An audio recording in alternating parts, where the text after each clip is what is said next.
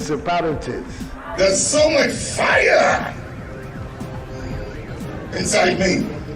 Tragedy struck when part of the largest hillside at the kosher rubbish dump collapsed. It's going to be fun to see how he goes about approaching this game.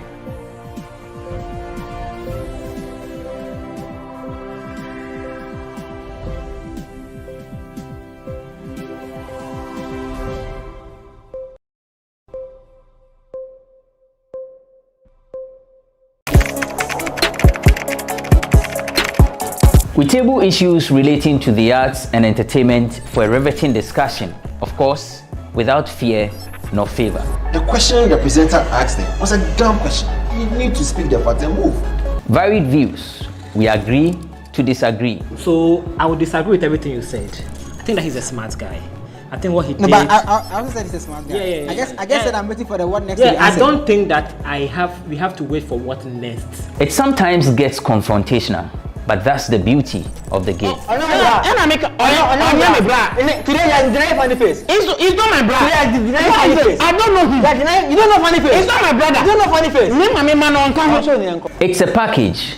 We meet, we sit, we dialogue, we learn, we progress. My name is Benefo Huabin Abrantepa, a proud blogger, and this is my forum.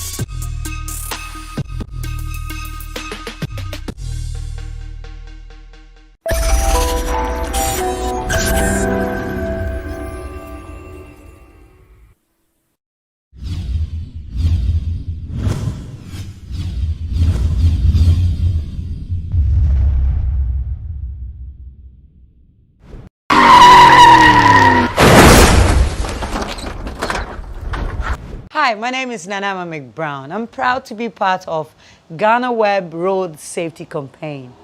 Please, do the right thing. Save a life. Brim.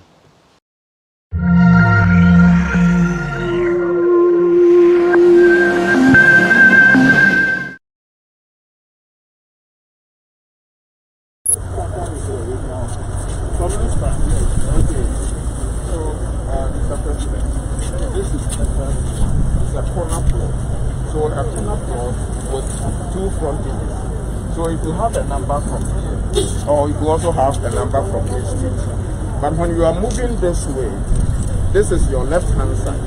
So all properties along your left-hand side will take odd numbers. So this is 1. The next one will be 3.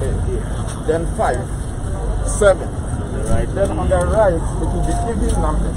So it will start with 2, 4, 6, and we'll continue like that.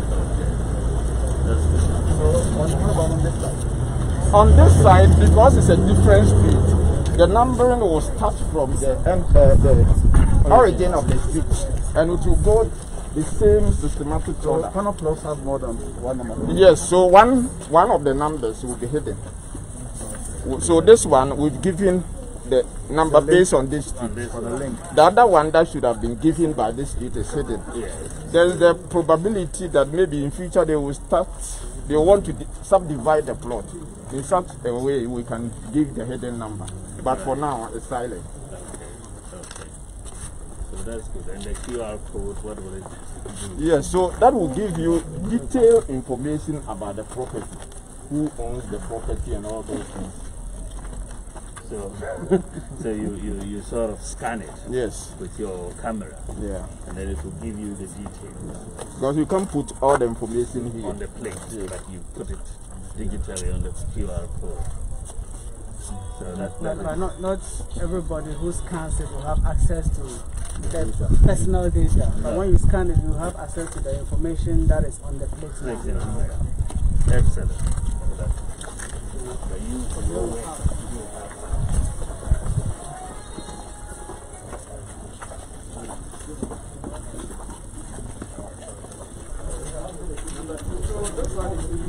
On the right hand side.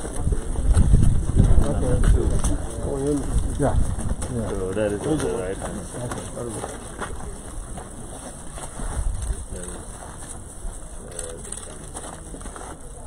So this is comprehensive. All the addresses are there.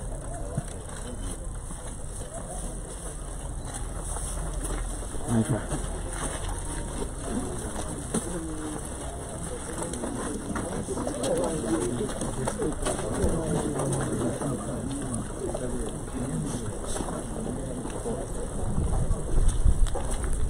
Agbeko. Welcome, sir. Thank you. Are you painting? Yes.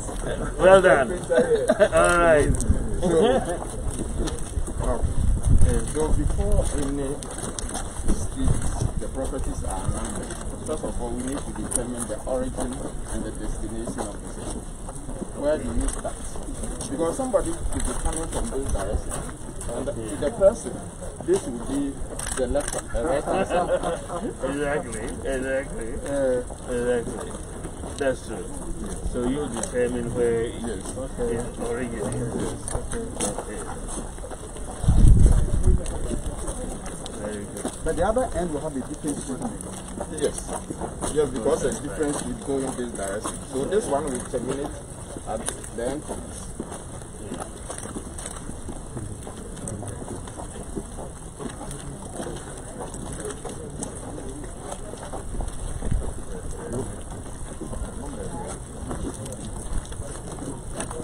When you go to densely populated places without very nice streets like this, Yes. how do you do the... So such area you identify the major access to the place. Because I believe everybody walks to his property. So you identify the... Hello. How are you? Is this your house? It looks like you have a new street number. A plate. Number 7, huh? Yeah, no. Yeah? Good. You happy with it? We are very, very happy. You know, you have a unique address. Yes. Very good. Very good. You're welcome. Take care. Bye. Yes.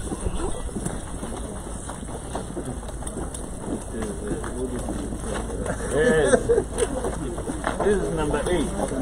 Hello. How are you, mommy? I'm fine. And how are you too? By the grace of God, we are fine. You know the Minister for Local Government, Honorable Dambuchi. Yes, so... Dambuchi? I know your wife. I'm a retired GRA. Oh, okay. I used to work on that. I see. Okay. She's a small world. Was she paying her tax? She was good. She was nice to some short woman. But please, I have a problem. My problem is, you know, I'm a government. We are government. Yeah. But what I want the government to do is that the information van, those days I can go around. They go around and inform and tell us everything to educate us. There's no education in the system. Okay. So look, the system is getting rotten. It pains me. So education van from now should go around. We won't wait till it's campaign time or anything. It should go around and tell us everything. The youth, they are getting rotten. Right. So and at times I feel so pains for So the education van, I need education van right now from today. Okay. Thank you. We're just looking at the address system. We are doing it for the whole country. Yes, thank you very much.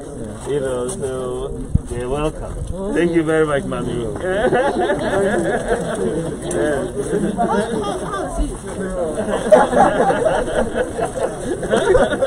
That's good. That's a real friend.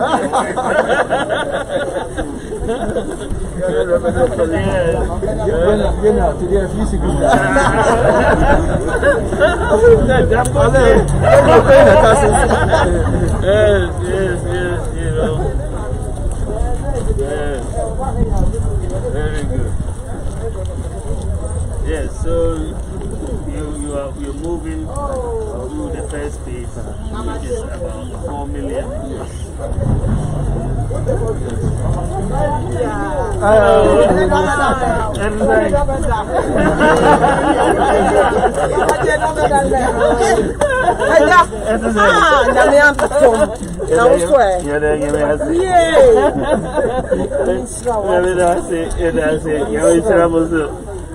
Bibi Agbeko there. Na me bibi e koso e won point cry wa de nyina. Nti mada roma momo en. Yo. Ye ye pani sam maka na enye gina so. E be gina so. Omo ye juma bi. Omo wi a bia be ye kama. Eno ano no. Ya peso bia be bobo ye body bia. Na me sra. Na me mamu kwane ahoden. Amen. Amutimi mo Ghana ni mu nipa nyina. Na me sra. Ye nenam kwan so e hwe mo address no. Ye damase bebre. And I just say, wow, baby.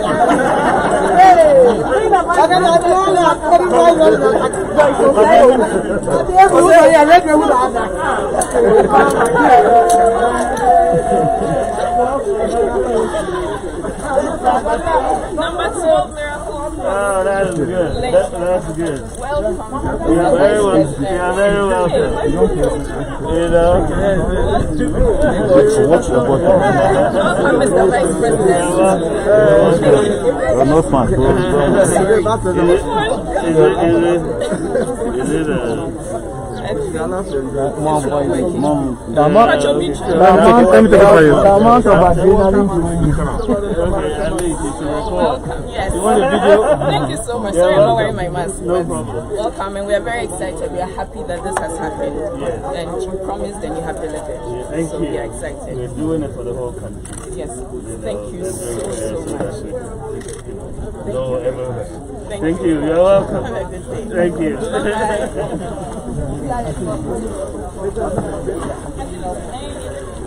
That's good. Very good. Very good. Mr. President, somebody asked, when is this exercise going to be complete? Yeah. But I said that the street address is not an event. That's always going on. New houses will come. Day in, day out, people are putting up new houses. These are immense. Right. So it will be with us till that kingdom comes. Of course. Everybody finishes. And Luspa will be the sole authority for bringing these. Yes, so we'll have a national database by the time we finish, because the numbers are generated by the district assembly. And once it goes for verification and the names are approved, then they will forward it to us. The district assemblies have to approve the names. Yes. Then they can. Yes. Then so we are getting it from all the districts, putting them together to have a national database. Right.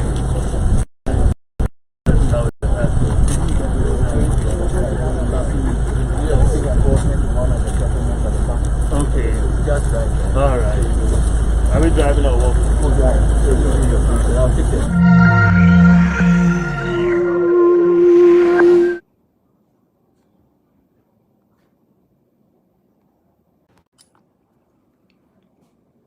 Someone is messing with my YouTube live. Oh my goodness me.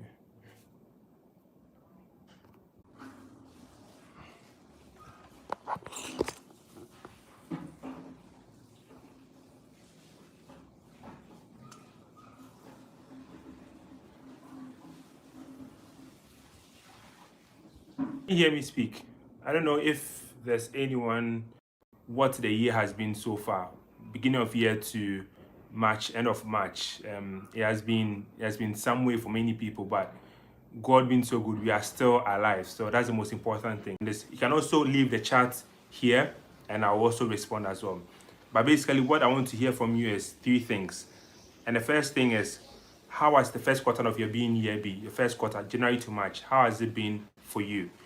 Then what did you achieve? Means your successes, your challenges as well. And what are you looking to do to improve going forward in the coming months? So probably let me just start the ball rolling. Probably on a more positive note, what my Q1 has been for me. I mean, just like most people, I mean, the COVID has affected many things. For me, the most important thing is I have life, and I think everybody shares in that. If you're watching, you have life, and that's the most important thing. We need to cherish that bit as well. Also, what I want to do is that I want to be able to share with you some of the things that I was able to achieve in the first half or first quarter of the year. Then we can learn from it. So the first thing I want to share with you is that this is quite personal, but I was able to clear an existing loan that I had over the past 3 years. So I had a 5-year loan, and I was able to, clear it in 3.5 years. That was the original plan anyway. So, and God being so good, this much, I was within this first quarter, I was able to clear that outstanding loan that I had initially. So I'm hoping that I'll just share with you some things that I did that you could also learn from to be able to clear any outstanding loans or debts that you may have. But first off, if you want to take any form of loan, make sure that loan is meant to improve upon your life. Don't take any loan just to go and chill or going to buy any fancy stuff. If a loan can help you improve your life, it can help you get an asset, whatever it may be that's profitable, I think can go for it. Also be aware of the interest rate that. So what did I do to be able to pay off this 5-year loan in 3 years? So every month they deducted a certain amount of money from my account. So what I did is I also put some money aside every single month to be able to meet the outstanding loan that I would have had at the end of the 3rd year. So every month, if let's say I'm paying 100 cedis, I also put another 100 cedis aside. So that's what we call the debt snowball method. So any extra income that you have, you can use it to be able to offset your loan. What do? So instead of paying the loan, you can put in an investment account. Then little by little, you just keep topping up. So getting to the time that you want to pay off the loan, I'm sure you'd have had enough money in the investment account. You can even tag the investment account as a loan repayment account. Use that to go and pay off that loan that you may have. So that's what I did to be able to clear my outstanding loan that I had from 3 years ago. And now the loan is gone. And I was so happy when the loan left my books. So I think the goal for everybody is to be able to have no outstanding loans. So if anything, that's that you can use the method I showed you to be able to clear any loans that you have. Now, another thing that I was able to do for the first quarter of the year was I was able to reduce my expenditure on food. Now, for most of you that maybe know me personally, we've been working from home for quite some time. And I'm someone who likes wasting food a lot, especially when it comes to the groceries. My bread especially, I like bread a lot. But now I've learned to, no matter how maybe old the bread is, be it a week or 2 weeks, I'm able to still microwave it, or I'm able to toast it, then eat it. Initially, after 2 days or 3 days, I just threw the bread away.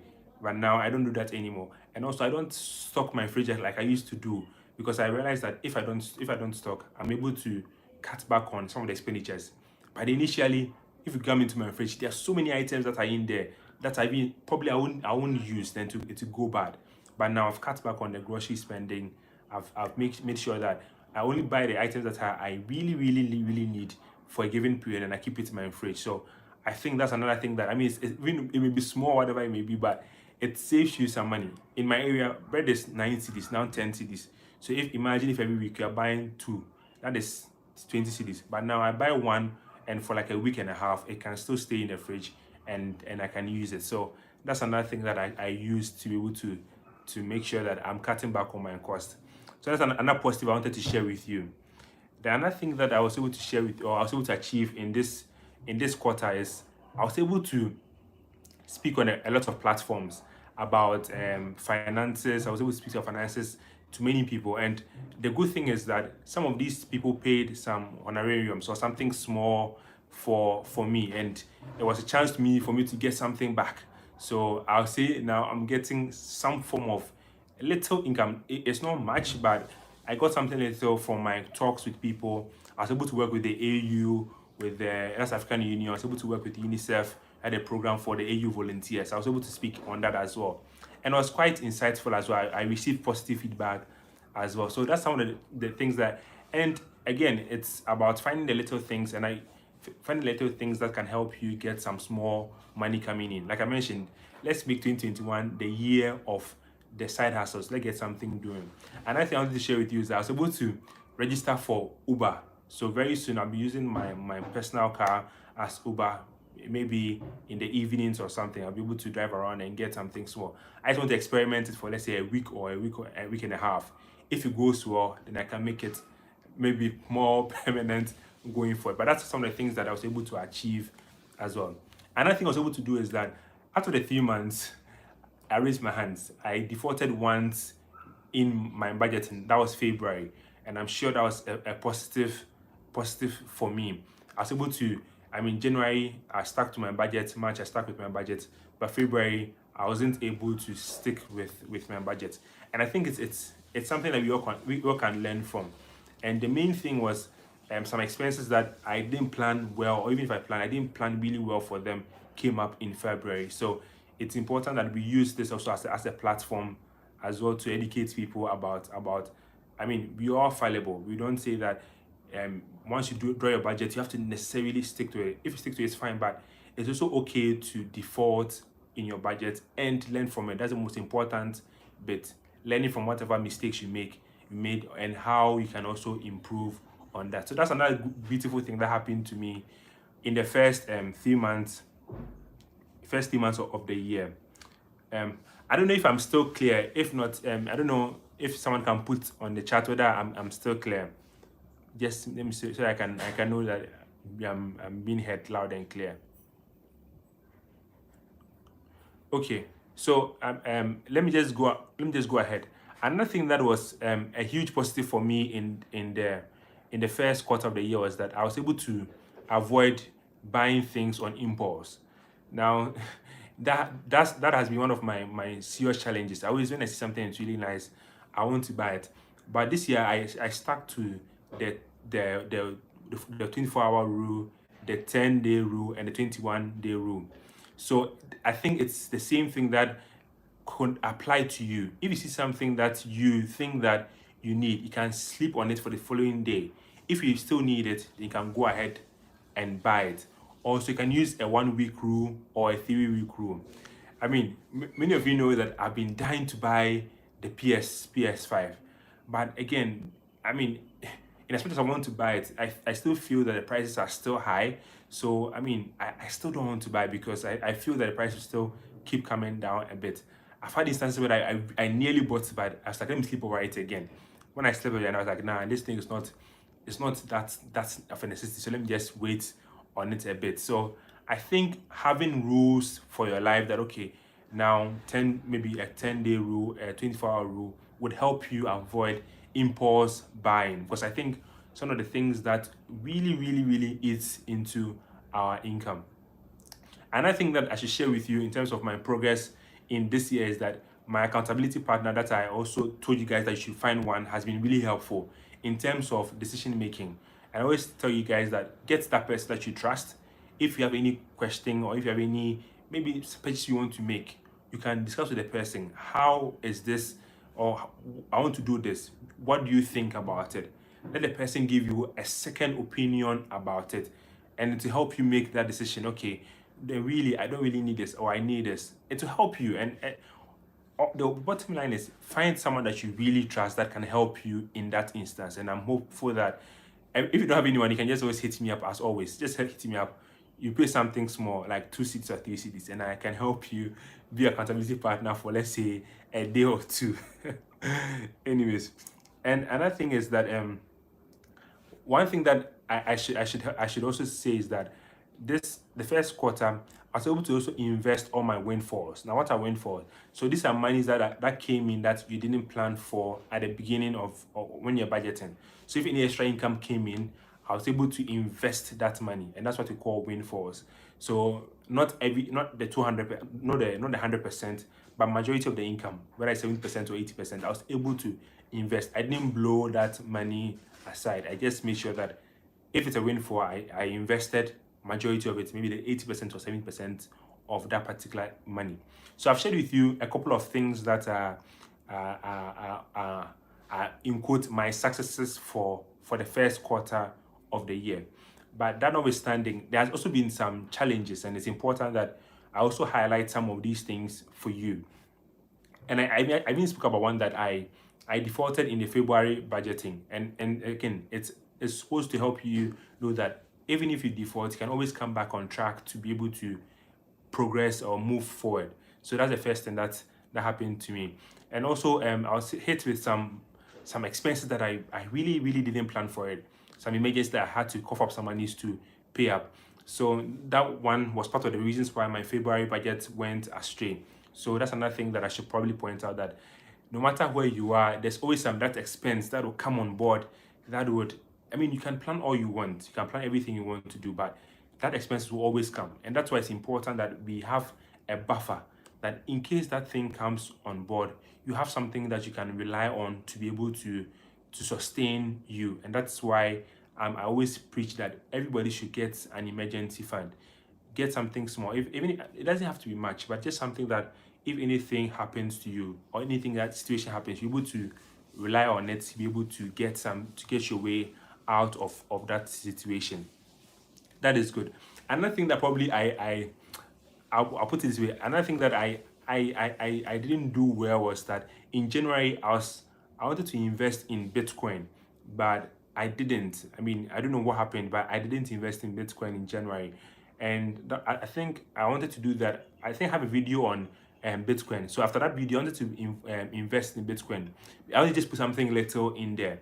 And at that time, the price was around 20, let me just be sure, around 27th January, was around $30,000 US. So I wanted to buy something really small. But I didn't. I just waited a while. In fact, up to now, I haven't bought the Bitcoin yet.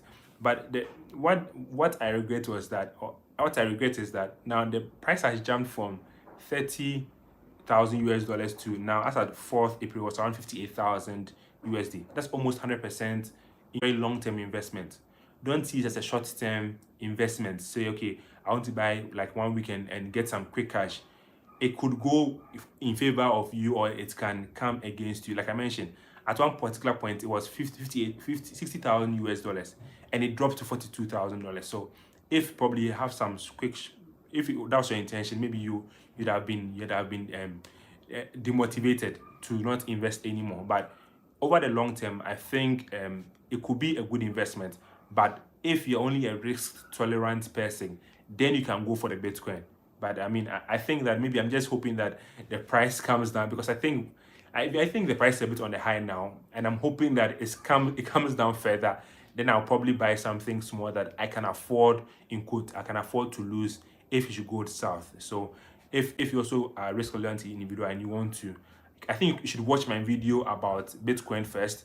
If you really understand it, then you can decide to invest in it as well.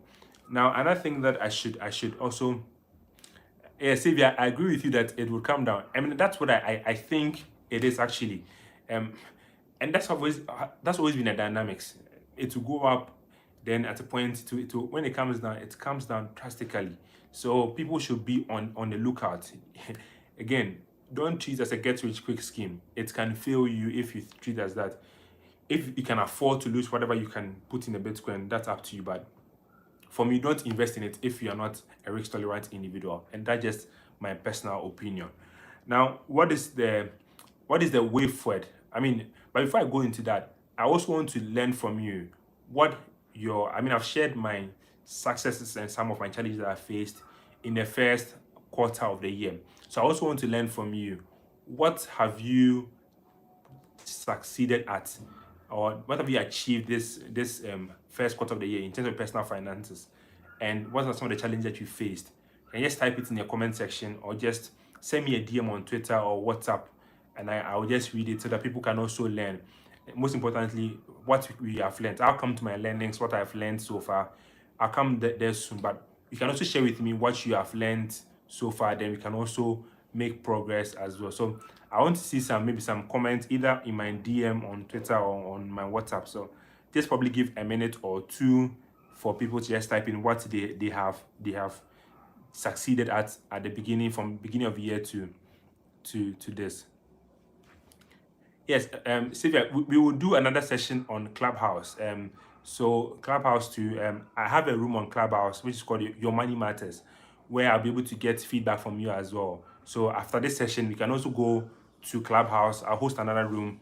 Then we can get a more personalized view on all of these things. But that notwithstanding, you can always hit me up on my DM or in the chat box what you have learned or what you succeeded at the beginning from the beginning of the year to now, and what your maybe include challenges or failures have been. Before I move to another thing. Maybe another thing that I should probably point out is that, so this year I want to start my podcast, but I have not been successful at it. I mean, I'm in contact with some people to help me push the agenda. So we are working hard to bring it as that. We call it the Money Mondays podcast. And I'm working with Gold Coast Reports to be able to come up with a good podcast, which will be soon. So hopefully we can get to also link up on my podcast as well. I think it will be really, really helpful for many people. If you can't watch YouTube videos all the time, you can have something on the go that you can listen as you go along. So hopefully my podcast should be live very soon, and hopefully you can get some good feedback as well. Yeah.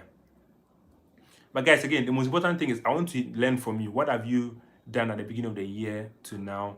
What have you achieved? What are some of the challenges you faced? And also what we can all learn from here as well. So just maybe a minute or two just to get some good feedback from you guys and from your good selves. If you have any comments, please. I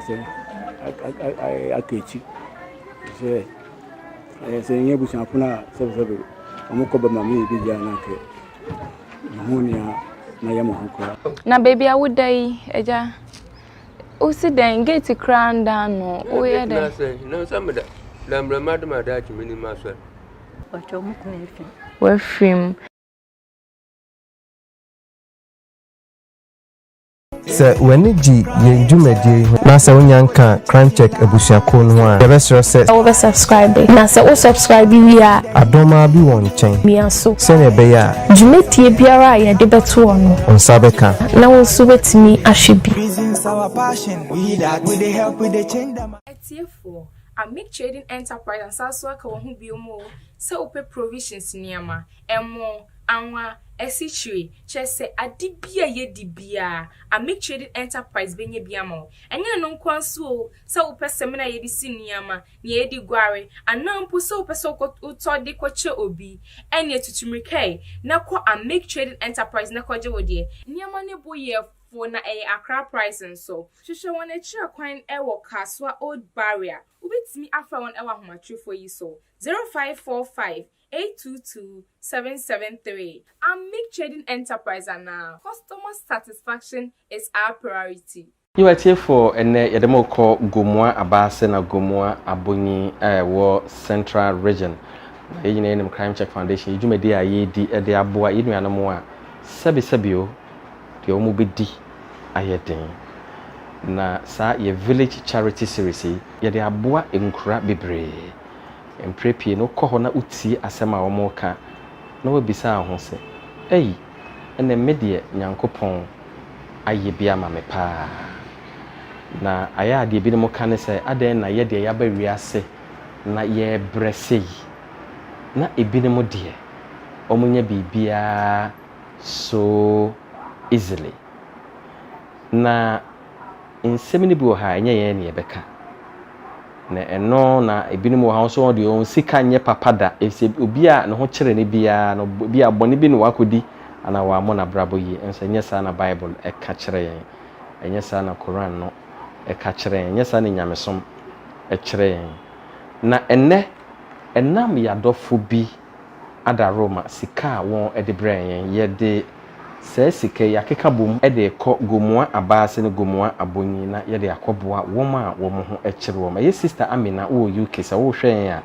yankopon inshra wo sika 1368 Ghana cedis kosa kroi so Believers Light Fellowship mo UK mo de 800 Ghana cedis Royal Ladies mo Germany 1000 Ghana cedis Pelegates Church mo Abingdon Oxfordshire UK mo de 1000 cedis Gilab Ghanaians in Living Association mo Belgium mo de 577 Ghana cedis inti akekabo mo sika yenya no ye 4745 Ghana cedis tibo mi enko kroi so na yenko hwe krumai de won ekaye emra ye bpon so Crime Check Foundation na yekoye omo adoye 21st clinic say eba sciatica no every usisimu kono a woto ase ho no ntina fa wosrem ekosi wo na ase ho no ebo betimi atutu ama wo ankasa woje hu ba bi enye enti 21st clinic wo mo na ye sciatica expert e wo Ghana ha wo mo de bibiduro so ho bibiduro ankasa ene besa o yade no masa de machine aka ho yade bibiduro ka ho ne asa de wato machine so ya san ya o massage bi ye wi a herbal treatment yade awono ama ho eye sciatica 21st clinic na ye expert a wotu ase Ghana ha ba bia wo mo ho enkran domi market wo ho heavy do dan ni mo ho ena kuma senso ahia udu session so wo mo na nie dwabo so wo mo ho sunyane ni wenchi ni ba bia nkranza 0540 311 311 0540-311-311. There's a 21st clinic. Woman is sciatica expert. Medas masom etiefo senior Mr. Ibrahim Kain sa pepepe na Crime Check Foundation for ye na ye village charity jumedien ene baby e dia ba be pie eye infinfi mantemu eye central region mundi echi na ye village charity jumedien ye mfambra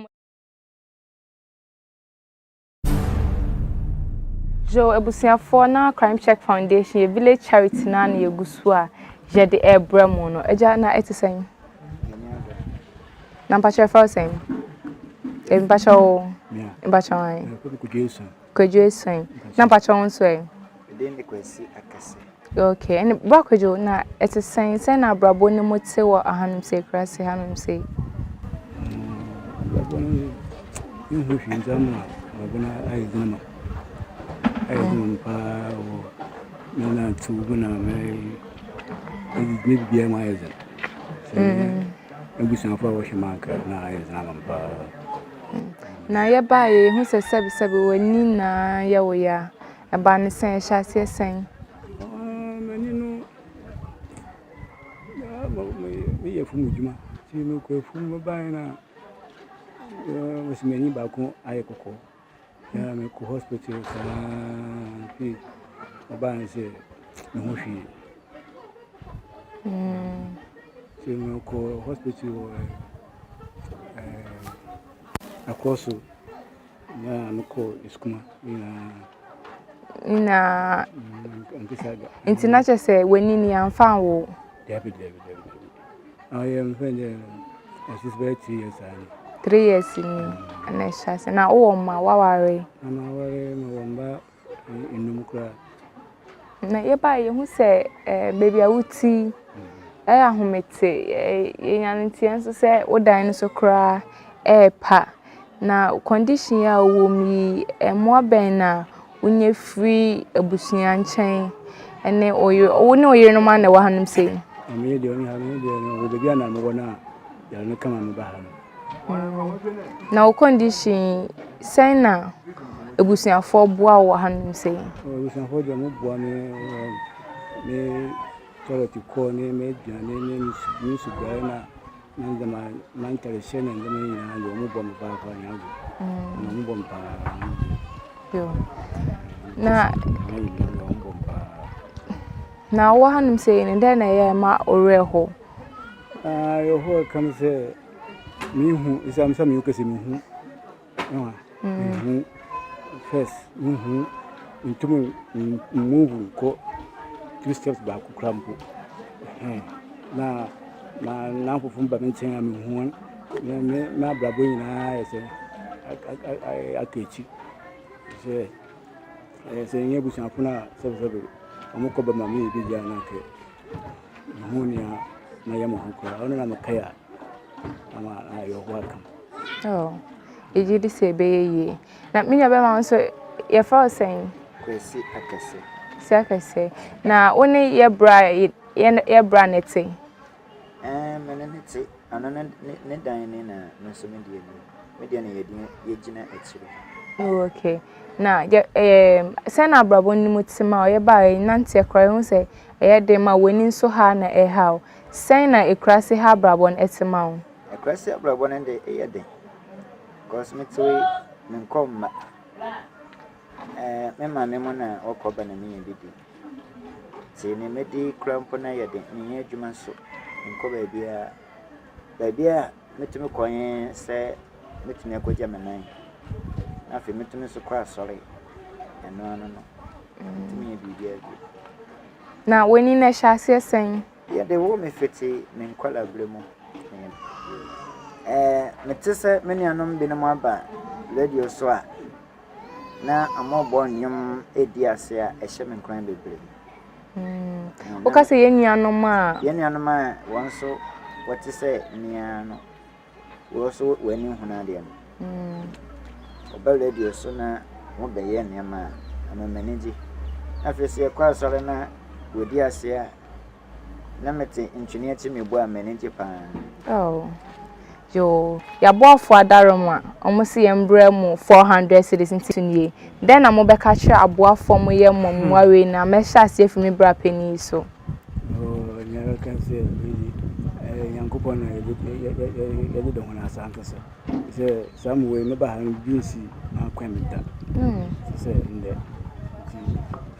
mama kan se yankopɔ ni hye ho bia wonye sike fido yankopɔ no yɛde ɔmo na anytime bia no one ka him wa brabo mu na yinje wa ya brabo si bra yesu na nkasa besi aba meka na se awlade a odema no onhye wono anem na fesu onhyira won no ma odwumade na wodi no anya kase na womra yene e chensa nti nhyira ana yedi hyira won yeda won ase se wanye adoye kase etisei because binsida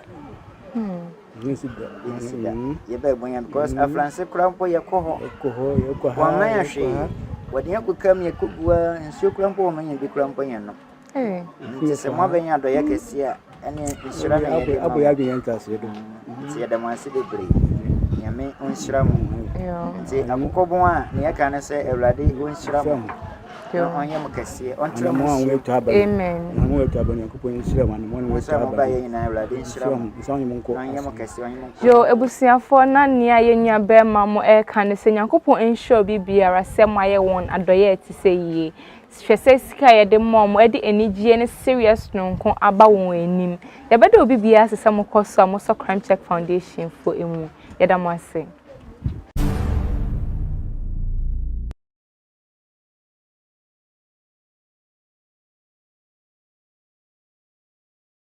ja na it's saying na am pastor for saying ofam kojo pra esuo pra na wedding fee saying 73 years empofri mi ya ye ba be pie wo so e wa hanum se ye ba ye baby a wote baby a woda cry ho ya homete saying na ekrase asetena ni mote wa hanum se sa hodi wo ba am tum ye adwuma dan commerce e ya hodi wo enwe na okwa na asiaba mintum So, okay, na se mi san we chewa. I mean the mother be pension. Hey. Na eja ba ne sen. Mtim hu yaro kun. Oye kum sasa da mama na be 20 years ni. Kia ma boro hu. Ogbo be ha na million bo. Nana ejuma be na wo ye. Mo pa mu ye ko di. Ko du ekoko na ma mi bi ne ba. When you are discussing himself, okay. Himself, okay. You can't damage and chill from the man, Cocoa, so then chop up today, on them, dear Kumpo. Some quick from them could trap, where they are now, but I rob by him. It says, when you may be 20 years, now, baby, I would die, Eja. Oh, sit then, get a crown down, oh, yeah, no, some of that. Lambra, madam, I died to many master. Now, my saying, more about a minute. I do be a bum jack. Obiang show until my more about a minute. We are all moving home and who I am. Did I matter? Madame must say, Tamus and Copon for a man. Oh, Jan Cassa. Some can come. I say, maybe not answering.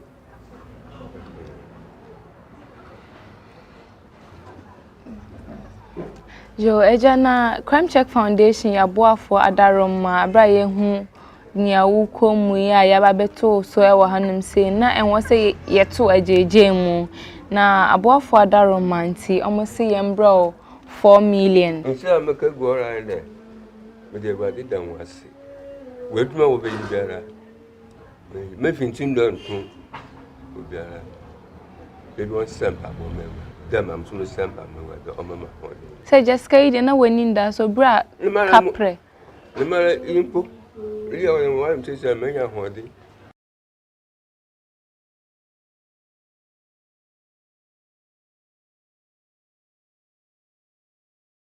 Yan saka ya mami bi nso anum se yana ne be kasa kakra. Mami ete sen. Na ye fra sen. Me de Ekuya. Ya. We din fie sen. 37. We dey need you ma obetima kire yen ekurase asetena na mo wo mu no a ohawa wo komamane a ona mu mprempren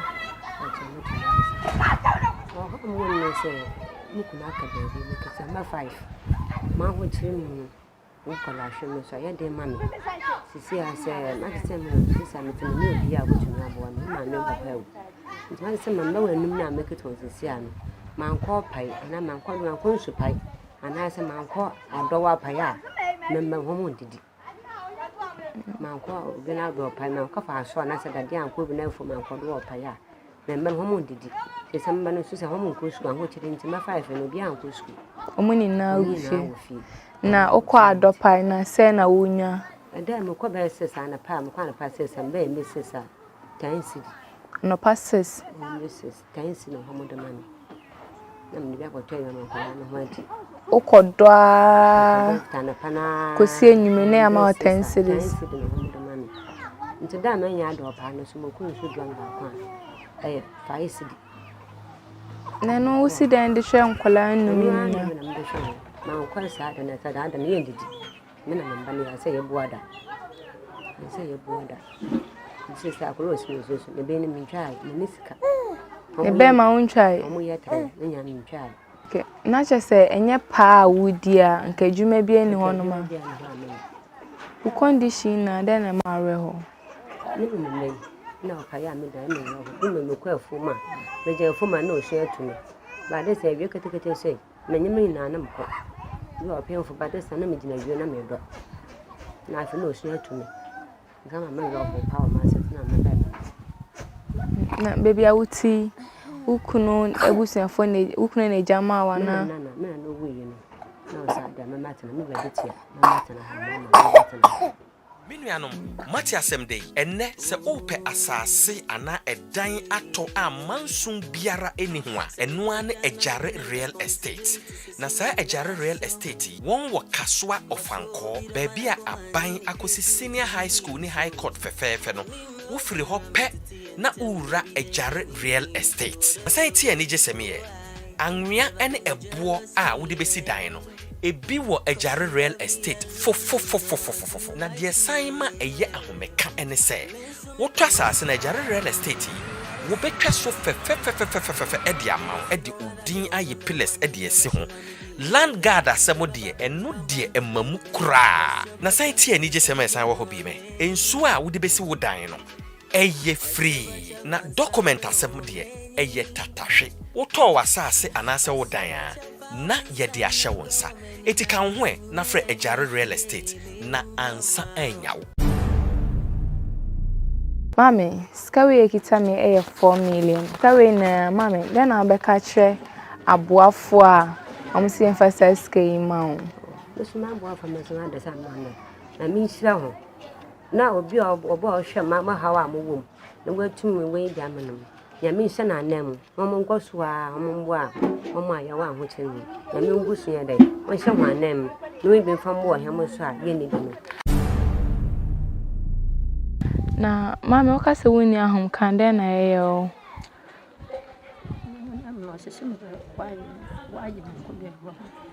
So mode oma agu hu na esha set time ben Christmas ya na eba ni sen esha set sen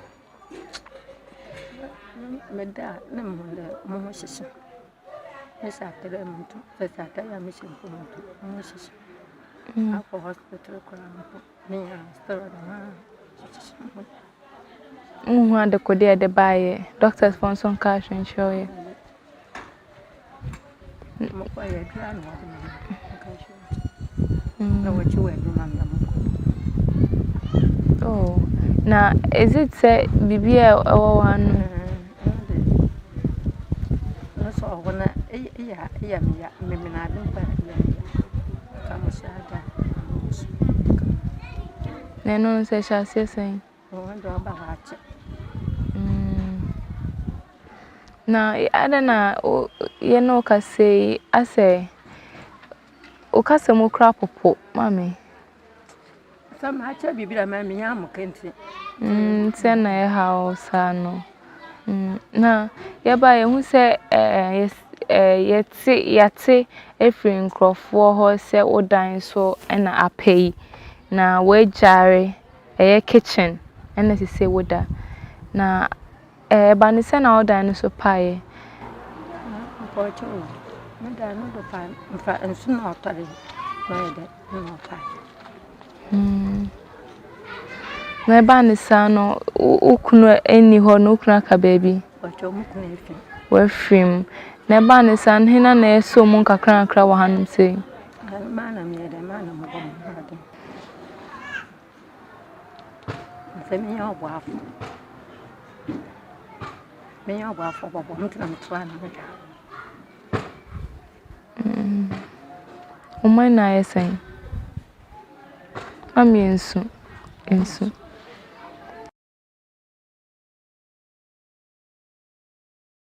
aboafo adaro mo si embros kakakra skawe kitami se mami ensu 400 cedis 4 million then abeka chro ma ensu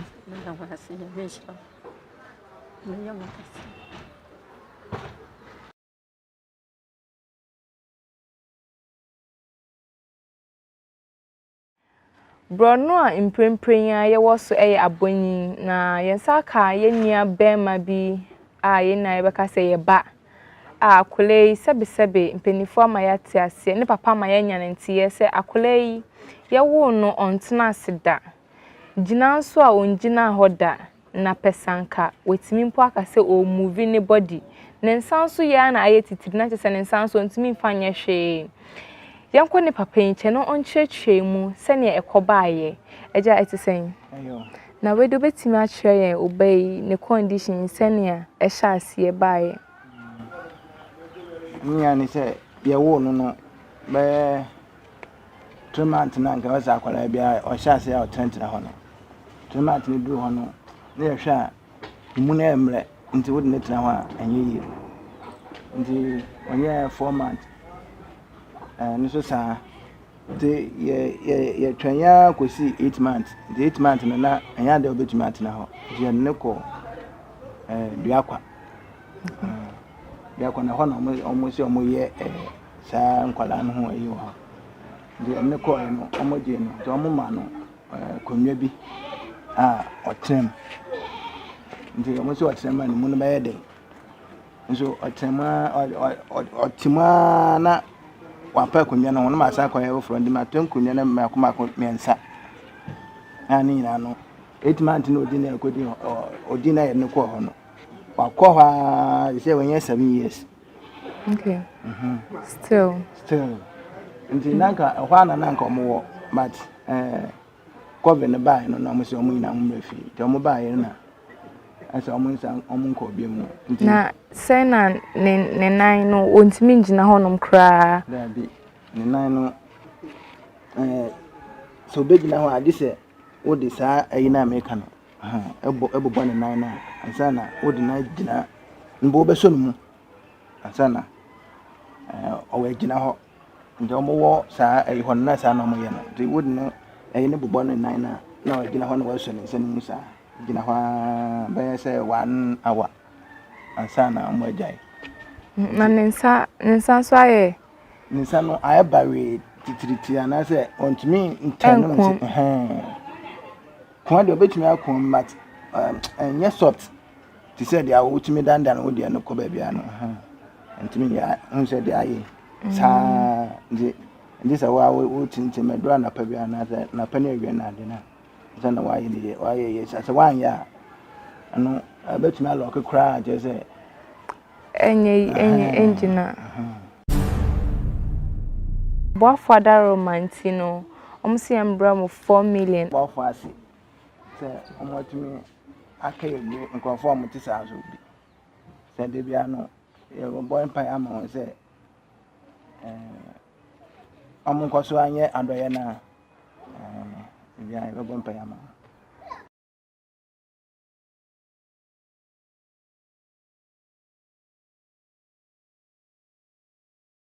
unfie no wedding fie sen na me kale mo 80 years ani abrabo ne de wakọ anim na abrabo de me se onyame amboa ma na mo boa apere na wa boa ma me ya mo we mi de me nkade onyame anhwa are no wa hwe me magutuda nti me nkade otedanya na oteda mami ekrase ha tena mu no sen na abrabo ne mutie wa hanum sei ahwa kireze awom ye me yina he ko po me ko do bi na me ja he me zibe mamba na wa mama ezibia undidi na ja ahwa kireze ne na anse ehume nyima ha hey yo pie oh me de me mo bo ababa do wa ha ana roko me de me mo bo me bayi honkwe me de bo po adan pie wan fama ankwesi mpanka mu win me na ejuma ben na wo ye first Addo aboba no mmoba na egu on ana matasa mduwa na mo bwana na amrata fana wotu tebi to gogwe no matter na meyi na mami utumi chia kwasesa mmoba wada bi wo ma moto bi wo ma mutum first na ke mutum na de mutum nanto ko afa ho de me se ho ma agora nhwe bi tumi na nse ho da mami aboba no ton asen na wunya wo so samala na ton bi wo ma bi wa me ani ska wom onet sa na ton wa ka wa me wa de ota na bia so sebi owo na hwe mi na kwete me ye de Mindy. In a mile. What did you actually? We may dolphin with our breath. With our finance. Now, a dribia, now, what yeah, my cousin yet in saying, a wolf for Daroma, one more boy, now, Moshema, ya this year bankrupt for any mono. Almost see I'm brought a pimienu or pepimienu, and in ye 2 million. Or broke call him who quite some dream. Would be a so cutting up and yammy nothing. A moment, my pap, mamma, yet no more fun shed, Mumba, who come to me. When yammy, more shop more quack. Say, near quana or the mamman. Fish of ma, who come home canary. Amen. No yammy. But she knew to my Amen. Amen. On yammy, better. Onyame obachie no tu akire ho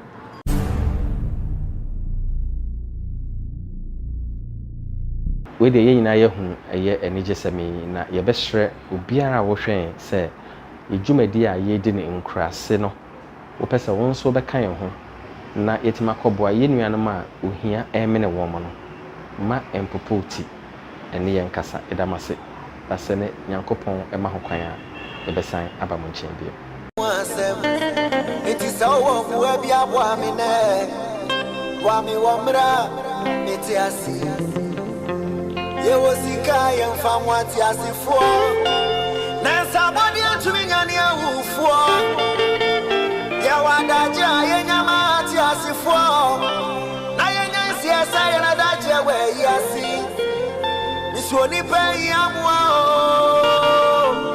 oni pe yamwa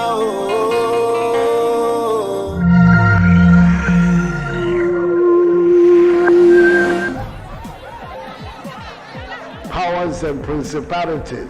There's so much fire inside me.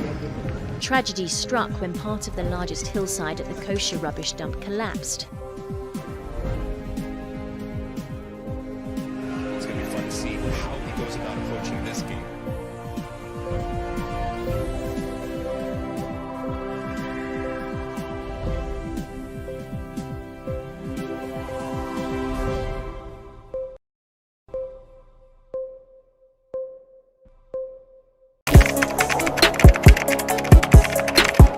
We table issues relating to the arts and entertainment for a riveting discussion, of course, without fear nor favor. The question the presenter asked them was a dumb question. You need to speak the part and move. Varied views. We agree to disagree. So I would disagree with everything you said. I think that he's a smart guy. I think what he did. No, but I also said he's a smart guy. Yeah. I guess that I'm waiting for the what next. Yeah, I don't think that we have to wait for what next. It sometimes gets confrontational, but that's the beauty of the game. Today you deny funny face. It's not my brother. Today you deny funny face. I don't know him. You don't know funny face. It's not my brother. You don't know funny face. It's a package. We meet, we sit, we dialogue, we learn, we progress. My name is Benefo Huabin Abrantepa, a proud blogger, and this is my forum.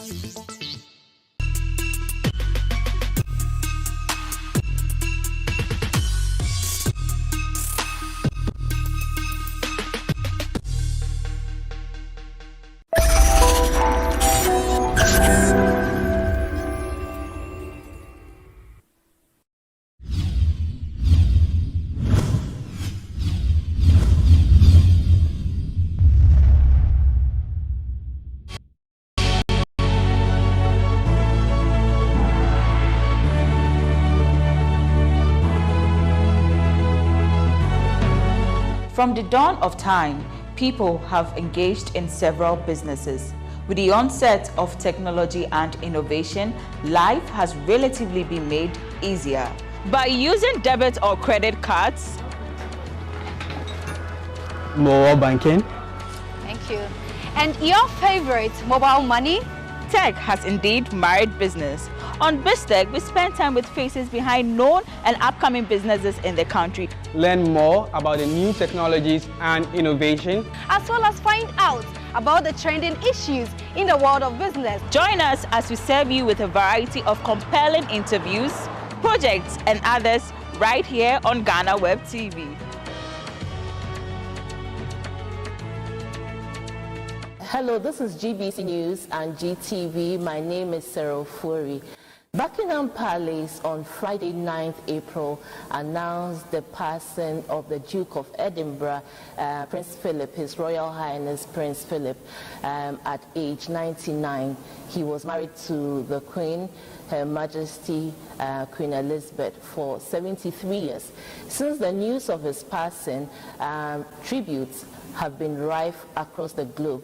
And today we are here to speak with a former Ghanaian leader who we are told had a personal relationship with the Prince or the Duke of Edinburgh, and at some time they were considered to be buddies. Your Excellency John Ejekum Kufuor, we are so delighted to have you share your thoughts with us. Welcome and thank you to my home. Okay, and so how close a buddy would you say you two were?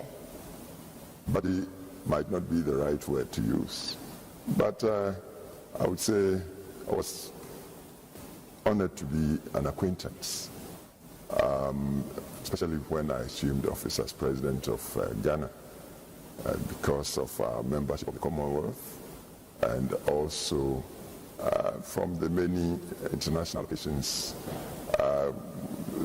in which I had to take part, and he also happened to be there, either escorting the Queen or representing the Queen of Britain. And so we got to know each other well. And even after I stepped down from office as president, I think he visited Ghana on one of his projects. And again, I had the occasion to ride with him, drive with him, and exchange pleasantries. Acquaintance, good acquaintance, but not a buddy. Buddy would mean like informal. Informal and sharing a glass of beer or something occasionally. Okay. I didn't get that close with him. So if you would recall, what was your first encounter with him? Well, way back as a student in Britain, I studied in Britain from 1959 to 64. I returned to Ghana 65 January. There was a place, and I believe it's still there, called the Cumberland Lodge near the Windsor Castle.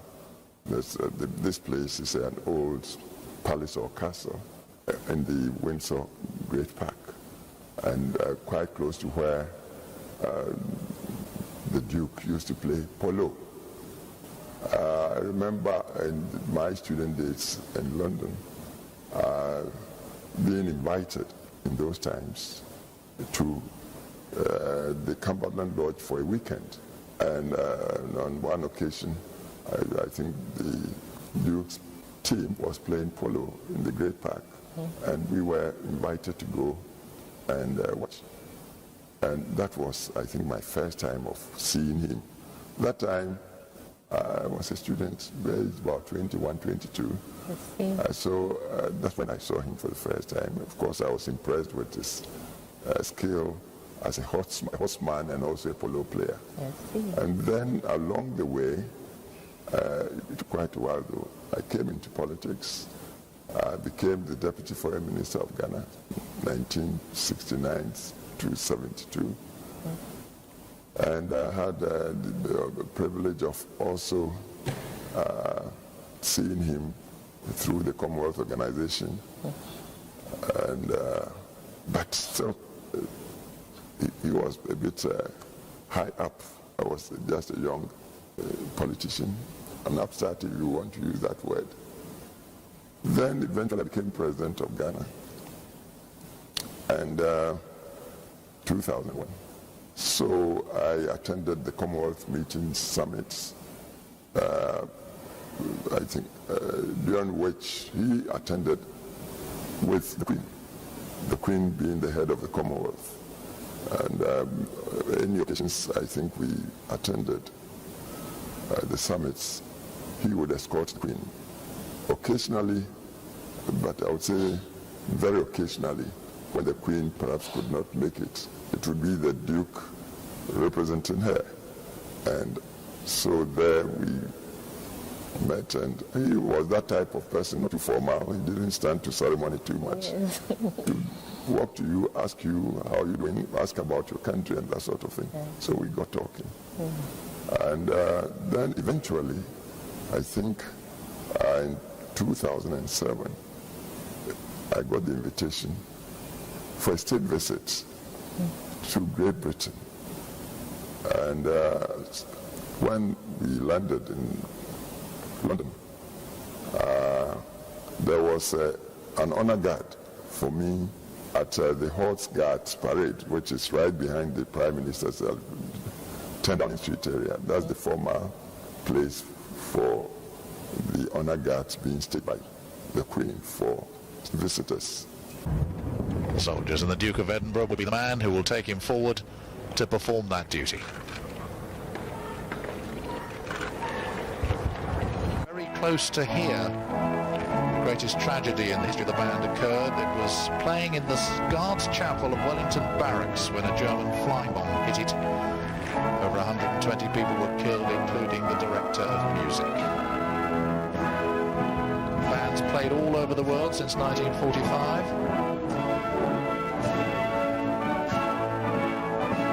Here we go on that inspection. I was there with my wife, and of course the Queen came with the Duke and Prime Minister and all the dignitaries of Britain to meet me and my entourage. When the guard was put up and I had to inspect, the Queen remained on the dais, and it was the Duke that escorted me to inspect the guard. It was an impressive occasion for me. And then after that, I rode in the royal coach with the Queen, of course with the Duke following by another coach. Into Buckingham Palace, my wife and I were the guests of the Queen, and of course supported by the Duke. We stayed with them in the Buckingham Palace for 3 days. And at the end of the 3 days, the Queen gave us a big banquet attended by, I think, about 175 dignitaries, ambassadors, lords, prime ministers, and so forth. The interesting thing was the banquet was, I believe, on the 3rd floor or so of the palace. And there's a long flight of steps together. There was also a lift, an elevator, I would say a rather old elevator. And whilst the Queen and my wife had gotten to the 3rd floor, the Duke had to take me with him through this lift to get there. Unfortunately, as the elevator got halfway, he got stuck. And then, typical of the Duke, he started yelling for, I believe, the houseman who was maintaining it. Brown, Brown, get us out of here. Get us down. The machine won't go up. And so Mr. Brown rushed around, ran down the way. We could hear him, rushing with a crank to sort of crank the lift to put us back to the ground floor. And when we got there, Mr. Brown, the mechanic of sorts, quickly repaired the lift, and it was ready to take us back up. But then the Duke turned on me, "Bring going." So I looked at it, and I wasn't sure that that ancient thing could take us to the 3rd floor. So I said, "I'd rather walk the steps." So I said, "All right." And then we started walking, but to my surprise, and he's about almost 18 years or even 20 years older than me. Okay. But this guy could walk the 3 flight of steps without holding on to the rail. So energetic. The rail, very strong, erect and strong. With my kente on, always struggled. I wanted to use the railings, but because he was doing it without help, and given the age differential, I thought I should. By the time I got to the 3rd floor, I was wheezing. You're panting for breath. And wheezing for breath. So that's an experience. And he was also always ready to laugh. He was very, in a way, so informal. And then another occasion I should remember was when the Chatham House, Chatham House as an institute, declared me as leadership winner of the Times. And so I was invited formally for the award. Ordinarily, the Queen, being the host or hostess, should have done me that honor.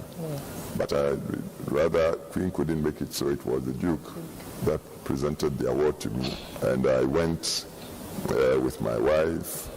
In fact, Otumfo Asante attended the occasion. It was another very big occasion. And the Duke came graciously to present the award, and we took pictures and that sort of thing. So I came to know him. His family, of course, the Queen, I met several times. Their children, Prince Charles, Princess Anne, and the younger princess, I met all of them. So this is how your first encounter went. Yes. So let us say that he had a great sense of humor. Very much. That one, that he could even pass jokes that would make you blush sometimes. Blush? I don't know. Silly jokes, I mean. Well, what I would say of him is that he was very forthright with his opinions. And he was a soldier and not given to too much ceremony, as I said. So he spoke directly and openly, and I believe with some candor. If he didn't understand it, he would let you know. If he didn't appreciate it, he would let you know. That's how I saw him. So would you agree that he always had a relaxed approach to issues compared to the Queen who... Please, I couldn't compare him with his wife. Yes. The Queen is the Queen. Yes. And so when you are head of state, you have to respect your security and protocol. Yes. You have to perform to a certain sort of order. That's true. The Duke was part of her system, but Duke taking always 2 or 3 steps behind her, used that space, the gap, be himself. Obviously, he always wanted to be himself, but he didn't pretend at all. And but as I said, what I could remember of him or say of him, that very natural, without pretensions, and forthright with his opinions as far as he could. So what are the things that stand out most to you when you think about the Prince? He had great charisma, and he exuded leadership. He was a soldier by profession, and a sportsman, great sportsman. I think I've told you, first time I saw him was when he was playing polo, and the skill with riding horses and that sort of thing naturally impressed me. And then in all, or if I would say, any occasion I had to meet with him, he attracted and radiated leadership. He was a natural leader. That I would say of him.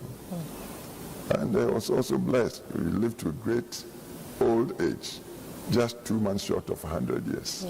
I think when you say 99 years, you should either say 100 years, just minus 2 months.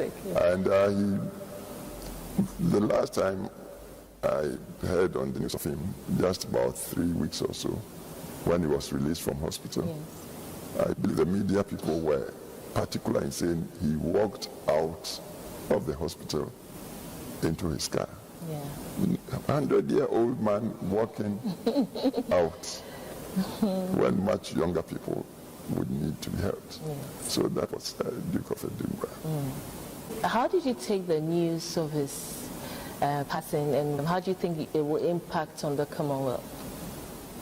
Well, I'd like to tell you my basic belief. Once you are born, then one sure thing that would happen is a day will come when you die. It depends on what you put into your life.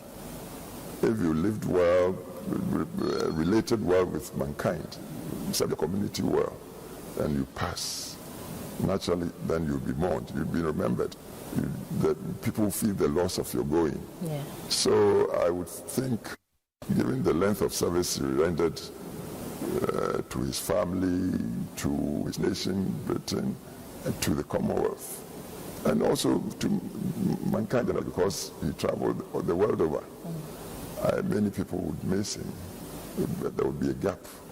But then, how many people would live to 100 years?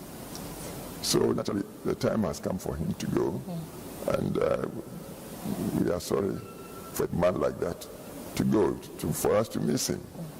But I think what we should do is not so much to mourn endlessly, than to pray that the good Lord would give him eternal rest, because he really made himself relevant to many people and to many situations. So his going would be missed. Okay. So what do you think his legacies were? To me, he behaved like a good human being, great human being, of relevance, as I said, charismatic, with leadership qualities, strong, forthright in his opinions. I don't think it will be everybody that would like him. People like him. You either like him or you do not like him. And he didn't seem to care. He would just be himself. And I wish people would try to be themselves always, rather than to pretend. So one of his legacies, or known legacies, is the institution of the Duke of Edinburgh Awards, also known as that's great, but that's concern for mankind. Yes. It's to encourage youth across the racial lines and national lines. Especially in the Commonwealth. To show leadership. Yes. To show initiative, to learn to take reasonable risks to better the lot of their communities. So that's one. So how do you think that impacted on the young, especially in Africa? Without leadership, we shouldn't talk of transformation. So anything that would nurture in the youth to learn to take initiatives, sensible initiatives, and to help move society forward should be appreciated. And so that legacy, and I'm sure he's left many legacies, that one should be appreciated, and he will be remembered very much for. Okay. So one of the things that we should probably pat our backs for was the fact that when he was asked who the greatest African he had ever met was, he mentioned Kwame Nkrumah. Do you agree? That was his opinion. Okay. And as I've told you, he's a man that spoke his mind as far as I knew. So if he said that of Nkrumah, fantastic, I would say. That's how he saw him. And we shouldn't be surprising, because the Queen became Queen, I believe, in the 50s, before Ghana became independent. Yes. But the Duke was already her husband, the young couple, and Ghana was the first country in the British colonial, if you like, agreement on the continent of Africa, south of Sahara, to have gained independence. So the Queen, and Ghana remained part of the monarchy till 1961, even after independence, before we became a republic. So I'm sure the Duke had many occasions to meet with Nkrumah. And Duke himself must have been a young man. So he perhaps sized Nkrumah up keenly for him to conclude that was perhaps the greatest African he'd met. So, and that Nkrumah was our leader, Ghana's leader. I believe should go well for us. We should take it as a pat on the back of Ghanaians generally, giving ourselves a great leader. Okay, so what lessons do you think he bestowed to us before he left? Fit in with our social arrangement as much as we can lawfully, but we shouldn't miss our identity, even in the crash of protocol and security and all that. We should try always to maintain our identity without pretense, and we should be humans, good humans. So for a man his caliber, would probably expect some pomp and pageantry for his funeral, but we've heard reports that he wouldn't want such a fuss. Is that in line with a man you know? Left to him as Mr. Philip or whatever, his wishes would be respected, left to him. But he was the husband of the Queen of Great Britain, who was also head of the Commonwealth organization. And they are royalty. The royals generally belong to the realms over which they rule. And when you are talking realms and kingdoms and nations, and leadership should respect security and respect protocol. So I'm sure, in spite of his personal wishes, royalty, nationhood, the Commonwealth, and the global organization might overrule his personal wishes and accord him the last honors and respects that a guy like that should be given. Okay. Your Excellency, we appreciate your time with us and sharing your thoughts with us. Well, I thank you for coming to talk to me about this man I was honored to meet. As I said, not once, but many times. And I came to appreciate him, like him. He was a man's man, exuded leadership, charisma, with a sense of humor, sometimes very biting humor, and also always with a twinkle in his eye. And I had one or two occasions I saw he had an eye for beauty, the opposite sex. Okay. So, and obviously too, he must have been a good family man. Sure. Because the way the Queen and their children always sort of hovered around him. He must have been a good family person. So naturally, I came to appreciate him. And as I said, it's sad that such a man has to go, because that's the way nature organized all of us. But he lived well, and I'm sure in large measure he would be remembered very well. Your Excellency, we thank you, and we are so appreciative of your time. Well, viewers, we've been speaking to His Excellency, former President John Agyekum Kufuor, sharing his thought with us about the passing of the Duke of Edinburgh, Prince Philip. He had a personal relationship with him. He's one of the few Ghanaians who was a guest of honor at the palace during his tenure.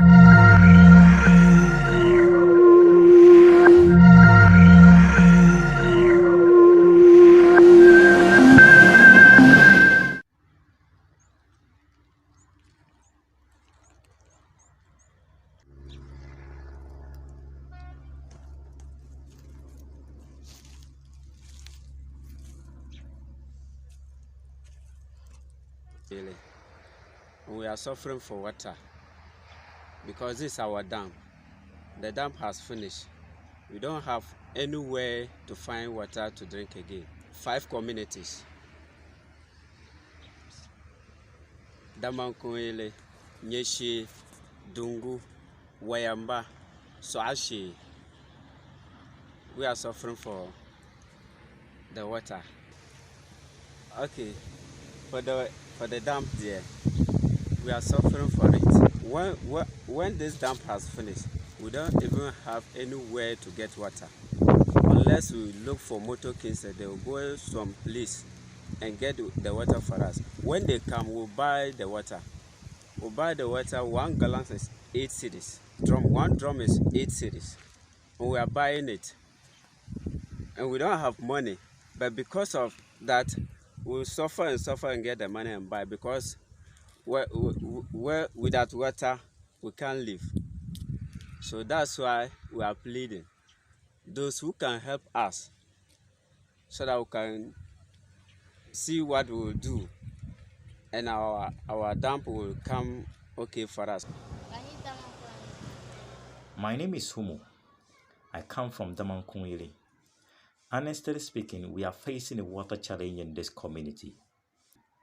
And when they say it is flowing somewhere and you go, by the time you get there, the taps will be closed. So we are appealing to our MP, Honorable ABA Foseni, to come and assist dredge our community dam for us. The water situation is affecting everything, including our businesses. So we are appealing to him to come and assist us.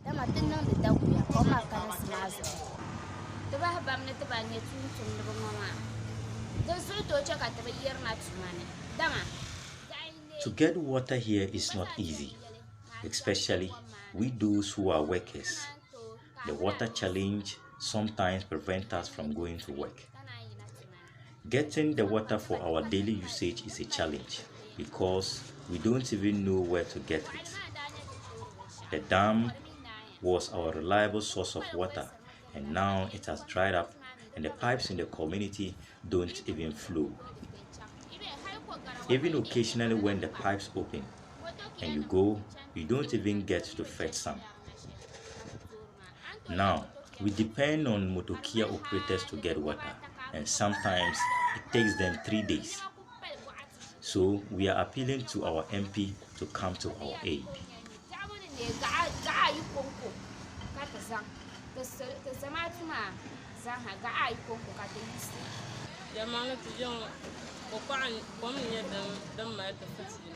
Water challenge is our main headache in this community. The situation is giving us sleepless nights. To get water here, we have to travel several kilometers to the neighboring villages. And due to the distance, motokia operators usually go and fetch the water and come and sell to us. We are appealing to our MP and the government to come and assist dredge our community dam for us.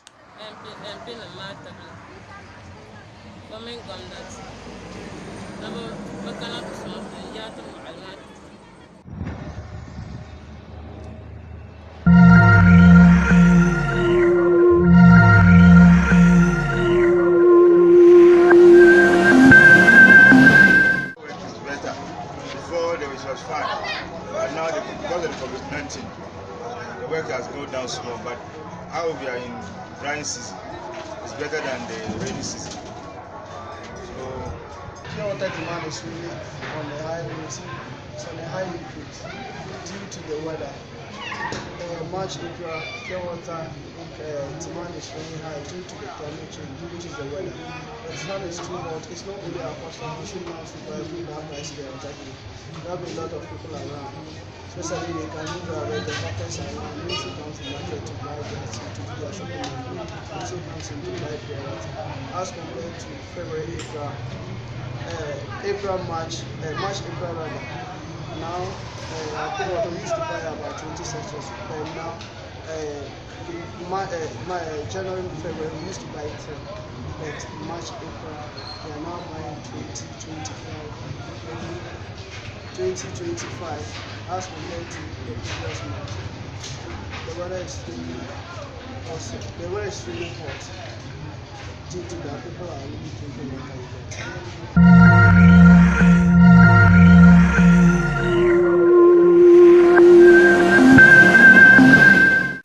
People have chosen an obscure space directly behind it where they defecate and pass other fecal matters to the detriment of the building. I have been here for close to 3 hours, and I've been able to count up to 25 people who have hidden behind the building to pass urine, feces, and in some cases, take their baths. I've spoken to occupants of most of these offices, and they tell me what is happening behind the building is affecting their work. They said during the hot hours of the afternoon, the stench that emanates from the feces and the urine behind the building makes sitting in the offices very uncomfortable. They said they have done all they can to make sure people do not continue to urinate and pass urine behind the office complex, but all our efforts have proven futile.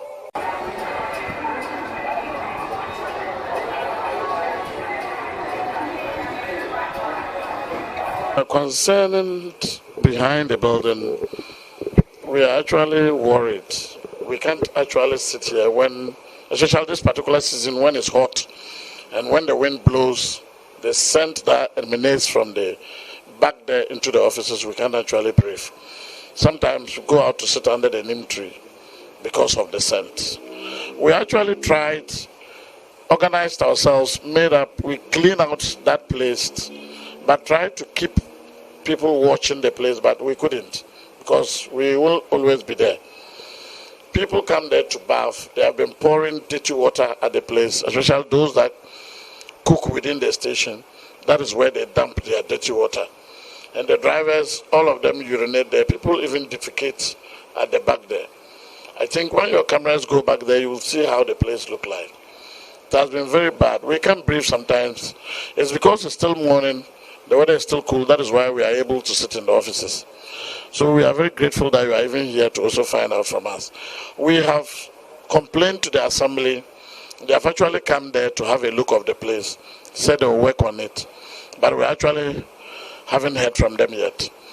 But even I sometimes don't blame them because they try sucking us from this building several times. So, frankly speaking, it affects us a lot.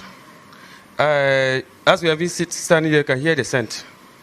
Very bad. So sometimes maybe the sun is hot, you have to leave the office self. But for effort, we made a lot of effort. If we put notice board there, if we sometimes look for those cleaners to clean the place. But Saturday, Sunday, Monday, when you come, too bad. If people come there to even bath, if you see sanitation people to see what they can do, there's nothing help coming from. So most of the time, all people to clean the place. Last time we can put notice there that no urination, no put that rubbish on the place. We still all went to deaf ears. That authority are aware. Assemblies are aware. The behind is where people come to urinate and pour dirty waters, and it's affecting us seriously. Especially when wind is blowing and we are sitting here, the scent alone is not easy. It's affecting us, and it can generate sickness to our life.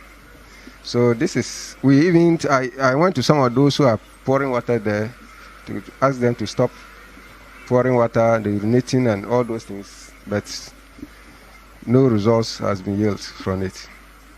And we are even planning that if you can see a sample, so that they will come and fence it and indicate something that will prevent people from coming there to urinate, in order to stop the bad odors that is in affecting this office. Yeah, so I think I can, if you will not mind, we will use your media to appeal to the assembly if they could help us to resolve those issues, because this is an old place, and they can even build urinary pits around the stations where they can equally generate income from it, but they have refused to do that, and all these things are happening.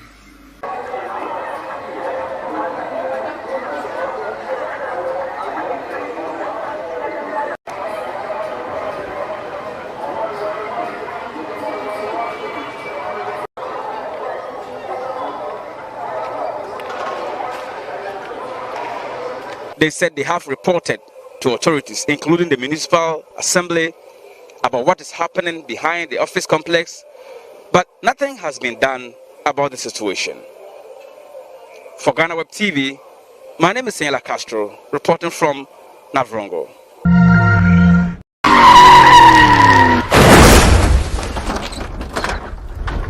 He has always cited the saving grace of Christ Jesus as the reason he escaped a near-death experience in 2013 when he was involved in a car accident. The former musician whose hit song Opedodo made waves in 2011 when it emerged, is a preacher today, and he's our guest on today's episode of GhanaWeb's Road Safety Campaign as part of our 22nd anniversary celebrations. Yaosiki is our guest. Welcome, sir. Thank you. How are you doing? Good, by grace. It's been about 7 years since you had your experience. Sure. Does it come back to you from time to time? Yeah. I think even just last week, I was praying, and while I was praying, it came back to me. I visualized again how God took me out and how it was a near-death experience, and I just thanked God that moment, So it does come sometimes. It does come, and when it comes, I just realize how good God has been to me, and how faithful and merciful He has been, and then I thank Him. Yeah, so it does come like that. So the most recent one, where it came back to you during your prayer session, how was it like? What did you see? Can you just recount everything, the whole experience? I was praying, but then I was in a place of thanksgiving. So I was thanking God, and then I just remembered how I nearly lost my life some years ago, and how it was a near death experience. That moment, I just thought of the car, how it was upside down, how it landed on its head after veering off or swaying off the road, the motorway, from the inner lane to the outer lane, somersaulting 3 times and landed on its head like that. I was actually unconscious when that happened.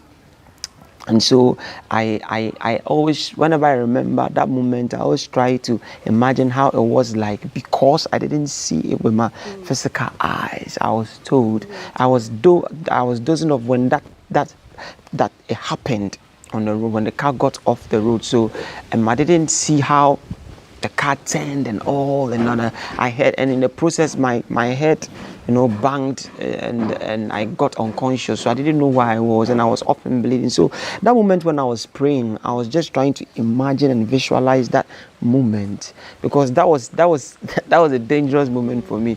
That was the time. Could have ended it for you. Exactly. I would have died. So I just remembered that time, and I tried visualizing how it was like, because I didn't see with my eyes, with my naked eyes. Who was in the driver's seat? A friend of mine, Puku. He was driving the cars at that time.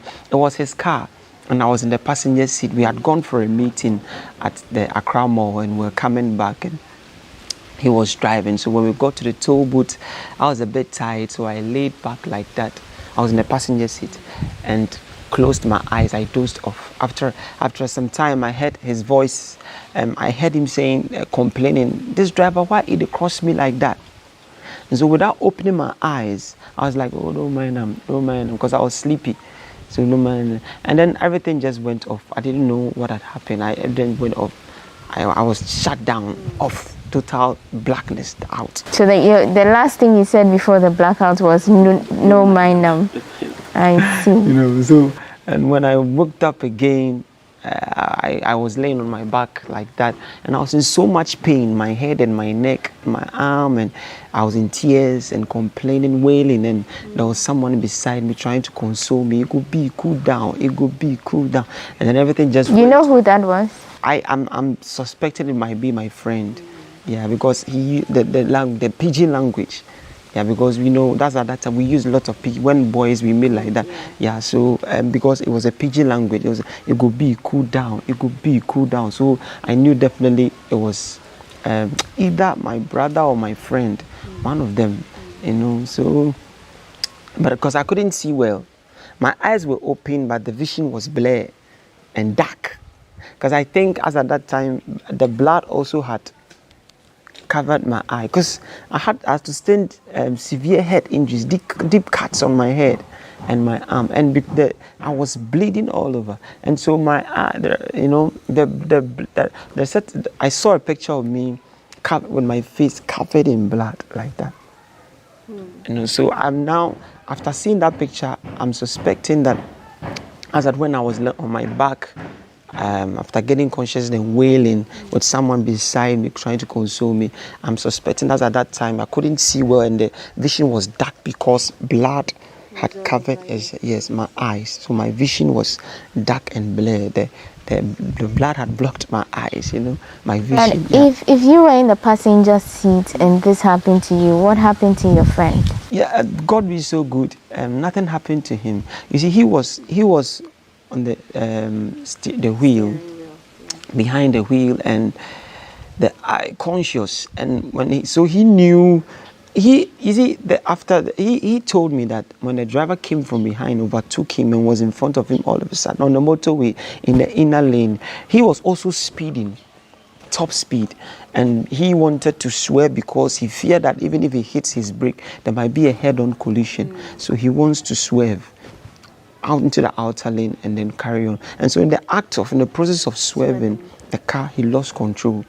You know, so he knew what he was about to do and the car lost control. So I'm thinking probably he was able to manage, but then we thank God, but because nothing happened to him.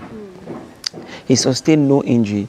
And so he was able to get out of the car, found some people around, and then they caught me out from the car and rushed me. Because if he had gotten injured, or had also gotten on me, I would have died.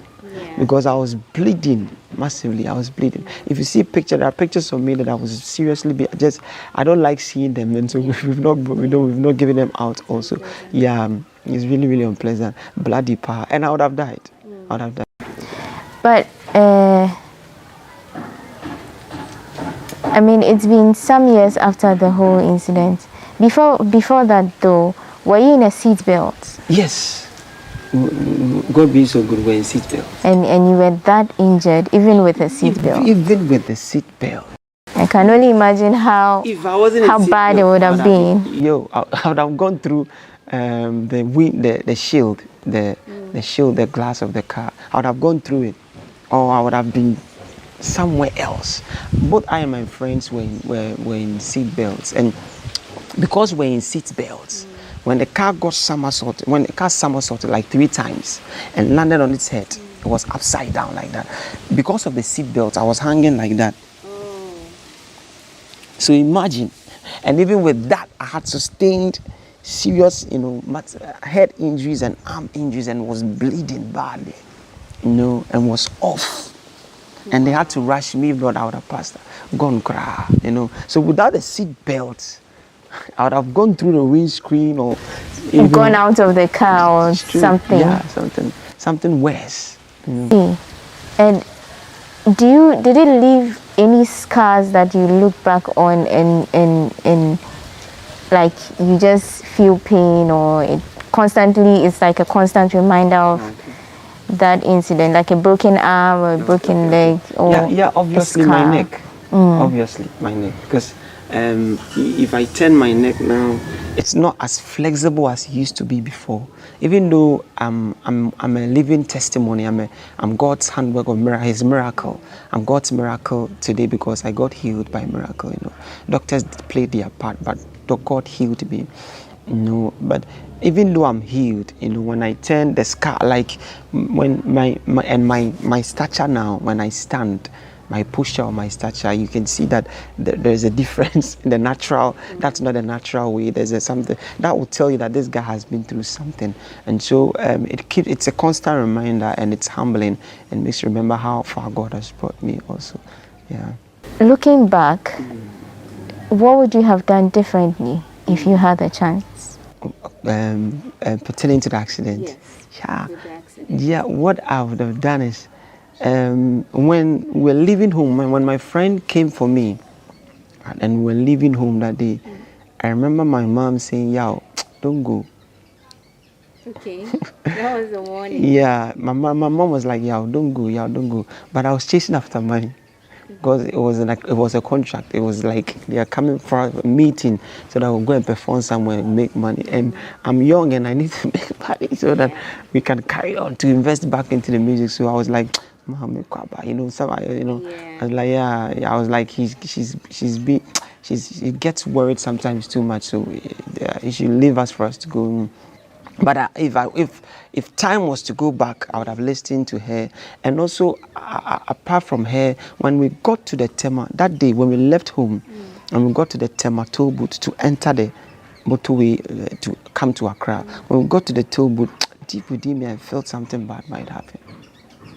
I see. Yeah, before, when we were taking the ticket, within me, I felt something bad. But that's at that time, I didn't have much knowledge concerning how God speaks to us and how all, I wasn't that spiritual. So I brushed it off. So after the accident, I remembered. And I was like, I should have listened to that. That was God. That was the Spirit of God. Yeah. So there was a prompting. There was a prompting. Exactly. The exact word. There was a prompting. And also, the prompting came when we were at the toll booth. And we were taking a ticket. So even if I had said, no, Charlie, we shouldn't go, it's like there was very little. Yeah, I also, so that made me think that even if, as at that moment, if I told my friend, Charlie, this is what I'm having, we shouldn't go.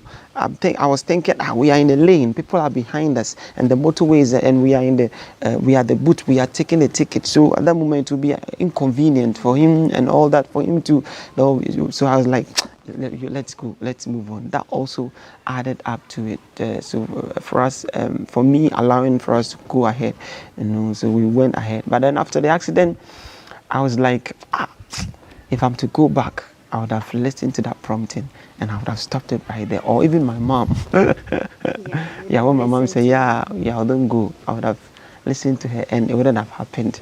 It means that it's not from God, I know you move around a lot. In your moving around, you see vehicles, you see pedestrians, you see motorists in general.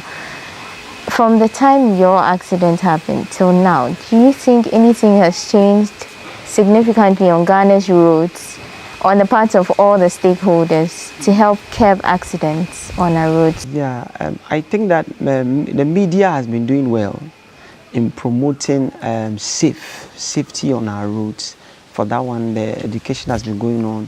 And sometimes by the roadside, you see the road signs, over speeding kills and all that. When you go to the driving schools, they will teach you the safety. So the DVLA is working hard. For that, I know.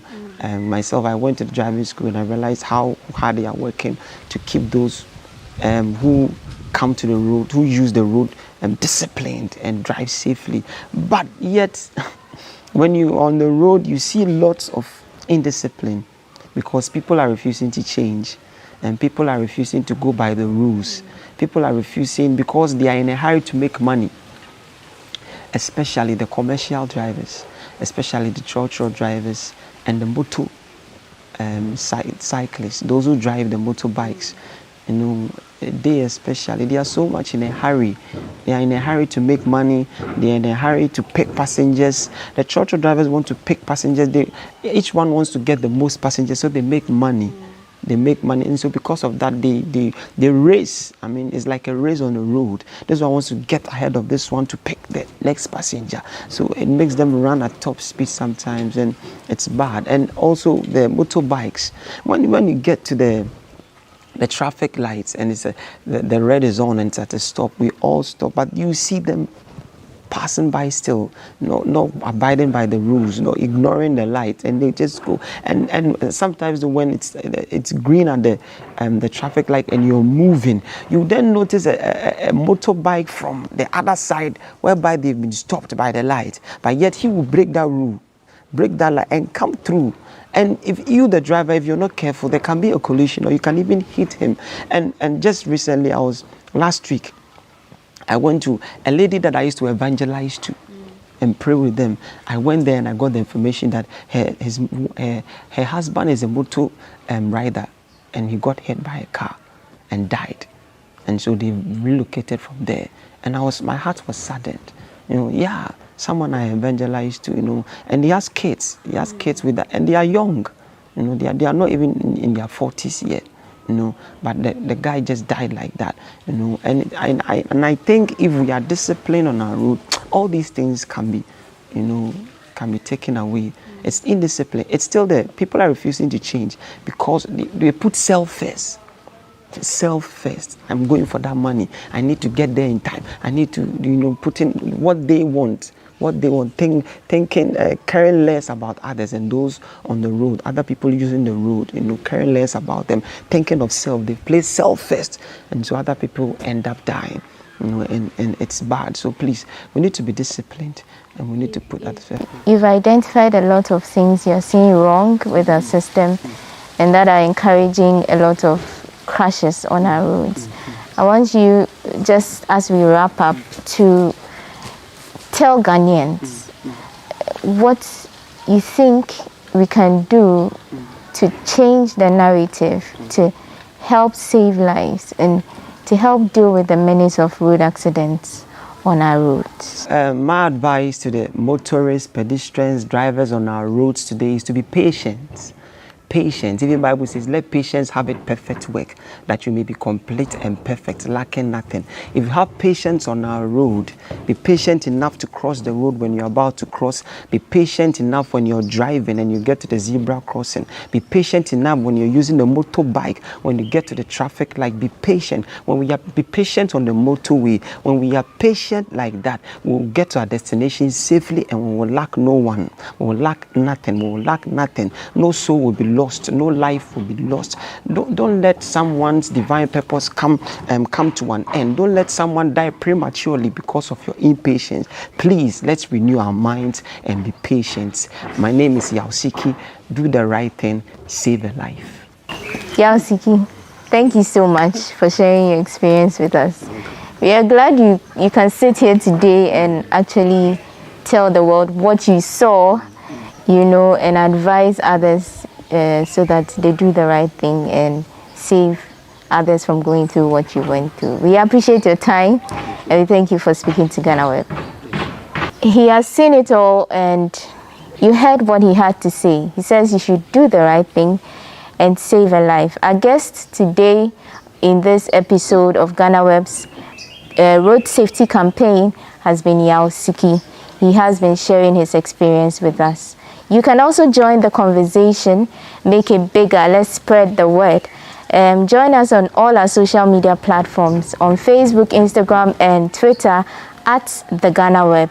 You can also send us your videos on our WhatsApp platform, the numbers as you see on your screen. Let's make this work. Let's save lives and curb accidents on Ghana's road. My name is Wanda Amihagan, and thank you for joining us.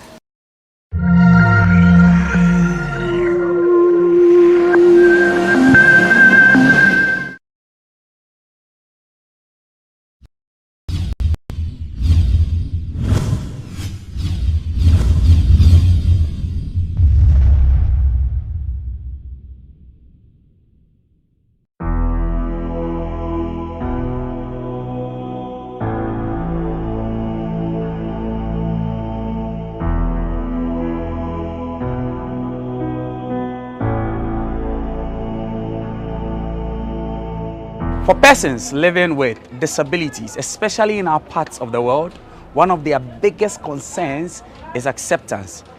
And even for those who are able to break through, society doesn't quite have enough space to welcome them. Today on The Untold, we speak to Mr. Alex Tete, who from the streets of Tulaku in Ashaman has risen to a level where today he's traveled all the continents of the world. From this very shack right here in Tulaku, today he lives a comfortable life and now encourages people and persons living with disability to strive more for their lives. Come along with us as we hear the intriguing story of this man who has broken through the lines of society that hamper the livelihoods of persons living with disability. It's The Untold here on GhanaWeb TV. My name is Eche Atisu. Come along.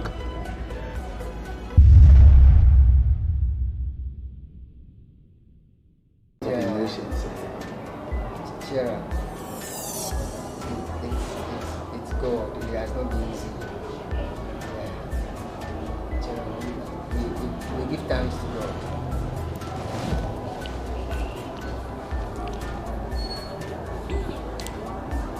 He weeps. His tears, however, are not for the dead, but for a man who lives. Neither does he cry out of pain, but joy. He looks at the boy whom he once watched taking careful steps barefooted to and from school daily, and wonders what would have become of that little boy if he had succeeded in convincing his parents to take him out of school. When he completed his elementary here,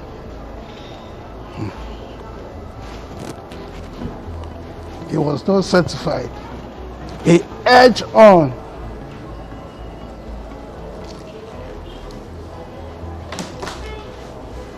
He went to Africa Advance. He was not holding a support. You see him outside the gate, you will see him passing. When he sees me, sir, all the time, I feel for him, suffering. But he is not perturbed. One day, he was coming with his books. I don't know what happened. He fell. Quickly, he woke up. He struggled to wake up. He parted off his the dress and so I'm going to come. I had some feeling in me. The second time, I was at the gate. He was passing. So I said, I'm going to come over. Then I beckoned him, come. He came. Said, good morning. I said, good morning. How are you? Alex, why are you suffering? Why are you worrying yourself? All the time struggling, school education. Your friends learn trade and they are stationed. They work on to make a living. Why do you struggle? Then he laughed at the side of his mouth. He said, I didn't understand.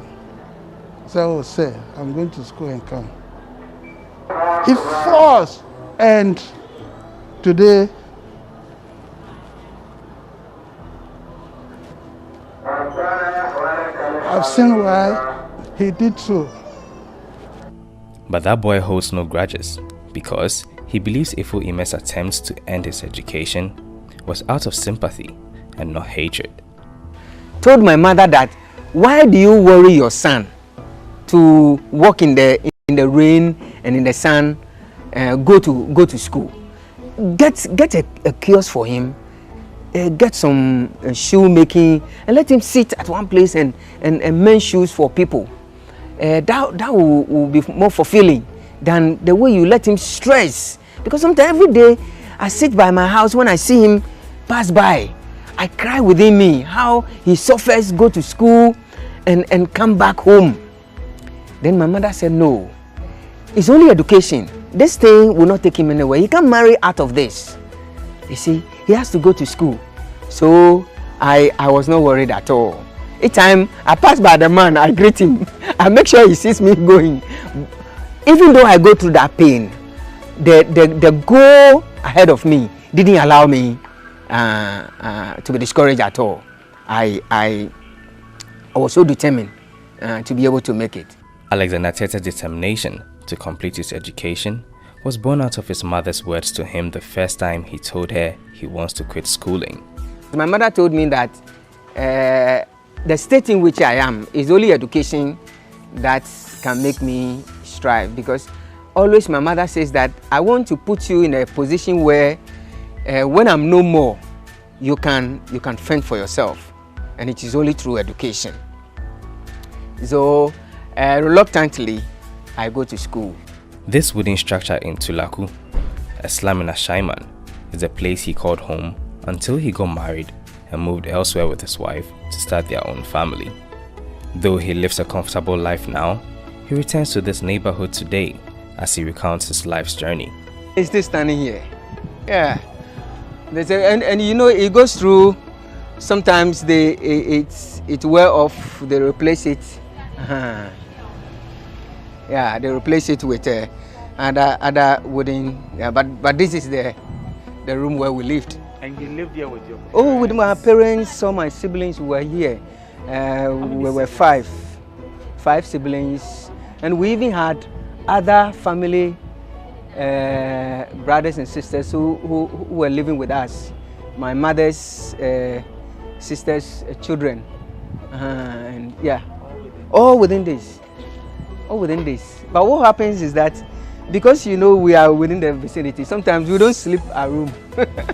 Sometimes we sleep with friends, but this is where our things were, and this is where we call home. We came in agreement with my wife that we need to relocate from Ashama, because Ashama is too hot in terms of character building.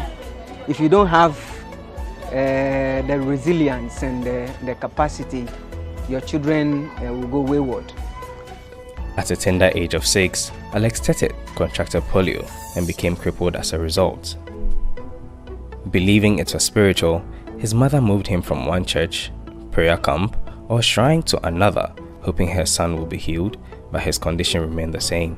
I remember Rehad Bonki came to Tema, to the USA Park, and my mother carried me at the back, and there was a healing process, and the crowd was so huge. My mother was carrying me, wants to get close to the man of God, the prophets, and it wasn't easy. We got close to, we prayed for, but we came back home. I wasn't healed. The intention was that I would be able to walk. There were a lot of people who came there who had crutches, who had wheelchairs, were able to stand. Some have to leave their crutches, but my mother carried me at the back. She tried to put me on the ground so I can stand, but I couldn't stand. So we came home, so disappointed that I couldn't walk. So this process go on every now and then. Every time there's a crusade, my mother wants to carry me there until a friend told my mother to send me to hospital so they can work on my legs. So I went there and they gave me some calipers to hold my leg, and they gave me a wheelchair, and they gave me crutches, and I started to walk. I mean, from the time I got my polio, where it paralyzed me, up to the time I went to the hospital was about 3 years. So when I went to the hospital, I was around 9 years. So that time, I was ready to go to school. So I started school when I was 9 years, class 1. So class 1, because most of the time I was at home, my siblings, my senior brother and the sister come home, and some of the things they are taught at school, they teach me. So I became very sharp, and some of the things that I should learn in the infancy, I learned them at home. So when I went to the class 1, in no time I was jumped from class 1 to class 3. So I didn't attend class 2 at all. His mother had to shoulder the burden of footing his medical bills, as his father wasn't making much from his small carpentry business. My mother lost her money, at a point she has to sell her clothing to take care of me, to take care of my medical bills. There was no support. My father was around, but my father is also a mini carpenter. She goes around, repair tables and chairs for people and out of that we make it. So we were hugely depending on my mother's business. So it wasn't easy. I couldn't even go to the hospital again for review. So my calipers and crutches all got broken. Without crutches to support him anymore, Alex had to resort to crawling wherever he went, including school. I remember at school, and nobody would like to sit by me because when I crawl on the floor, and you can imagine I crawl in the sun, and I became so dirty, very sweaty, and nobody would sit by me because at the school there's this mono desk where 2 people sit, and I was alone on my desk, and nobody would sit by me because of the sweat and the dirt. And I remember I was so sad. I was so sad, and when I came home, I told my mother I won't go to school again because nobody want to get close to me, and nobody want to play with me. And very young, you love to play. My mother encouraged me to go. Maybe I'm a senior, I'm machine engineer, I'm work class. I was a senior in school, but my brother was his classmate. He either crawled to school or his siblings carried him, and that went on till he started using crutches. Then finally, he started walking like this. Crutches. I can see improvement in his life, so I'll encourage the disabled in society not to look down on themselves. Somebody then say, and that's what be our. He didn't take it lightly being teased, and that made a lot of people avoid him. Initially, you did not call me a different name apart from my name. I will gather some stones and make sure I hit you. I will chase you up. I will hold your legs, clamp your legs together, and you fall. And when you fall, when I crawl on top of you, you receive some blows. And then the next time you will not do that. So in my area, I was like a terror. So can you imagine? You, the same person, don't have friends. Now, even the few people who are want to play with you, you beat them up. And I was so I was so strong. My upper body was very strong because I crawl. Very strong. So when I hold you, it's difficult for you to release yourself. So this is how it went. And when I accepted my disability, I became a champion. I became so popular. I had a lot of friends. People call me Kakdi, people call me Pozo Hayes and all that. I don't mind.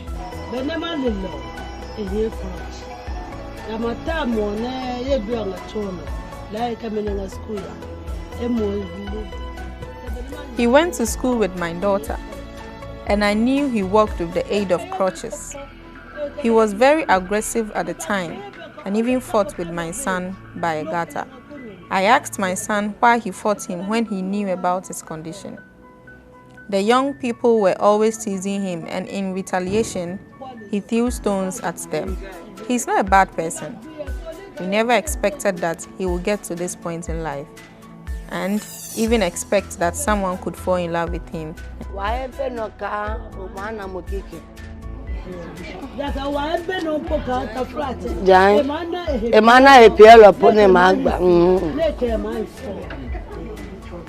Life became easier for Alex when he finally accepted his condition. When I accepted my situation and I became happy with it, and I said, whatever the situation is, I would want to become somebody even with my disability. There I began picking up, and I started becoming first in my class.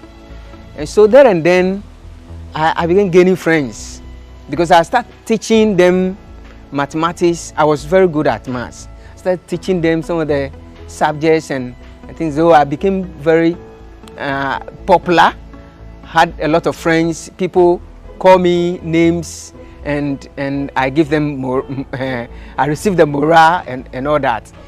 As time went by, his father made some wooden crutches for him, and he moved around with that. Soon, he was able to move around without the use of the crutches, even though he needed to be careful with his steps. I manage and I learn how to walk. And the walkings I do is tactics. Tactics. So once I walk, I look on the floor because the floor is not even. So I look at where it slopes, where then I calculate my steps. Places where I'm not able to calculate my step, where I fall. So that is about my life. A few times I sit in the wheelchair when I'm so tired, and also I'm not able to go to long distance. But with the wheelchair, I'm able to do that. I'm also a wheelchair basketball player. Yeah, I do sports. Yeah, I play basketball. So I use the wheelchair. And when I went to further studies in the UK, and you know, the accessibility everywhere is accessible. So I really used the wheelchair when I was there. And if you see me in the UK, in Hammersmith, central London, in the wheelchair, you wouldn't identify me. Because the speed at which I go, at the point the police stop me and say, please, the speed is too much. They be observing me. The speed is, I'm so excited. I'm so excited. Because if I look at where I started, somebody who was crawling on the floor, had no hope because her parents don't have it. And where I am, where I can sit with ministers to discuss issues of disability. A few times I've participated in the UN conference, giving presentation. Addis Ababa, I was there. In New York, I was there. Washington, I was there. To participate in UN conferences to discuss policies, global policies. Yeah. So I just praise God and thank God for where He has brought me. Mr. Tete walked barefooted all his life due to his condition, until a friend encouraged him to try wearing shoes. This was when he was about 20 years old and in secondary school. I went through the education barefooted until I got to secondary school. And the secondary school, you know, because there's no money, the schooling was like private.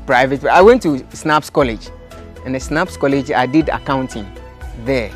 And can you imagine, I slept in the school. That was where I began wearing shoes. I met a friend called Okran. And then he said, Alex, you can wear a shoe.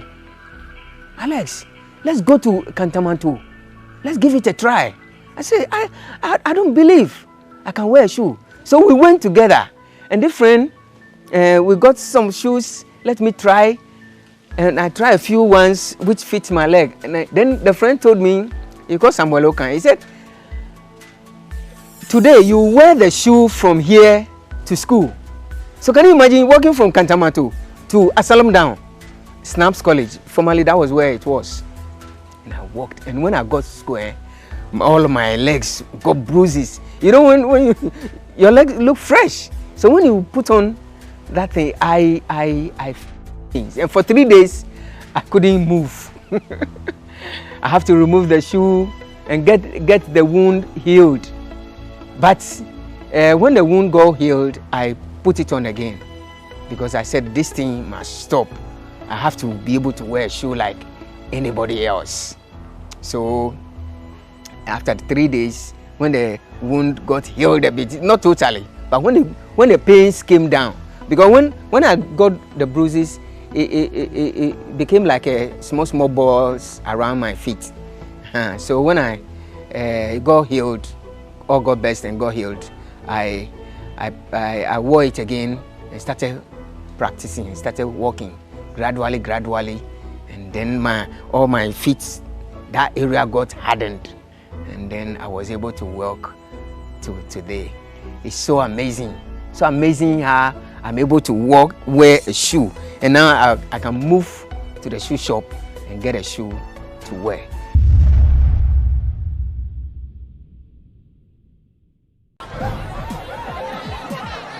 Powers and principalities. There's so much fire inside me. Tragedy struck when part of the largest hillside at the kosher rubbish dump collapsed. It's going to be fun to see how goes about approaching this game.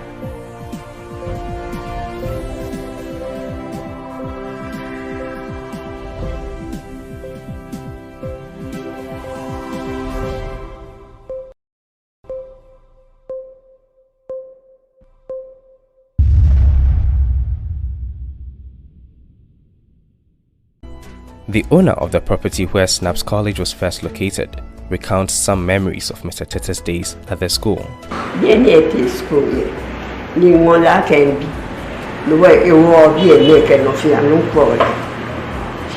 I took him as my child when he was schooling here and didn't discriminate against him. He used to sleep here with some other students and I had a cordial relationship with all of them. Anytime I cooked for them, people asked if they gave me money for that. And I told them they didn't. They all slept here on mats at night and took their baths to get ready for class when day breaks. He was a good child, very humble, and I didn't see him as disabled. I'm happy anytime I see him. He visits me once in a while when he comes to help students. He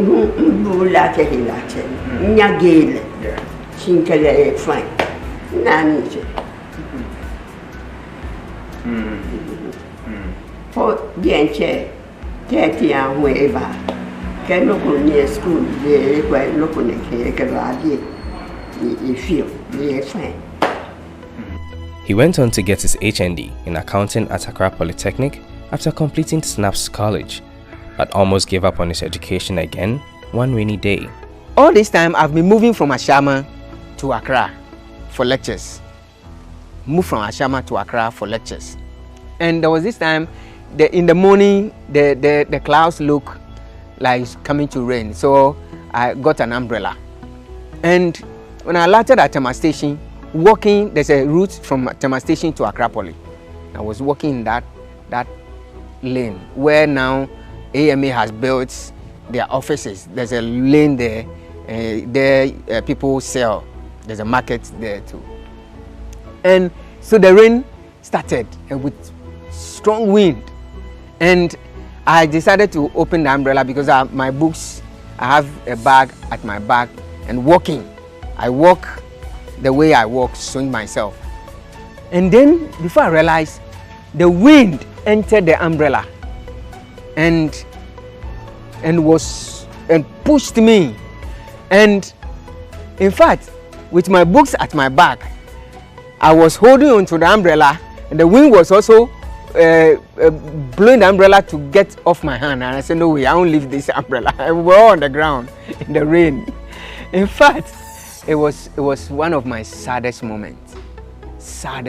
Because you see, at that period, nobody was ready to give you assistance. So when the wind subsided, I woke up, put off the umbrella, and I said, the rain should beat me.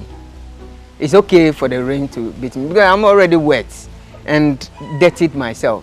So when I got to school, I decided to get one of the empty classrooms and sat there. Because I didn't want to go to my colleagues because of how I've messed myself up. And there I cried. In fact, when I got back home, I told my mother and my father that I think that it's okay. It's okay to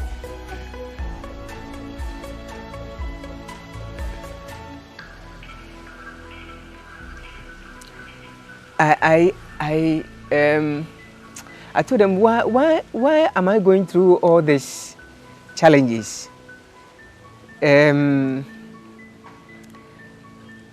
Is there, where is this leading me? Because at every point in time I go through hell, I go through problems, sometimes trying to do something for myself. I face a lot of challenges, very bitter.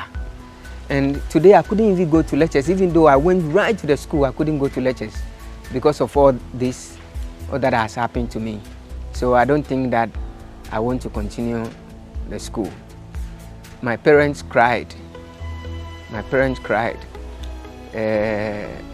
After crying together with me, they told me that Yes, it is true that I am going through these problems, but that is the only way I can survive. Mr. Tete moved to Pando in the Volta region for his national service because he wanted to learn to be fully independent. I told my parents this time I want to be out of home so that I can experience life. So, and you know, for a person with disability, you are posted anywhere you want to be because they assume that you need some support services. So, but I was asked where I want to be. I said I want to go to Pando. No, I want to go to the Volta region. I said let me go to the Volta region. So they posted me to the Volta region hall, and because I did accounting, I was posted to Pando Audit Service, and that was where life actually began. Yeah, so I learned how to live on my own. Shortly after his service, he married the love of his life, and they are blessed with 4 children. But convincing her family to allow them get married wasn't an easy task. So my national service savings, I was able to gather it, and that is what I used to marry my wife.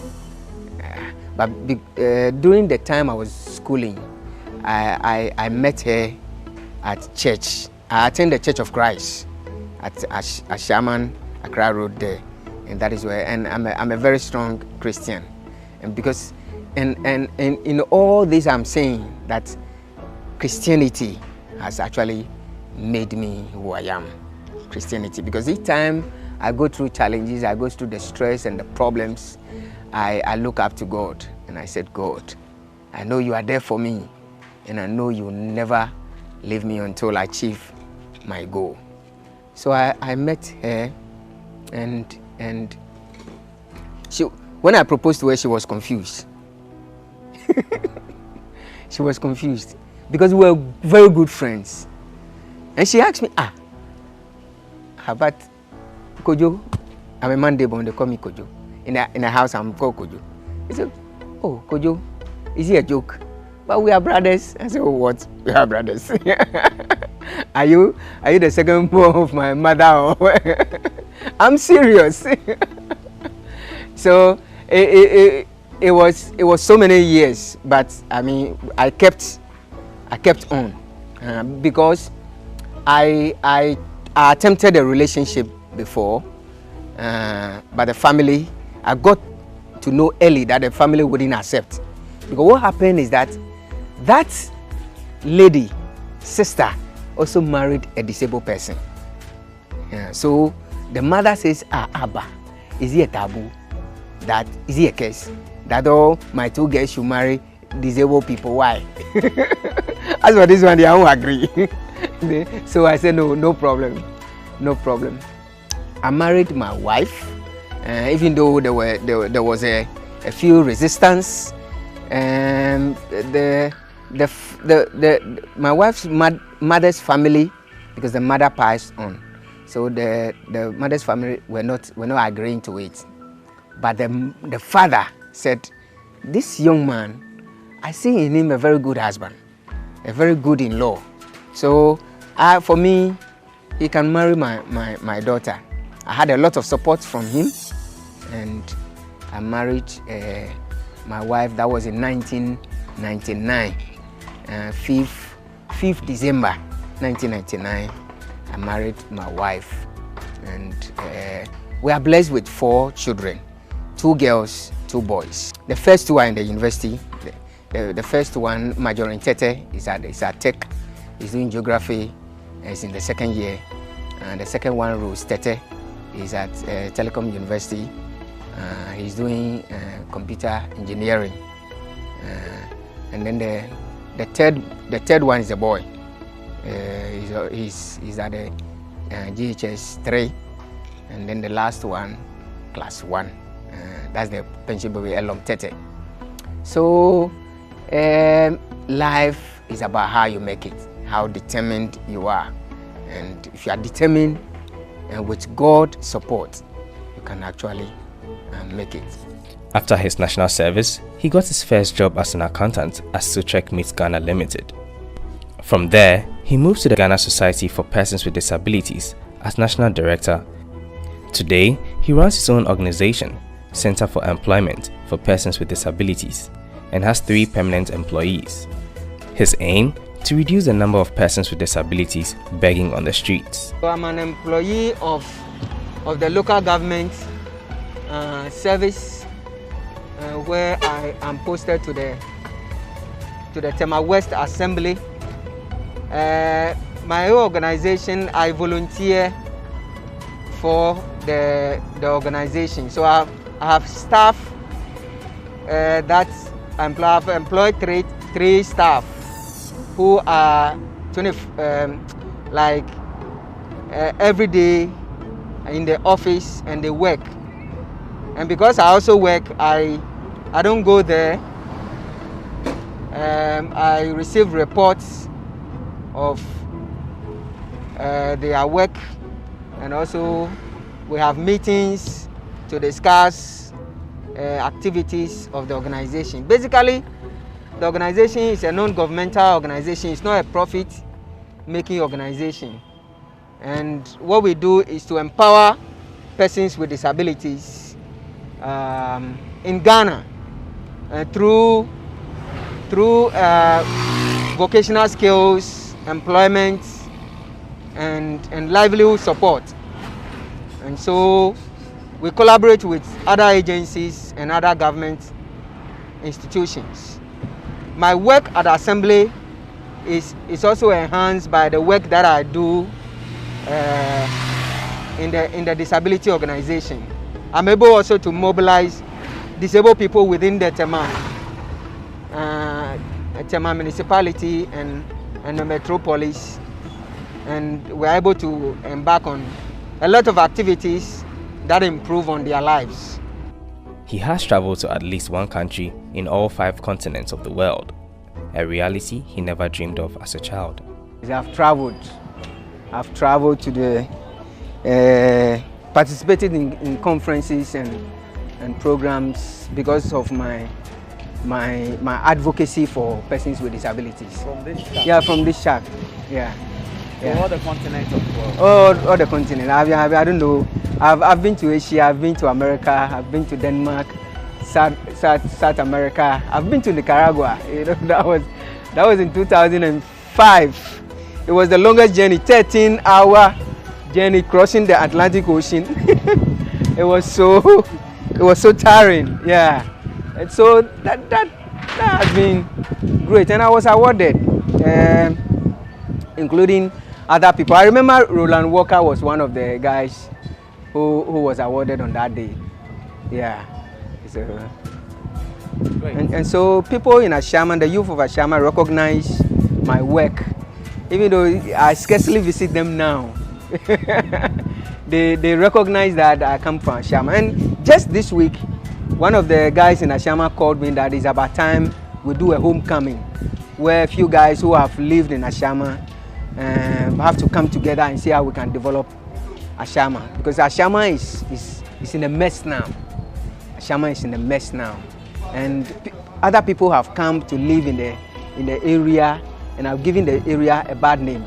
But back in our days, even though Ashaiman has all the bad names, we were like a community.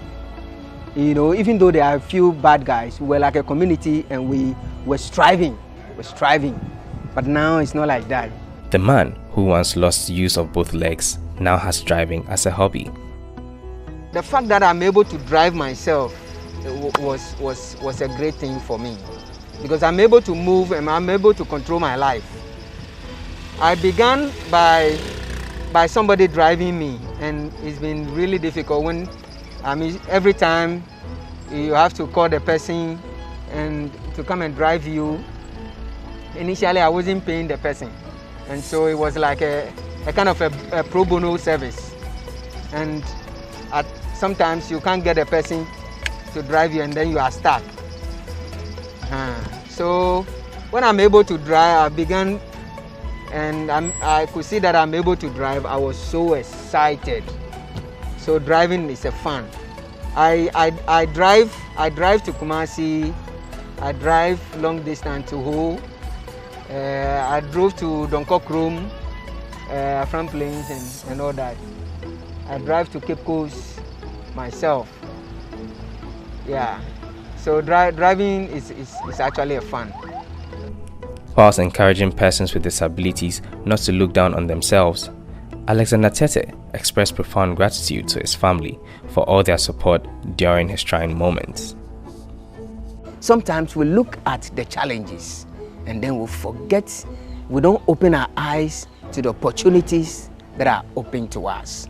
I've met a lot of people in my life who have supported me here and there, and I've met a lot of discouragement in my life too. But because I am me and I want to get to a goal, I don't allow the discouragements. I use the discouragement as a stepping stone to move ahead, because I know that when I move to the next level, this discouragement that you are talking about or you are facing me with will be the thing of the past. I had a lot of family support. My brother, my sister, who was our firstborn, almost always carries me to school. Sometimes carries me to school because I crawl, and when I crawl to school I'm dirty. She would decide to carry me to school before she also go to school, and I owe her a lot of gratitude. She has really supported me. And our second born, I'm the third born. Our second born is also a male guy, and that guy very strong. He can fight. So you dare not cheat me or do anything against me. If he comes around, he will make sure he beats you mercilessly. So nobody messes up with me. All these are all the supports that I had from them. And my father, so fantastic. I'm the only person who speaks Ewe. My father is an Ewe. I'm the only person who speaks Ewe with my father. My father was so supportive, so supportive. One thing he never encouraged me to do was to pursue his job, carpentry. Each time he tells me, "No, this job is not good for you. This job is for people who have legs, not for you." I said, "Daddy, I'll make it." There's a lot of persons with disabilities who decide to end up their life. I want to encourage them that if you end your life, what do you gain? You have to make it. You can make it, whatever situation you find yourself. Other colleagues who beg on the street, it's not dignifying. You can do something with your hand. Even if you are not educated, you can really do something.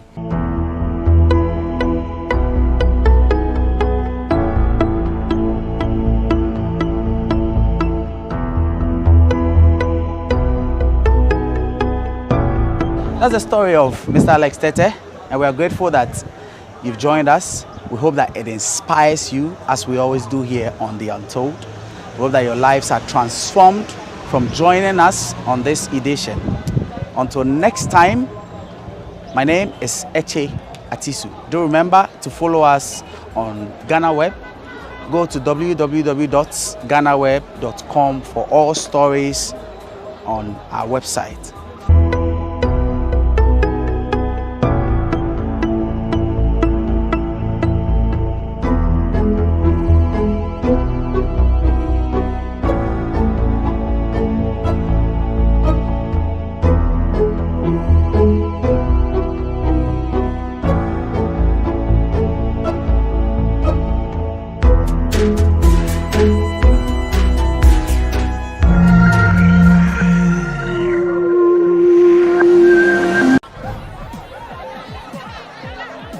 And principalities. There's so much fire inside me. Tragedy struck when part of the largest hillside at the kosher rubbish dump collapsed. It's going to be fun to see how he goes about approaching this game.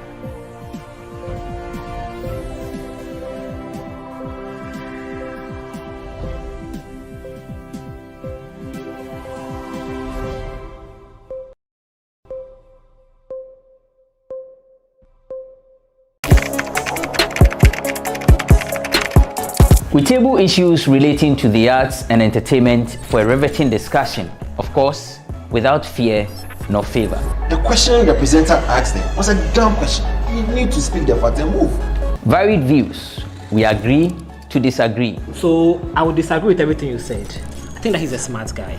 I think what he did. No, but I also said he's a smart guy. Yeah. I guess that I'm waiting for the what next. Yeah, I don't think that we have to wait for what next. It sometimes gets confrontational, but that's the beauty of the game. Today you are denying funny face. It's not my brother. Today you are denying funny face. I don't know him. You don't know funny face. It's not my brother. You don't know funny face. It's a package. We meet, we sit, we dialogue, we learn, we progress. My name is Benefo Wabin Abrantepa, a proud blogger, and this is my forum.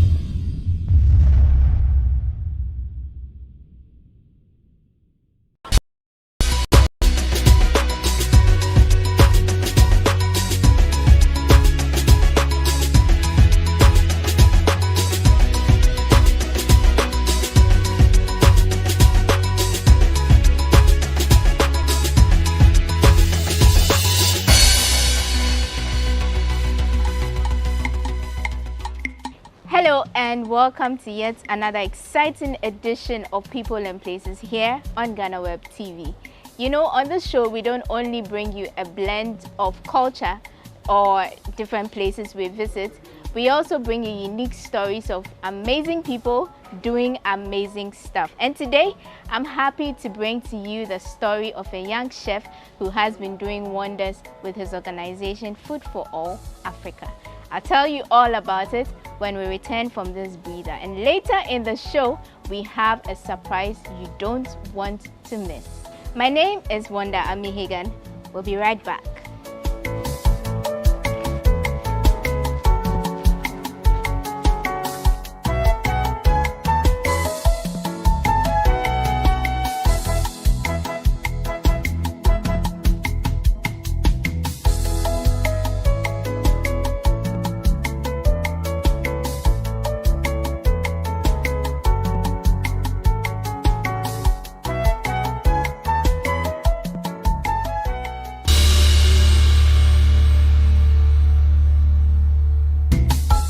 Welcome back from that quick break.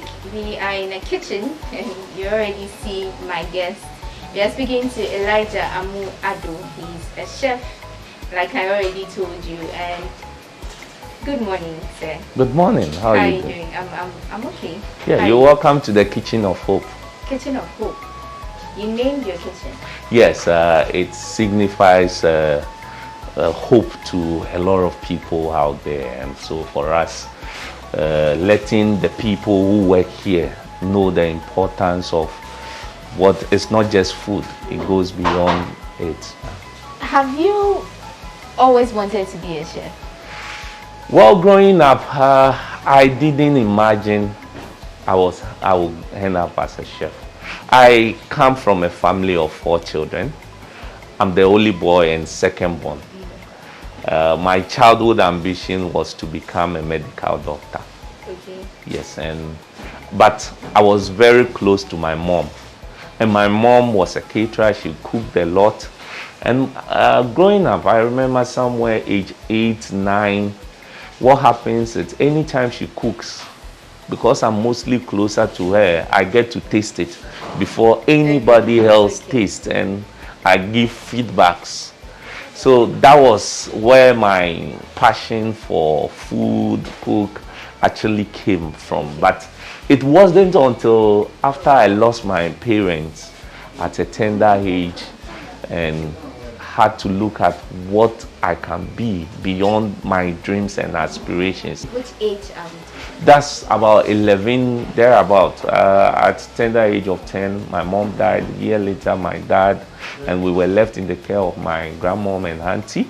So it was actually in Nigeria that I got to see my passion for cooking. And that also was through an accident.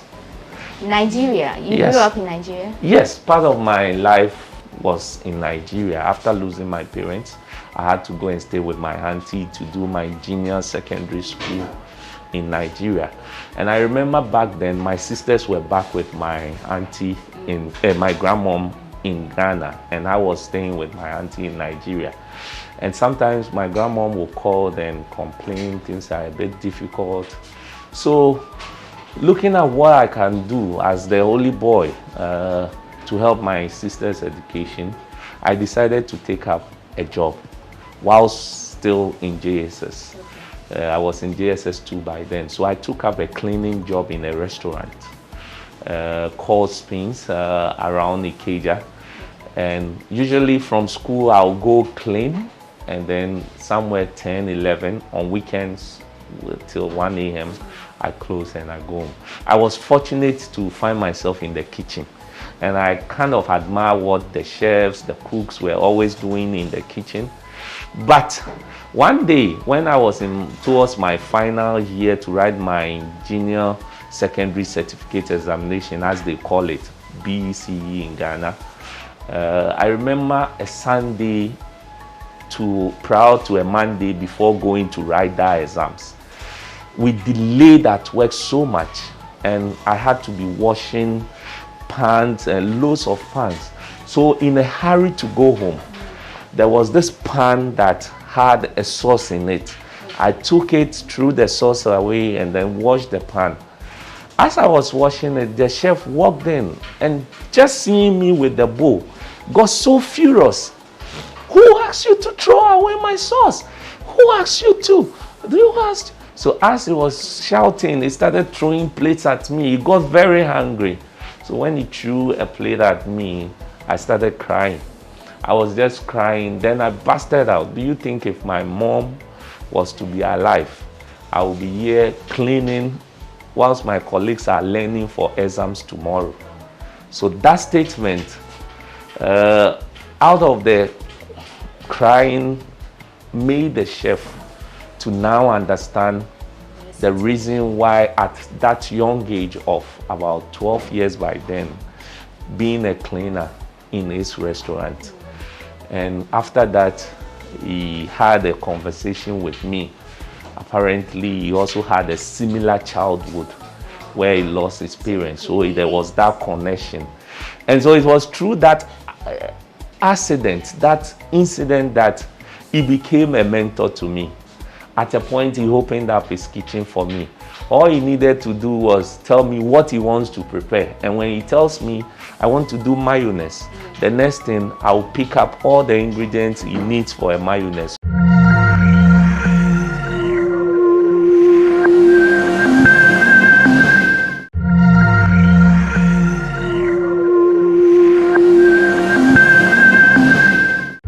Maximize utilize the earnings from mining in order to provide public infrastructure. Families, too, depend on incomes from mining activities to put food on the table.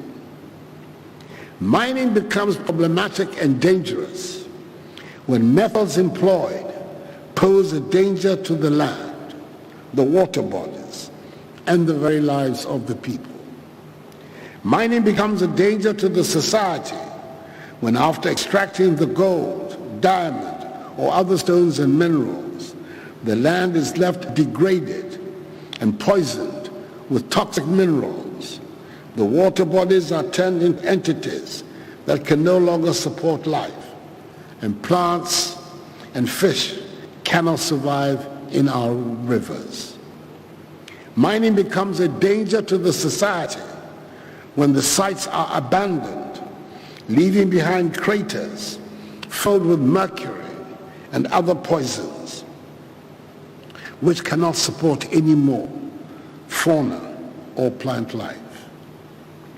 We have had beautiful and majestic rivers and streams. Today, there's not much to celebrate about the pra or the brim, and there's not much to be excited about over our famed thick forests and the animals that inhabit them.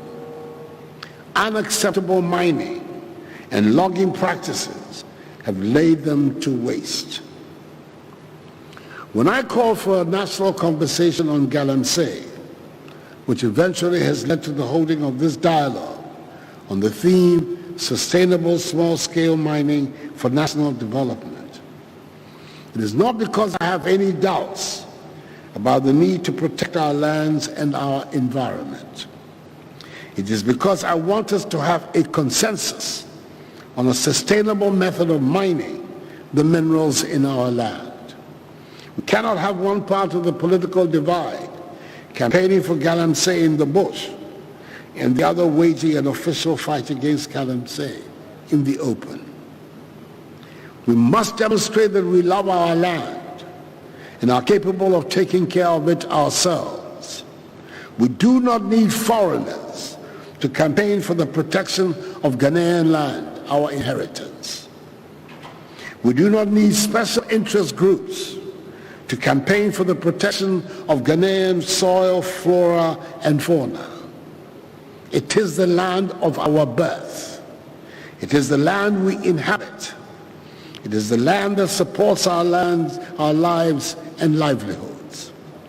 It is the land we named Ghana at independence 64 years ago. And we, the Ghanaian people, must be its best protectors. We must mean it when we sing with pride, Ura Musong, Yea Assassine, Abodian Maye, Mojana Nananu Shweguye, Nede Atoho Amaye. This is our land. It is dear to us. Our forebears gave their blood so we would inherit it. Fellow Ghanaians, it is absolutely crucial the deliberations of this consultative dialogue be candid and devoid of partisanship or narrow parochial interests.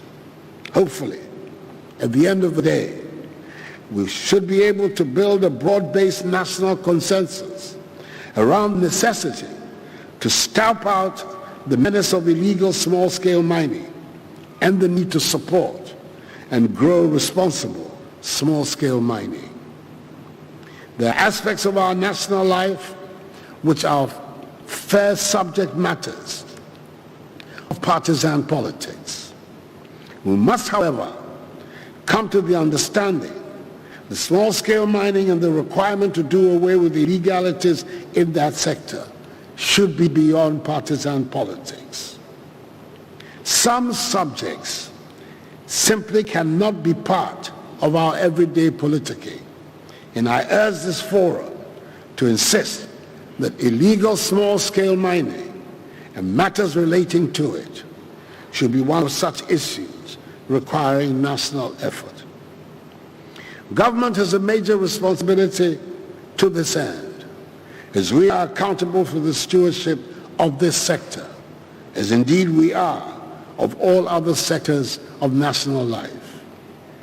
I am determined to enforce the laws on illegal mining no matter the subject, high or low. I will, however, not act on hearsay or mere allegations without more. I will not hesitate to act, though, where the evidence is hard before the police, and I will do so irrespective of the standing of the person or persons involved. That is the true meaning of equality before the law. We want to build on the modest programs made in my first term. We want to learn from our shortcomings and receive productive inputs from this forum for purposes of enhancing the regulation of the sector. Out of this maiden consultative dialogue, I hope we will build a national consensus around a national policy on small-scale mining that promotes a responsible, viable, environmentally sustainable small-scale mining industry, which has discarded the use of mercury, champhines, and excavators, which has barred the involvement of foreign nationals, and which has rejected the destruction of our forests, environment, and water bodies. This vision of what small-scale mining should be must have the support of the entire nation. I urge this colloquium to be bold and forthright in its deliberations. In other words, say it as it is. No subject or person should be above critique.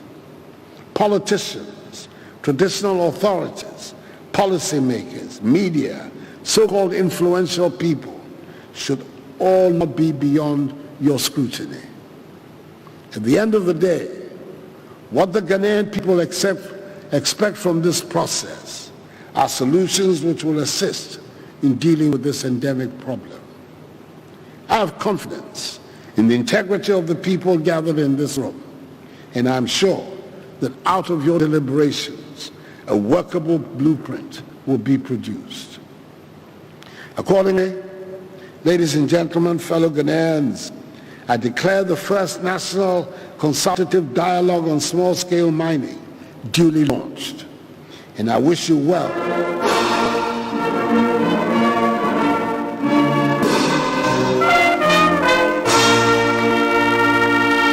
And I wish you well in your discussions. May God bless us all in our homeland Ghana and make her great and strong. I thank you for your attention.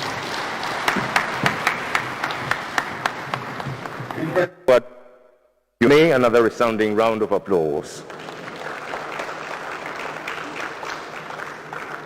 It is always an edifying experience listening to you, Mr. President. Your remarks have made such an indelible imprint on us, and I believe it will serve as enough fodder for the deliberations ahead.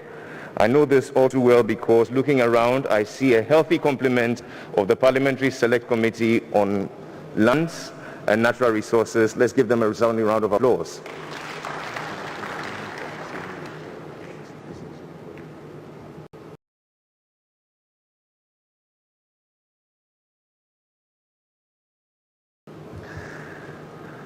The President pleads with all of us to lend our full support to today's agenda as the Honorable Inusaf Hussaini, former Minister of Lands and Natural Resources, chairs the first plenary. Isn't that nice? Please, another round of applause. It will be remiss of me not to acknowledge our very esteemed traditional rulers here, led by the President of the be done until we invoke the blessing of God Almighty on this great venture.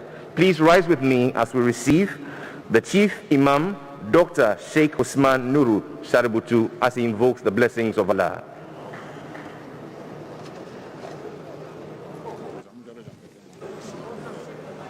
We have insisted that he comes. We said ربنا آتنا في الدنيا حسنة وفي الآخرة حسنة وقنا عذاب النار ربنا أنزل علينا مائدة من السماء تكون لنا عيدا لأولنا وآخرنا وآية منك وارزقنا وأنت خير الرازقين. اللهم اجعل بلدنا غانا بلدنا آمنا مطمئنا وسائر البلدان. اللهم اجعل بلدنا غانا بلدنا آمنا مطمئنا وسائر البلدان. وآمنا في أوطاننا ولا تفتنا. اللهم ارفع مقتك وقلبك عنا ولا تؤاخذنا بما فعل السفهاء منا. اللهم احفظ رئيس جمهورية غانا نانا لونغ أكفالو. اللهم احفظ رئيس جمهورية غانا نانا أكفالو. بسر لو أنزلنا هذا القرآن على جبل لرأيته خاشعا متصدعا من خشية الله. وتلك الأمثال نضربها للناس لعلهم يتفكرون. والله الذي لا إله إلا هو عالم الغيب والشهادة هو الرحمن الرحيم. والله الذي لا إله إلا هو الملك القدوس السلام المؤمن المهيمن العزيز الجبار المتكبر. سبحان الله ما يشركون. والله الخالق البارئ والمصور له الأسماء الحسنى يسبح له ما في السماوات والأرض وهو العزيز الحكيم. اللهم احفظ رئيسنا جمهورية غانا نانا أكفالو. اللهم احفظ رئيسنا جمهورية غانا نانا أكفالو. بسر لو أنزلنا هذا القرآن على جبل لرأيته خاشعا متصدعا من خشية الله. سبحان ربك رب العزة عما يصفون والسلام على المرسلين والحمد لله. آمين آمين. الصلاة على النبي.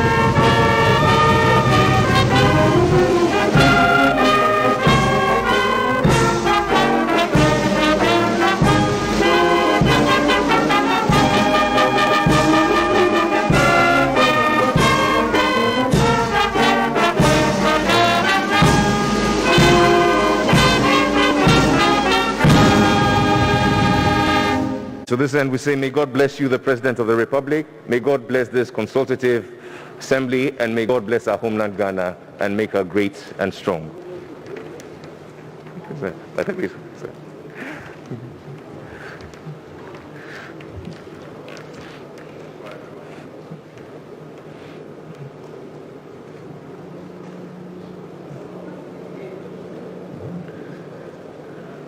Ladies and gentlemen, we plead with you to please remain still as the President of the Republic exchanges pleasantries and thereafter proceeds to the exhibition. We shall break for 15 minutes for refreshments and reconvene to begin the business of the day with the first plenary.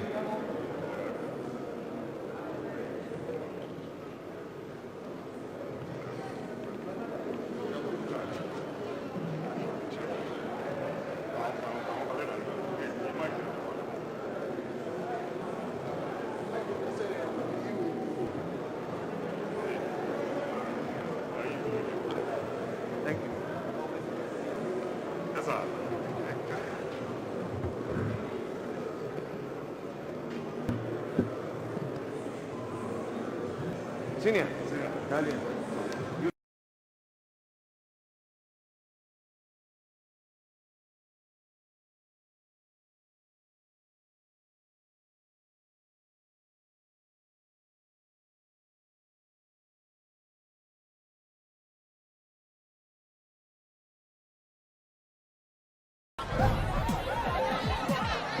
Powers and principalities.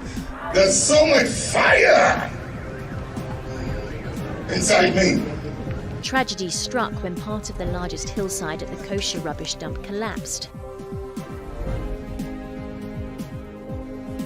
It's going to be fun to see how he goes about approaching this game.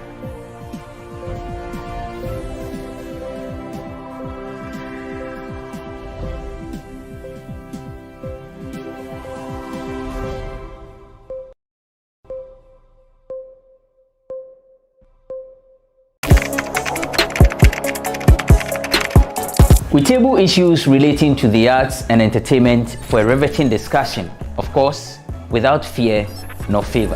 The question the presenter asked them was a dumb question. You need to speak the fact and move. Varied views. We agree to disagree. So I would disagree with everything you said. I think that he's a smart guy. I think what he did. No, but I also said he's a smart guy. Yeah. I guess that I'm waiting for the what next. Yeah, I don't think that we have to wait for what next. It sometimes gets confrontational, but that's the beauty of the game. Today you deny funny face. It's not my brother. Today you deny funny face. I don't know him. You don't know funny face. It's not my brother. You don't know funny face. It's a package. We meet, we sit, we dialogue, we learn, we progress. My name is Benefo Abrantepa, a proud blogger, and this is my forum.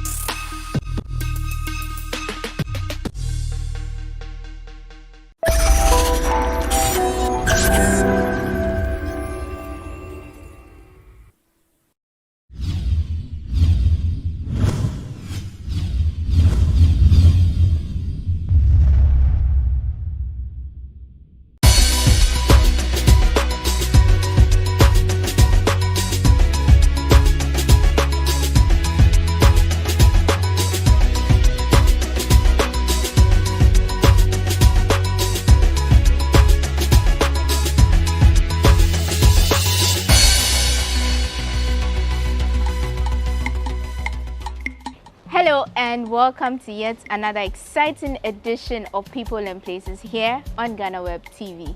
You know, on this show we don't only bring you a blend of culture or different places we visit, we also bring you unique stories of amazing people doing amazing stuff. And today I'm happy to bring to you the story of a young chef who has been doing wonders with his organization Food for All Africa. I'll tell you all about it when we return from this breather. And later in the show, we have a surprise you don't want to miss. My name is Wanda Amihegan. We'll be right back.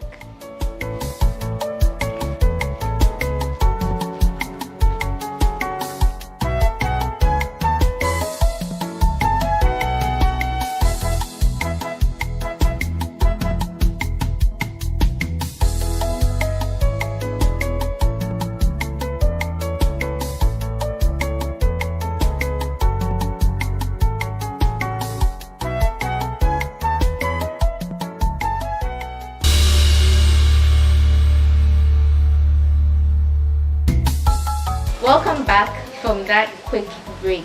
We are in a kitchen and you already see my guest. We are speaking to Elijah Addo. He's a chef, like I already told you. And good morning, sir. Good morning. How are you doing? I'm okay. Yeah, you're welcome to the Kitchen of Hope. Kitchen of Hope. You named your kitchen?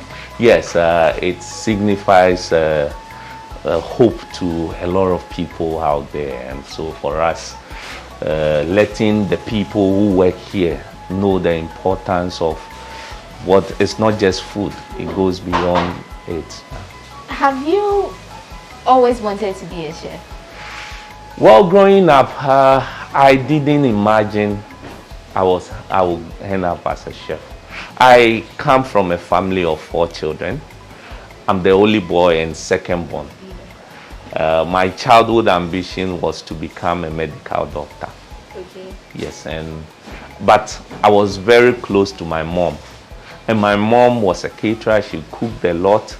And growing up, I remember somewhere age 8, 9, what happens is anytime she cooks, because I'm mostly closer to her, I get to taste it before anybody else tastes, and I give feedbacks. So that was where my passion for food, cook, actually came from. But it wasn't until after I lost my parents at a tender age and had to look at what I can be beyond my dreams and aspirations. Which age are we? That's about 11, thereabout. At tender age of 10, my mom died. A year later, my dad, and we were left in the care of my grandmom and auntie. So it was actually in Nigeria that I got to see my passion for cooking. And that also was through an accident. Nigeria? You Yes. grew up in Nigeria? Yes, part of my life was in Nigeria. After losing my parents, I had to go and stay with my auntie to do my junior secondary school in Nigeria. And I remember back then, my sisters were back with my auntie in my grandmom in Ghana, and I was staying with my auntie in Nigeria. And sometimes my grandmom would call and complain, things are a bit difficult. So looking at what I can do as the only boy to help my sister's education, I decided to take up a job while still in JSS. I was in JSS 2 by then, so I took up a cleaning job in a restaurant called Spins around Ikeja. And usually from school, I'll go clean, and then somewhere 10, 11 on weekends till 1 a.m. I close and I go home. I was fortunate to find myself in the kitchen, and I kind of admire what the chefs, the cooks were always doing in the kitchen. But one day when I was towards my final year to write my junior secondary certificate examination, as they call it, BCE in Ghana, I remember a Sunday prior to a Monday before going to write that exams. We delayed at work so much, and I had to be washing pans and loads of pans. So in a hurry to go home, there was this pan that had a sauce in it. I took it, threw the sauce away, and then washed the pan. As I was washing it, the chef walked in, and just seeing me with the bowl, got so furious. Who asked you to throw away my sauce? Who asked you to? You asked. So as he was shouting, he started throwing plates at me. He got very angry. So when he threw a plate at me, I started crying. I was just crying. Then I busted out. Do you think if my mom was to be alive, I would be here cleaning whilst my colleagues are learning for exams tomorrow?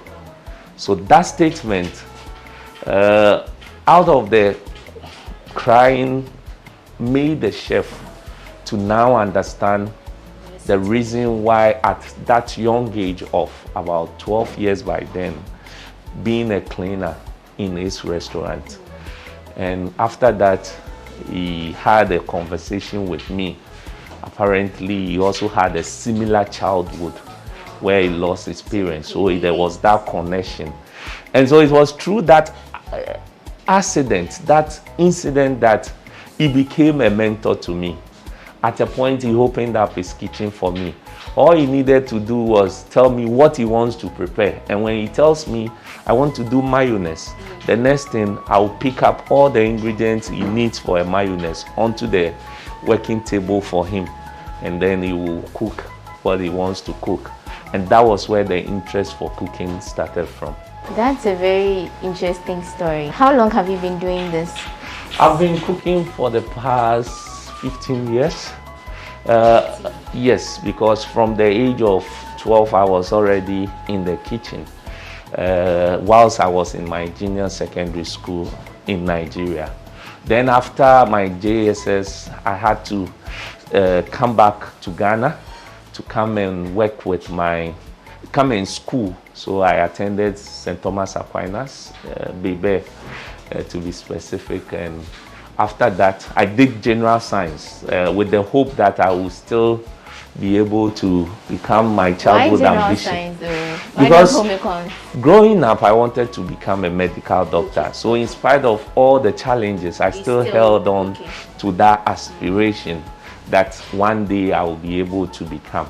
But after secondary school, the challenge of going to medical school came up, and it was a difficult one. I got good grades. However, my relatives who were going to help, my extended family, most of them were suggesting things that were far away from my dreams. Some were like, oh, you can become a journalist. Some were like, you can become a teacher. Through being a teacher, you will be able to get allowance. And so the decisions were so many, I was confused at that point. And I saw being the doctor would be difficult. So I spoke with my mentor back in Nigeria, and he asked me to come back and work with him to figure out what I really want to do with my life. Your chef mentor, you mean? Yes, my chef mentor. So I went back. And then after we had that discussion, I actually realized working in the kitchen, I'm a doctor in the kitchen. So a lot of my colleagues and friends who knows me growing up actually call me the doctor in the kitchen, because we still wear the same white. We cook food, and food is medicine. It's the most natural medicine you can think about. So, hey, I'm still living my dream of being a doctor in the kitchen. Exactly. Yeah. And so at which point did Food for All Africa come in? Yes, so at a point in my career as a chef, I decided to come back home, and I was fortunate to get a job with a hotel around Reach as a chef. I came back from after schooling, working in Nigeria for some time. I came back to Ghana, and I was a chef de partie in that hotel. And whilst working there, my job was to get to work very early. By 4:35, 6, I need to be at work. So one of that occasions, I saw this mentally disabled man who comes to where we keep our trash bin, pick all the leftover foods that we threw away, then puts it in small bags.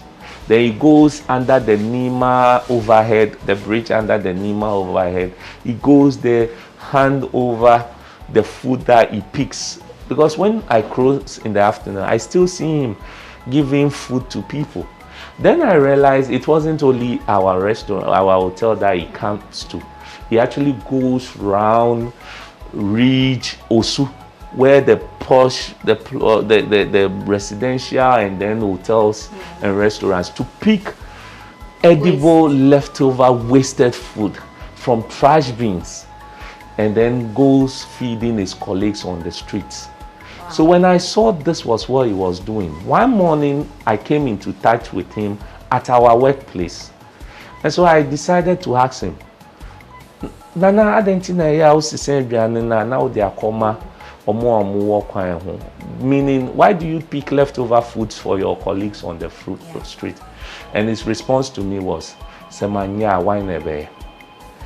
It made me start thinking consciously that finding myself in where we work with food, we waste a lot of food.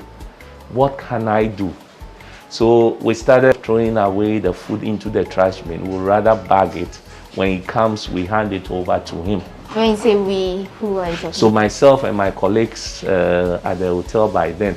I also spoke to I spoke to other chefs that I know at that point in other places. So now they started giving me, I had to be picking the leftover foods and then giving it to him to give to his people on the streets. So at a point we started what was known as Chefs for Change Ghana Foundation, where I mobilized chefs to connect excess food from the industry to be given to vulnerable people who don't have purchasing power. And it was so inspirational. As the day went by, I got more attracted to what I was doing than cooking for those who can afford. So at that point, I had to make the decision between doing this full time and then as well doing it by the side. And I realized food waste was not limited to just the hospitality industry. I spoke with suppliers and realized they had the same challenge. I spoke with different stakeholders within the supply chain. Then we realized that the problem of food waste is everywhere. And so we decided to start Food for All Africa in 2015. What does Food for All Africa do as an organization? So we are operators of West Africa's first and largest food bank in Ghana. When I say food bank, it's a model that thrives very well across Europe and other parts of the world.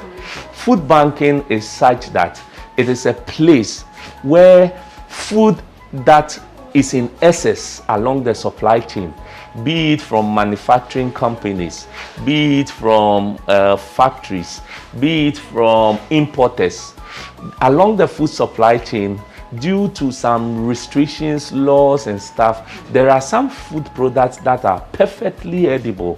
However, it cannot get to the table where it will be bought.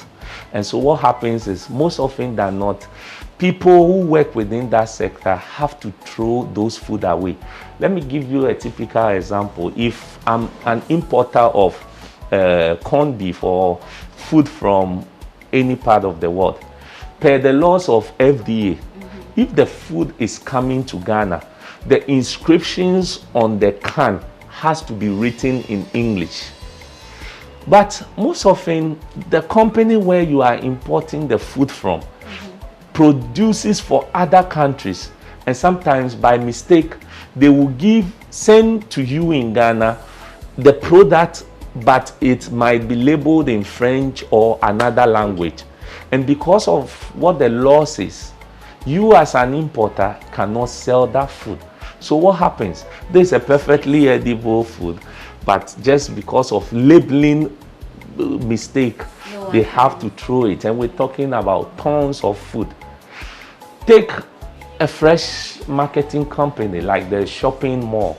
Sometimes there are some sizes of fruits and vegetables that they look out for. If the fruit and vegetable doesn't meet that size, it cannot get on the shelf. So what happens? A perfectly edible food is thrown away. And that is where we come in as operators of West Africa's first and largest food bank, to connect those perfectly edible foods to, first and foremost, vulnerable, incapable of working people. So we're talking about aged, disabled, community charities.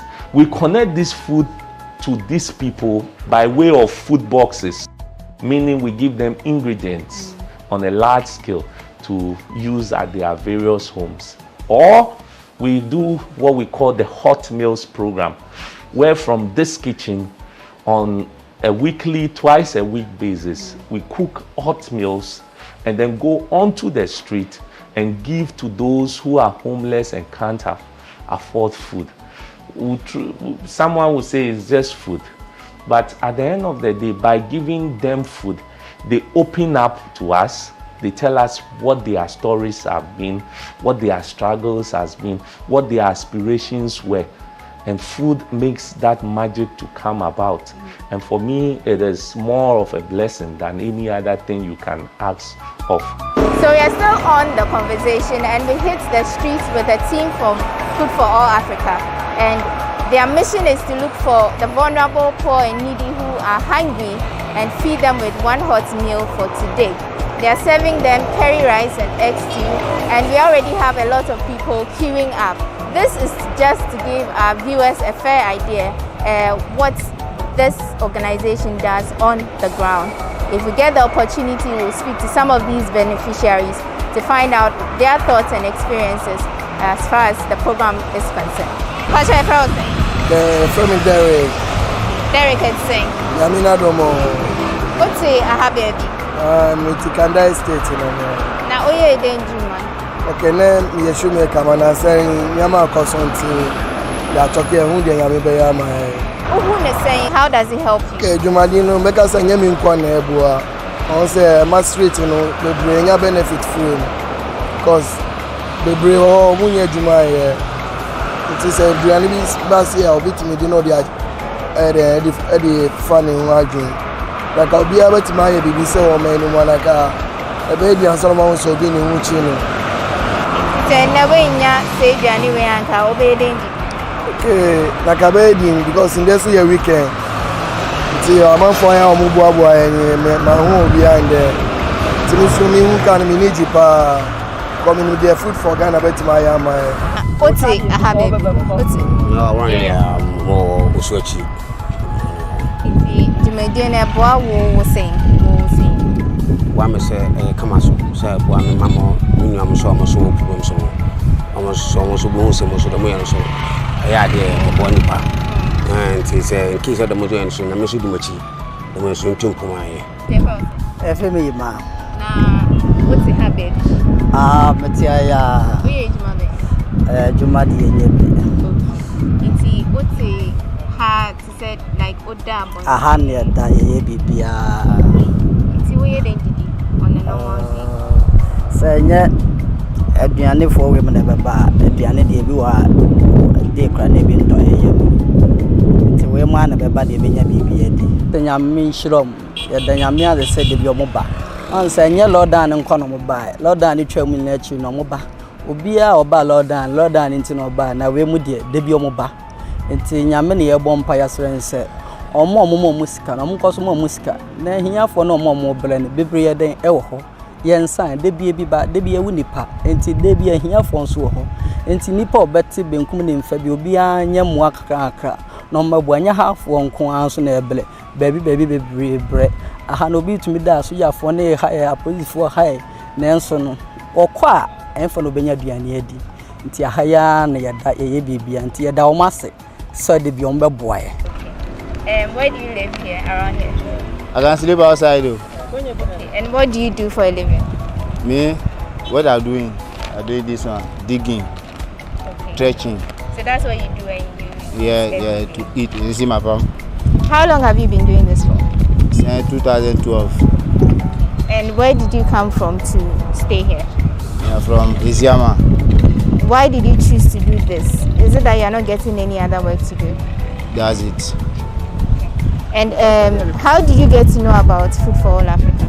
Well, now somebody showed me that I should come and collect food. But that day, no. Now our second time. Okay. But this week he came here 2 times.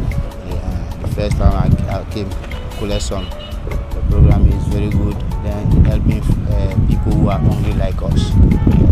Do not get money to buy food. So those were the testimonies of some beneficiaries of the Food for All Africa program. For some of them, but for this program, they would barely have had anything to eat today.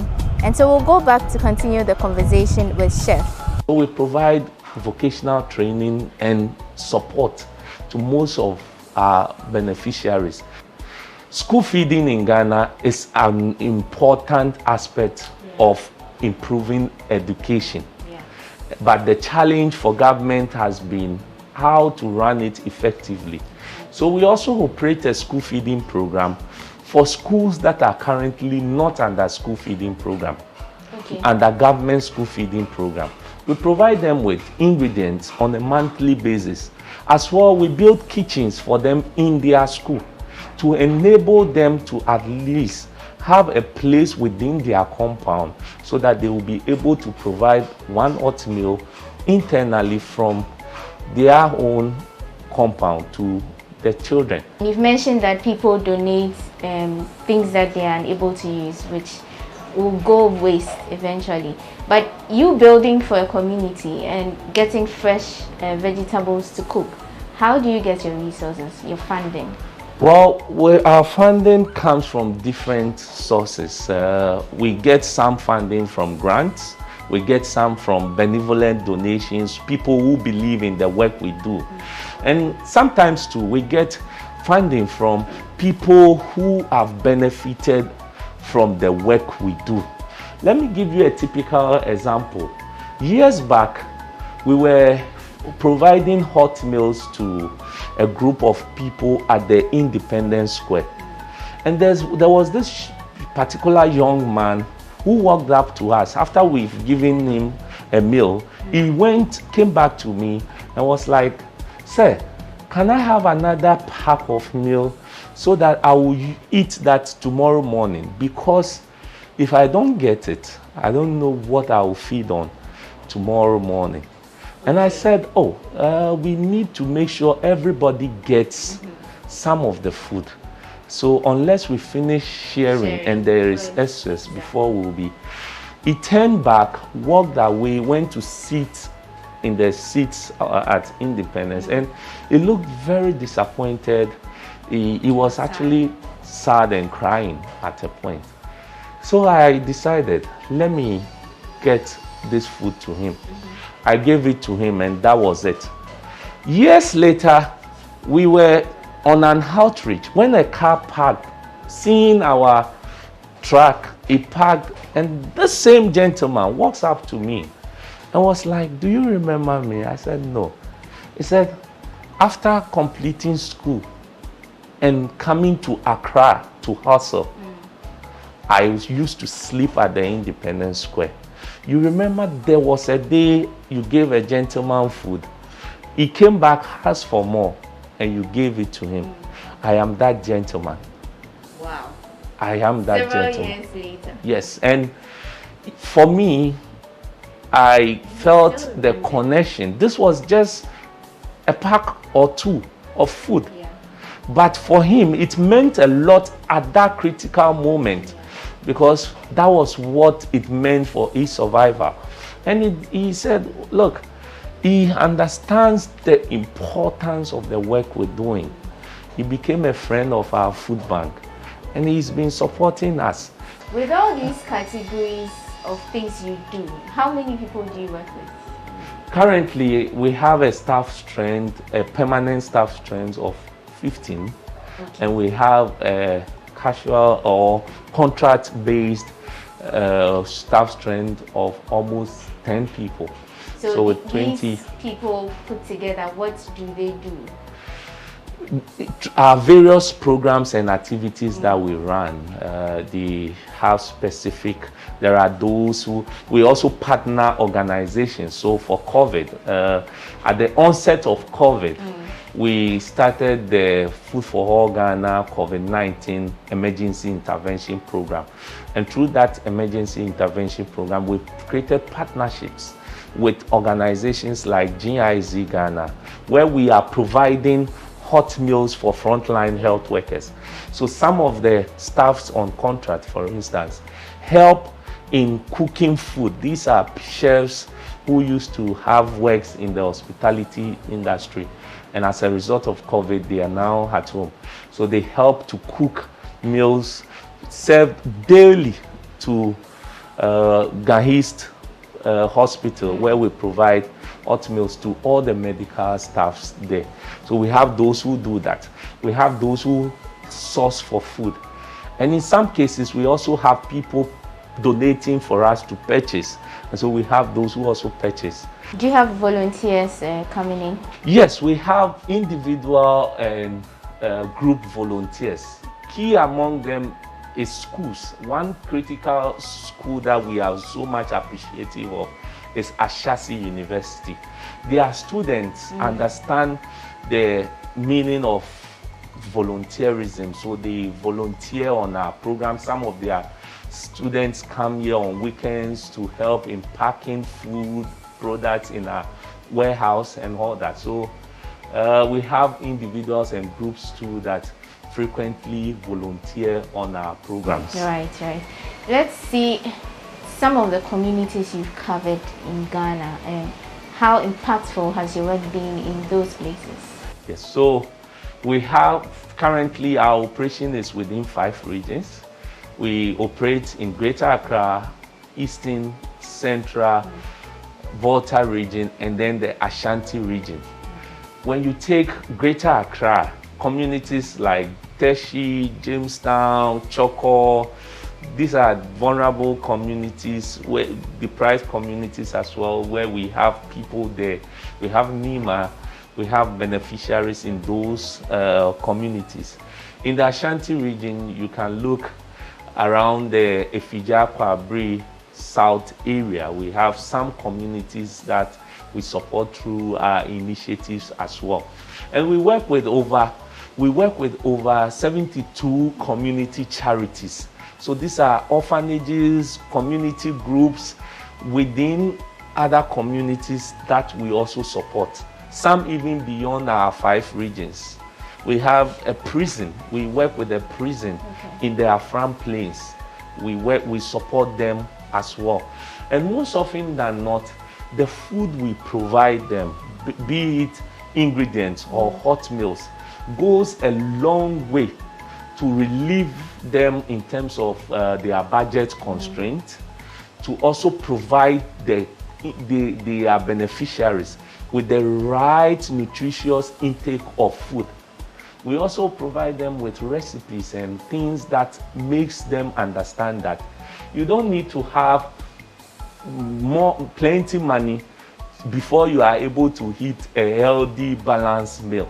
So these are some of the things we also support our communities through. Great stuff. Elijah, let's hold it there. You would agree with me that he's a genius. I mean, all the things he's doing, and his inspiration was from a mentally challenged man and the passion to help society. Earlier when I met him, he said he's greedy for the needy. But I promised you earlier that we have a surprise for you, and we'll get into that right after this break. This is still People and Places. Do stay.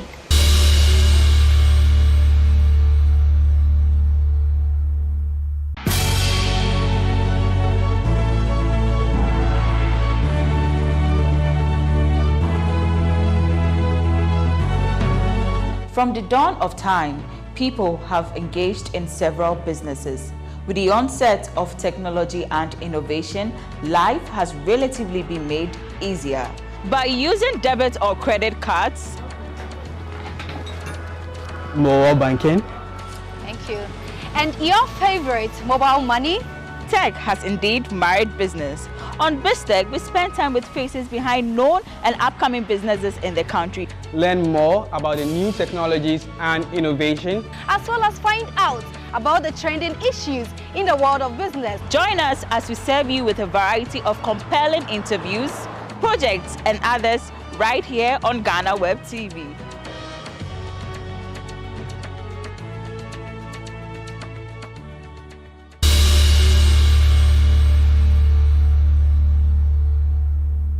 Welcome back from that break, and a surprise is ready. The table is set, not for eating though. The CEO of Food for All Africa is going to be doing his cooking thing on this show, and we will see how he goes about the whole thing. But first of all, what are we cooking? Well, you can't come to the kitchen of Hope without us blending some recovered products together with ingredients we source locally to give you a recipe. Recovered products? Yes, so when we say recovered products, they mainly mean products that would have ended up wasted. So we recover them and then we use it to make sumptuous meal. And I'm sure you will tell viewers. So what we're doing, I can't wait. What we're doing is called the Taco Garden Eggs Chicken Sandwich. Taco Garden Eggs Chicken Sandwich. We have our local garden eggs. You can see we're boiling it. So we take out the flesh, part of it. We will use chicken breast. Usually we don't get chicken for free, so those ones we buy. The taco bread, we get sometimes for free. We have tomatoes, mozzarella cheese. We have creamy sauce with spaghetti in it as well. We recover. Okay. So these are some of the things we recover. You can see we have mixed veg. You see your sweet corn. You see it's also recovered. Carrots and all of that. Yes. Okay. You see what I talked about the writing. You see it's written in Spanish, but it's a perfectly edible food which has expiring date of somewhere 2023. Okay. So you can imagine. Still good to go. Yeah. Okay. So which meal is this? Like which country?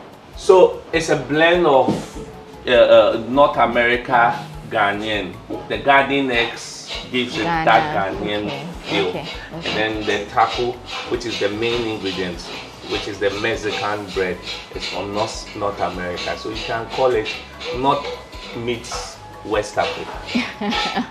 North meets West Africa. We are getting right into it, but we'll be having a conversation in between. Sure. And so you took Ghana to England. Oh yes, it's actually Food for All taking me to England. Most often than not, when the story of meeting the Queen is shared, I feel the part that brought about the whole happening. You know, getting before the Queen is not an easy deal. Of course. Yes. And it took the work we do at Food for All. So at the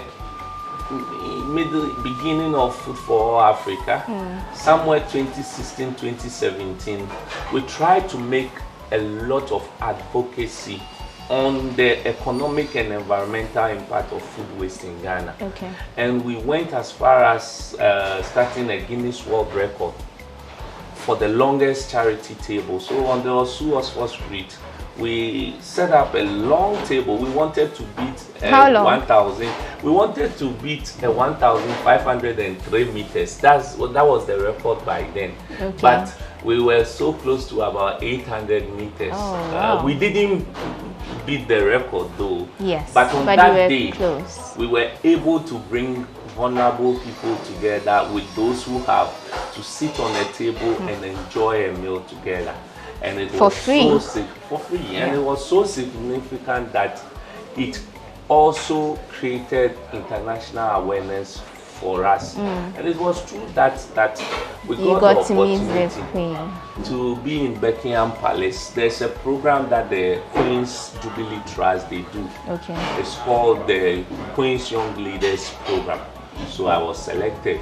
I got the opportunity to study for 1 year a course they call Leading Change from the University of Cambridge. And then after the completion of the course, you get to receive your award from the Queen. Okay. We were about 60 students, 60 young people, not from different parts of the Commonwealth. And on the day we were supposed to meet the Queen, I had a decision to wear my African wear.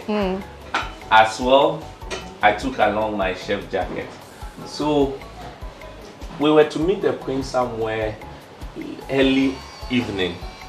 As at 2 p.m., I wasn't decisive of what I want to wear because it was a big moment. I mean, and I just reflected, and it crossed my mind that I got here because of the jacket and the fact that I met the mentally challenged. How would I be able to tell this story if I'm asked properly?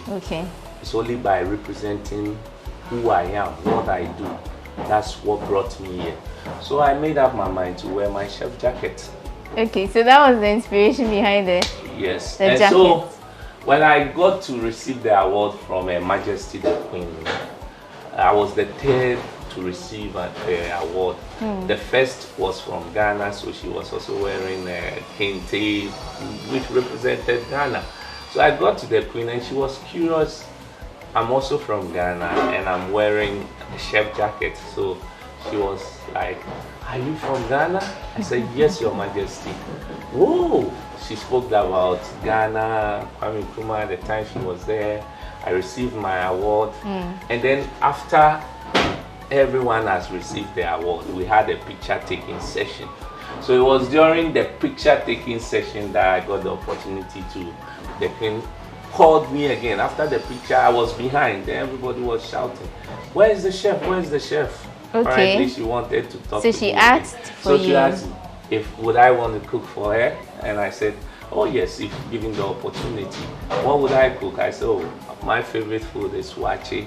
Is a favorite." Wait, and were you the only one she called again? Yes, after the people? picture session, we were in the gallery. I have a picture in my office. I'm sure you would see. Yeah. And then I was called from behind, and it was a moment that just passed by. I was lost in it, but that also gave me the opportunity to get back to UK after the whole program, to get to work with the Commonwealth to create recipes and all that. And it also gave me, what I missed out of that opportunity was using that critical moment to talk about the issue of food banking in Ghana and in Africa. And I believe an opportunity of meeting Her Majesty the Queen should rather accelerate that vision of a Ghana, Africa without hunger and poverty. And for that's us actually part of the SDG goals. Yes, and for us at Food for All, that's why it's always a shared social responsibility. Back to our recipe, our garden eggs is almost ready, so we peel it off to the side. All right. Then we work on our chicken. So we're using chicken breast. Okay. What we're gonna do is, we don't want to, we need to have a feel of the chicken, so we cut it into thinner version. Okay. Then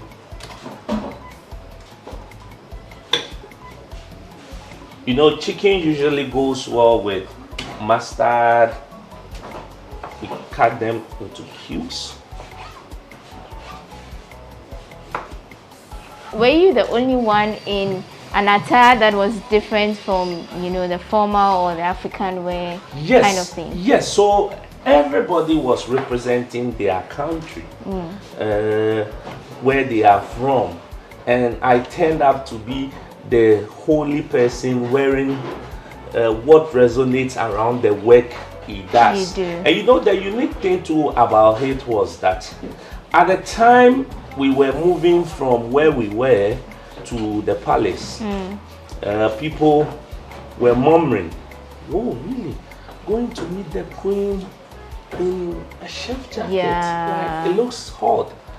And for me, at that moment, I was a bit disappointed that, did I make the wrong choice? Probably. So you were a bit nervous? Yes, about the I outcome. felt sad until I received my award and I realized the chef jacket actually became what attracted Her Majesty's attention. And it has taught me a lot of lessons in this life, that when you make up your mind to do something, however you want to do it, just go ahead. It's not about what people think will say or think about what you're trying to do. At the end of the day, it is your decision. You should be ready to face the consequences, whether good or bad. So now our chicken goes in. We will marinate it. And to marinate our chicken, we use mustard. This mustard. Okay. A bit of chili flakes, so that you get a feel of your chili. Now, at this point, our pan should go on the fire, so that we have it a bit hot. Let's do a bit more mustard, then salt. So simple marinade, nothing too cumbersome. Okay. You have your salt.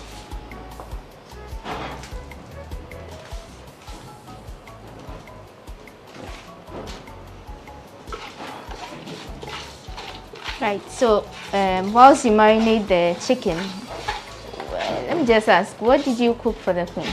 So people talk about the wachi. Actually, it wasn't wachi. Wachi was my favorite meal, and the media blew that. It went beyond that. It's more about different African recipes and it was not just particularly targeted at the Majesty, the Queen. Okay. It was more based on recipes that resonate around Africa. So I got the opportunity to go back. I had the opportunity to visit Jimmy Oliver Foundation as well. And like I keep saying, I keep coming back to the fact that for me, the important thing is what they took you there. Which and is that's Food for All Africa. Yeah. And I want to talk more on Food for All Africa, how that visit benefits the ordinary Ghanaian. If food banking can work for Europe, if food banking can work for North America, why not it working for a country like Ghana? Why doesn't it work for a country like Togo?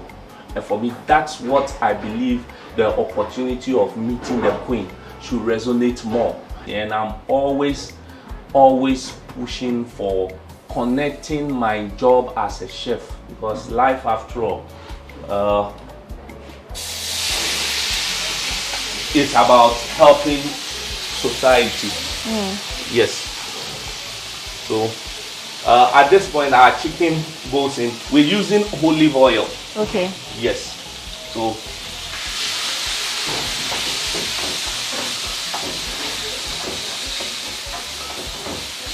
what you are doing is supposed to do what exactly? Yes. So our chicken breast, once we've marinated it, we are grilling. So that will be the main protein source for our chicken. Okay. And then we'll also take off our garden eggs, peels that we'll use for the sandwich. But then you mentioned, Food for All got you to the palace. Yeah. And then through that you were able to meet the Queen and prepare food for her and all of that. How is your visit to the Queen's Palace helping your vision?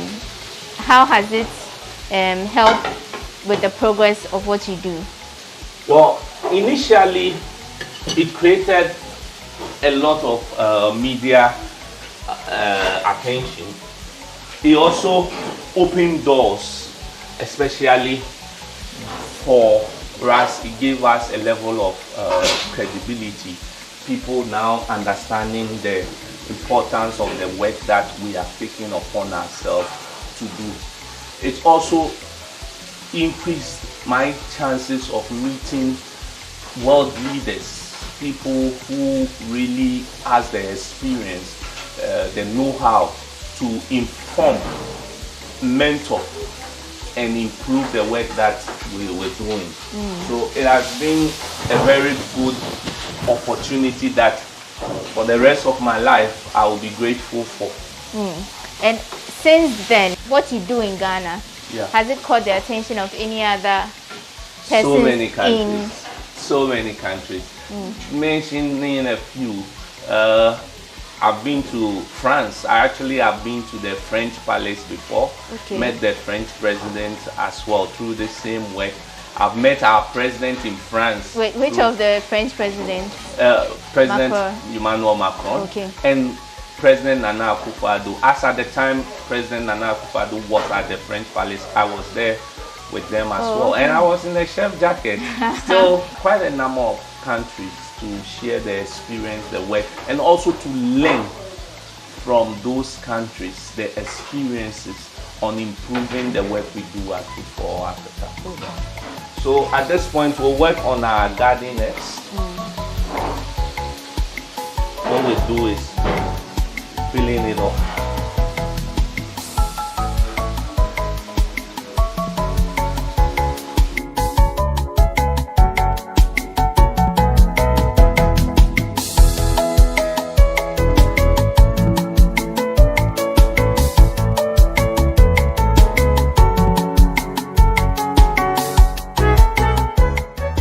So while Chef is doing his thing with his sandwich, we want to interact with some of his staff and find out how working with him and working for Food for All Africa has been so far. My name is Elinam Amuji, and I'm the IT and Logistics Officer. I've been here for 5 years. Elijah is someone that doesn't give up, regardless of whatever is said or whatever is going on. All he does is he takes on the heat, just recomposes himself and then pushes through again. My name is Shehu Ibrahim Babangida. I've been here for 7 months now, into my 8th month. I'm the project manager. His passion for the job and then how concerned he is for people who are privileged on the streets. We could be driving for so many hours and they stop by the road just to stop and then help someone else, feed somebody on the streets. I've been hungry before, so I know how it feels to be hungry. So if someone decides to do something of the sort, why not jump in? My name is Eunice Amoafo-Aboedu. I'm the Administrative Secretary for Food for All Africa. Talking about Chef Elijah, very accommodating. But when it comes to work, he would have to do it. And one thing that inspires me about him is his untiring passion for Food for All, what we do as an organization. And for me particularly, that has been the push for me. You are being inspired to do more, looking at how your boss is very passionate about the job and all that, and seeing smiles on the faces of these beneficiaries we get to, it's satisfying. You get to know that, oh, you're putting a smile on somebody's face. We just heard from Eli, Eunice, and Ibrahim. They are staff who have been working with Chef Amu over time, and those were their testimonies of who this man is. Now let's get back to the cooking and see what is next.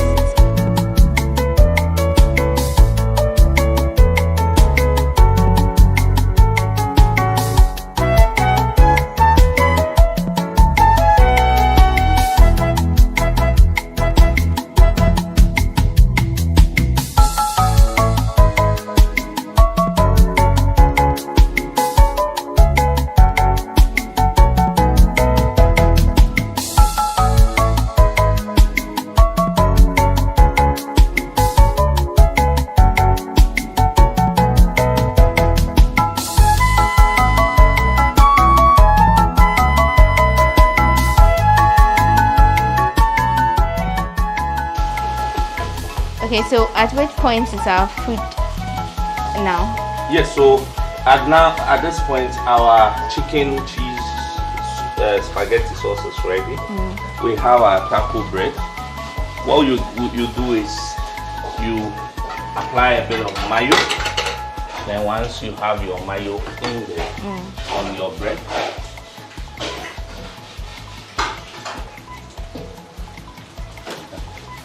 once you have that ready, we pick our chicken out.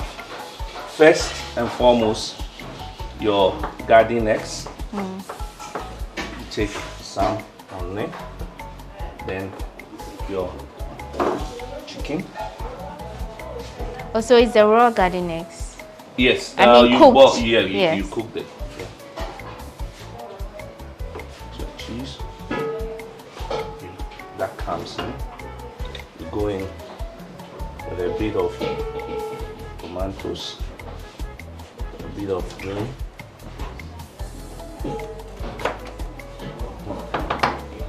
Okay, but while you are completing the sandwich, in all your life as a chef, yes, can you share some of your most memorable and impactful moments that made you feel fulfilled or happy about what you do?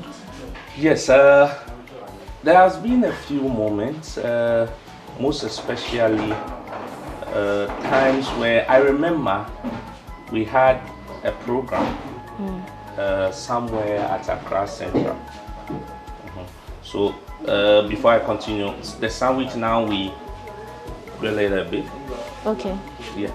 So I remember at a program at Accra Central, there was this group of street children. We provided food to them. a media personnel around was interviewing them to know how often they get food, what was it like. And one of this young boy, what's happened was like, mom dear, I thought there be a your copy be or muye and they beg this that's why no be asana it is a BBC badia meaning they don't always get food. It. So when they get, they will eat till their stomach start paining them. And on days where they don't also get, it goes to the point of pain. Then I got the fulfillment that, look, for us being in between to connect excess food might not cost that much, but it can go a long way to change their life and put smiles on the face of. And that was the point where I knew this was the right thing. At that point, I was balancing my work as a chef in the hotels with the project.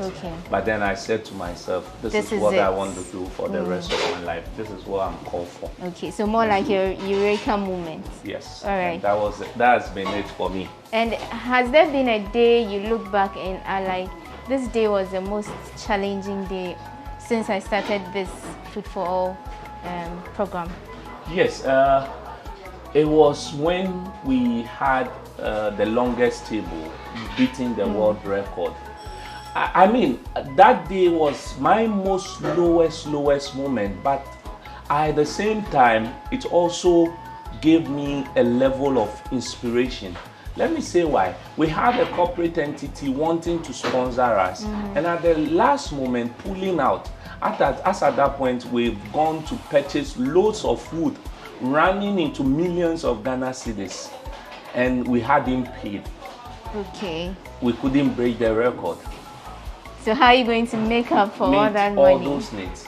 And it was for me the moment that my colleagues, people, young people who believed in the vision, stood in for me to say that, Chef, we might be down, but that's not the end of it. And I'm always grateful to the team back then.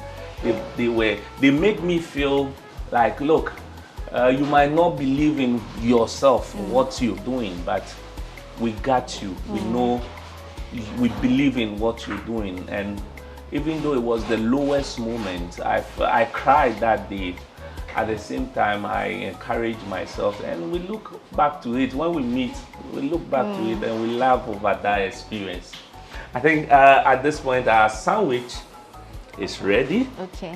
So it actually looks like a shawarma. Shawarma. Yeah. So how different is let me this? Get you tissue. How different is this from that? Well, shawarma is made from the Lebanese bread, which is more fluffier than this. This is more spongy. It's heavy when you take it in. Yeah. So it's ready. It's ready for eating. Yes. This is my favorite part. Thank you. And we need feedback. Okay, so this is what again? The name is quite lengthy. So taco garden egg chicken sandwich. Taco garden egg chicken. Yeah. Made from ingredients we recovered that connects North America to West Africa. It's really good. Like, I've not even dug into it yet, but just the bit I've taken. Let viewers know the real. It's really good.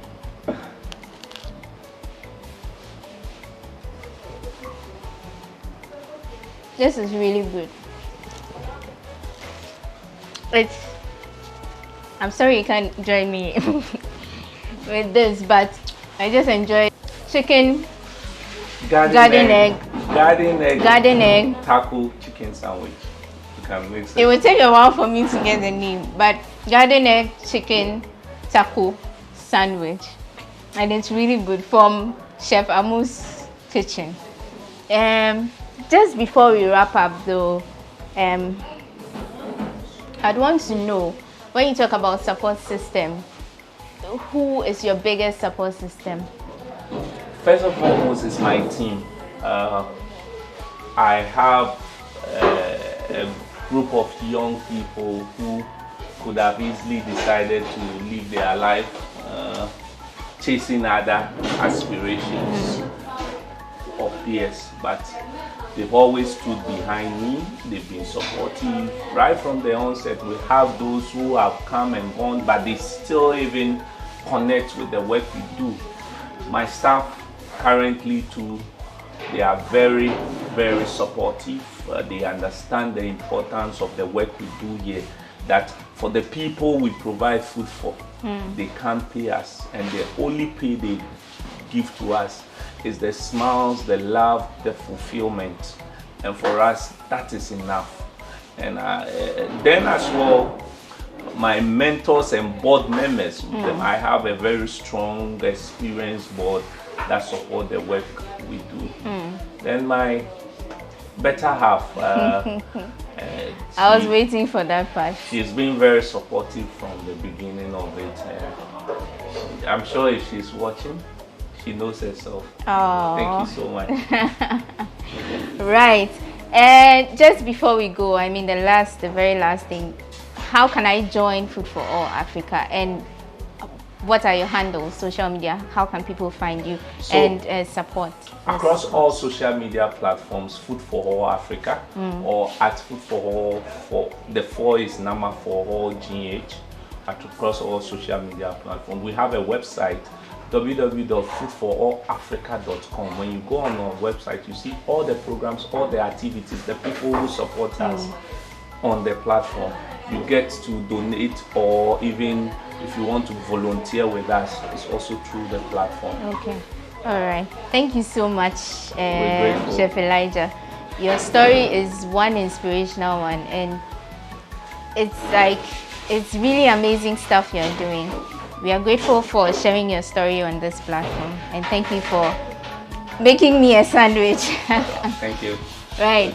You see, I still have my nose mask on. I'm going back to finish my sandwich, but you know, Corona is still around. I have to protect him by wearing my nose mask.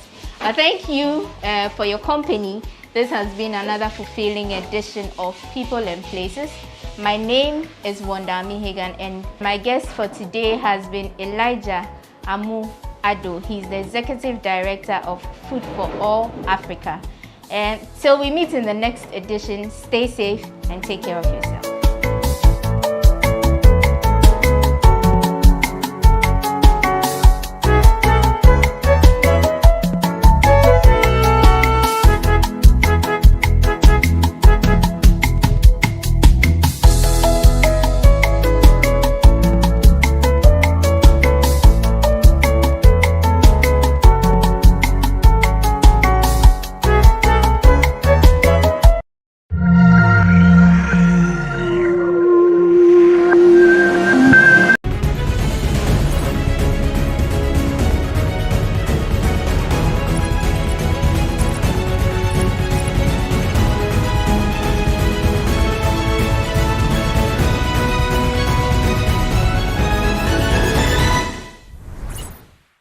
Hello and welcome to another edition of Sports Check here on GhanaWeb TV.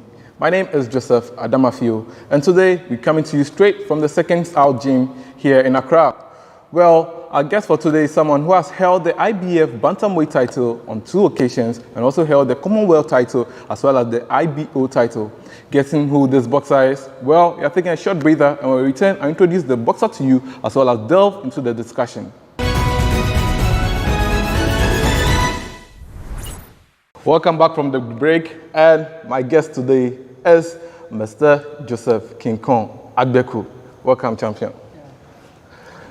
How's everything going? Everything is going well by grace. It's been a long time we saw you in the ring. Was it as a result of COVID or? Yeah, everything has come to a shutdown due to COVID. So COVID has destroyed a lot of plans. What was your plans before the COVID came in? What was your plans? I was supposed to fight in Vegas 25th of April for the WBO final eliminator, and then everything got cancelled because of COVID, and we've been struggling to come back properly. Wow.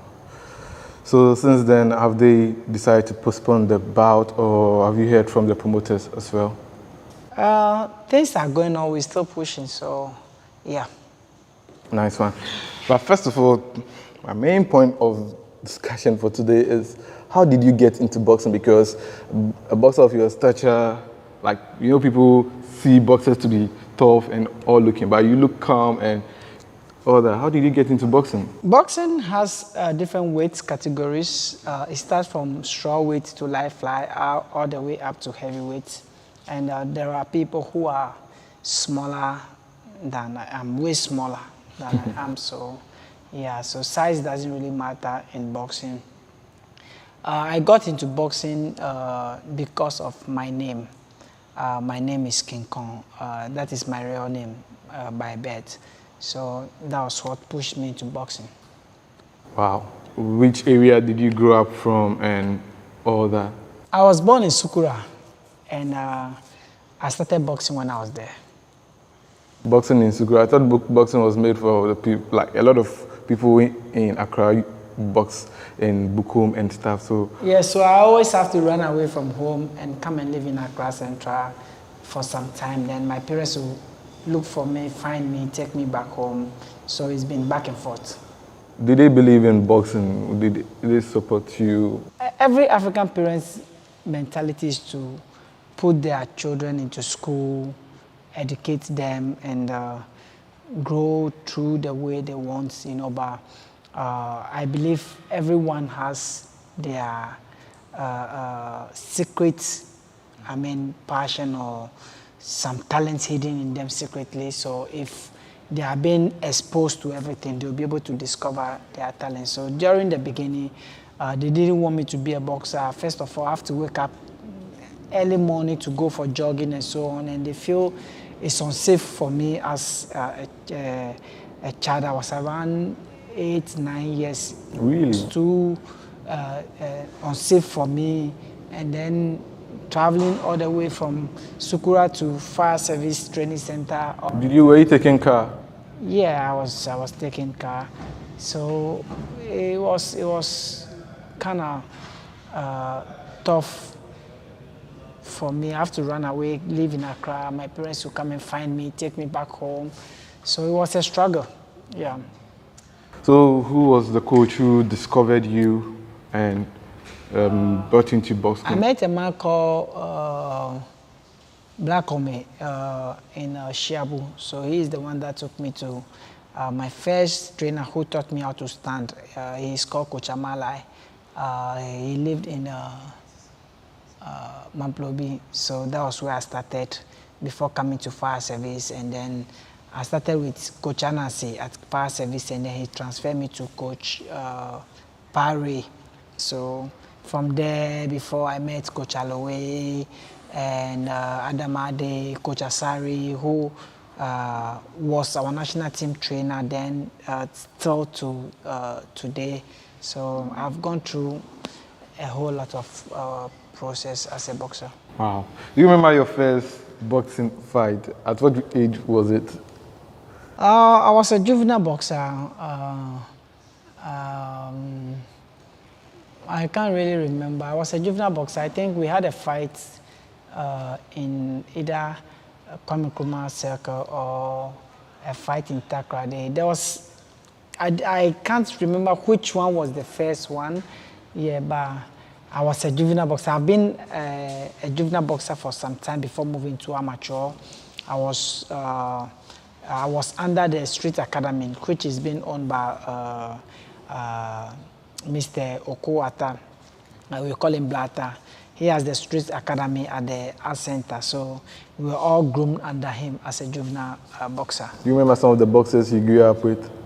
Yeah, I grew up with a lot of very talented fighters. Yeah, very, very talented fighters. Do you remember any of them? I remember all of them. Kindly name some of them so there's one called Alfred Odai. I met him at the juvenile boxing level. He's very strong. He fight like Azuma Nelson. I learned he's also related to Azuma Nelson. I met Malik Jaber. Oh, really? They were my seniors when I came because they've already been in it and they are so good. But when I came, I want to fight all of them. And they would tell me, no, you're a baby, wait, don't fight this one.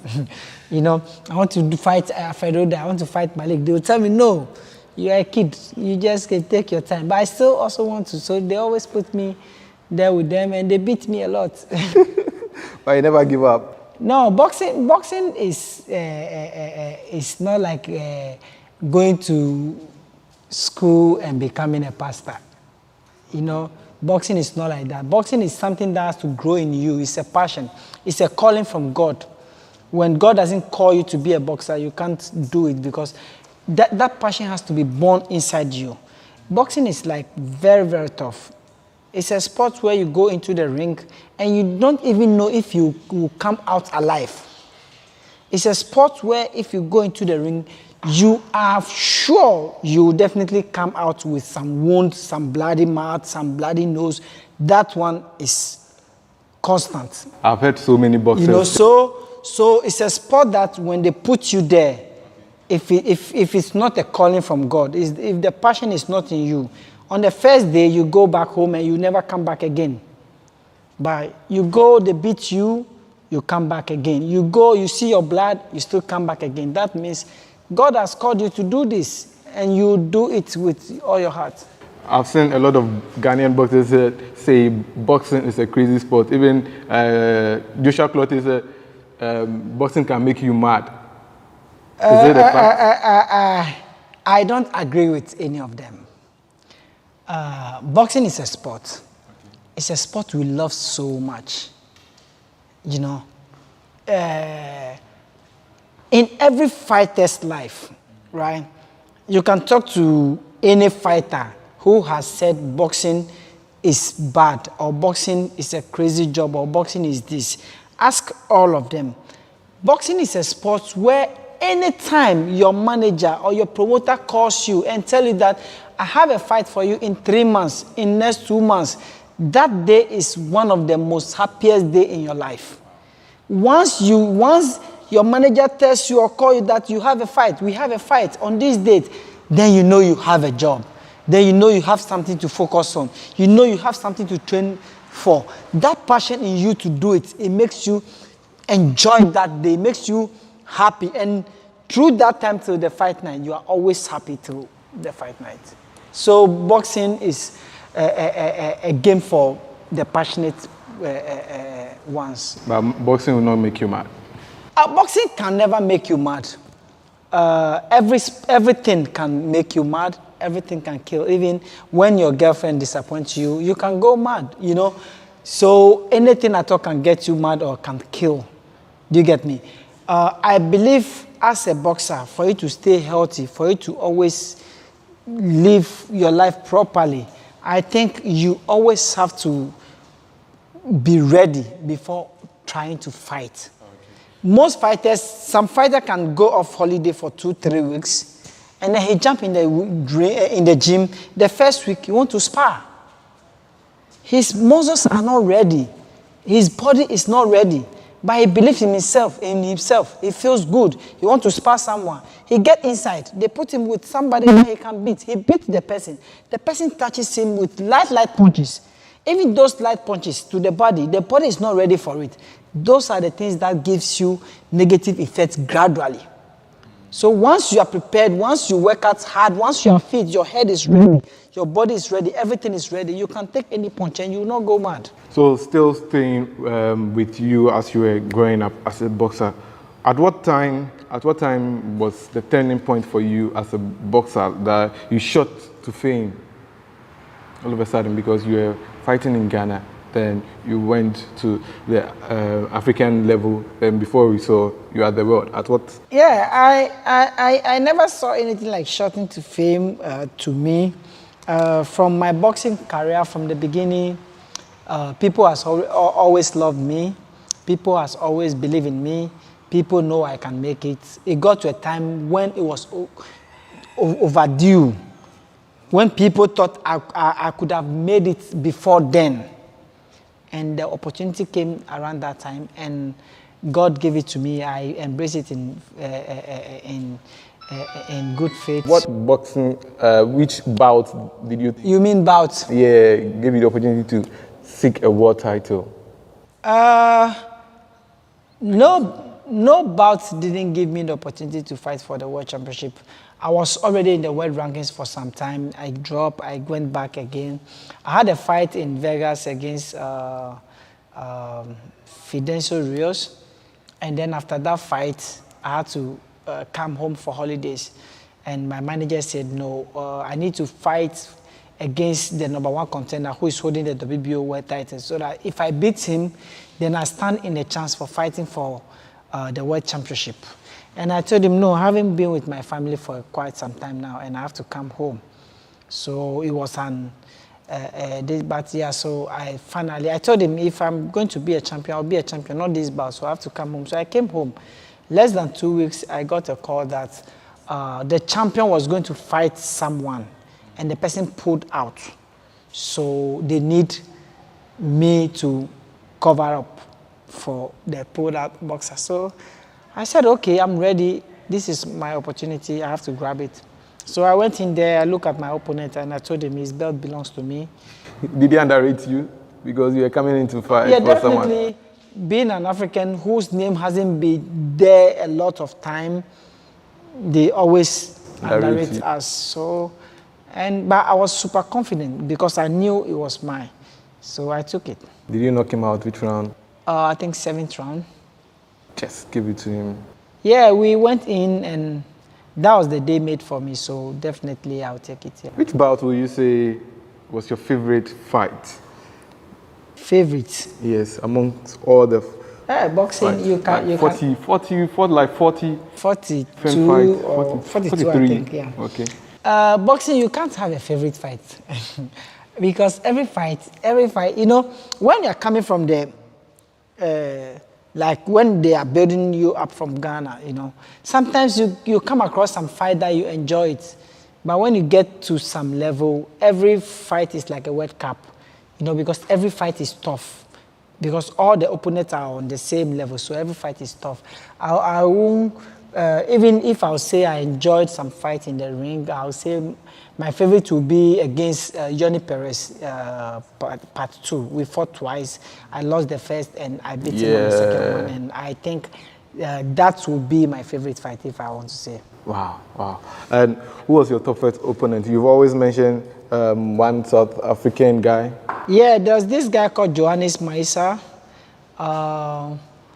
I consider him as my toughest opponent. Why? Because I really suffered in the ring that day, not only from him punching me, but you know, Ghana is a low, South Africa is a higher altitude country, so coming all the way from Ghana to South Africa, you need to stay there for a little longer to acclimatize to their weather, their altitude, and so on. So I didn't get the chance for that. We went in 3 days before the fight, and after the 4th round, I was finished with my fitness, my strength, and my everything. So I have to, fight through from 4th round to 12th round to win, and it was a tough one for me.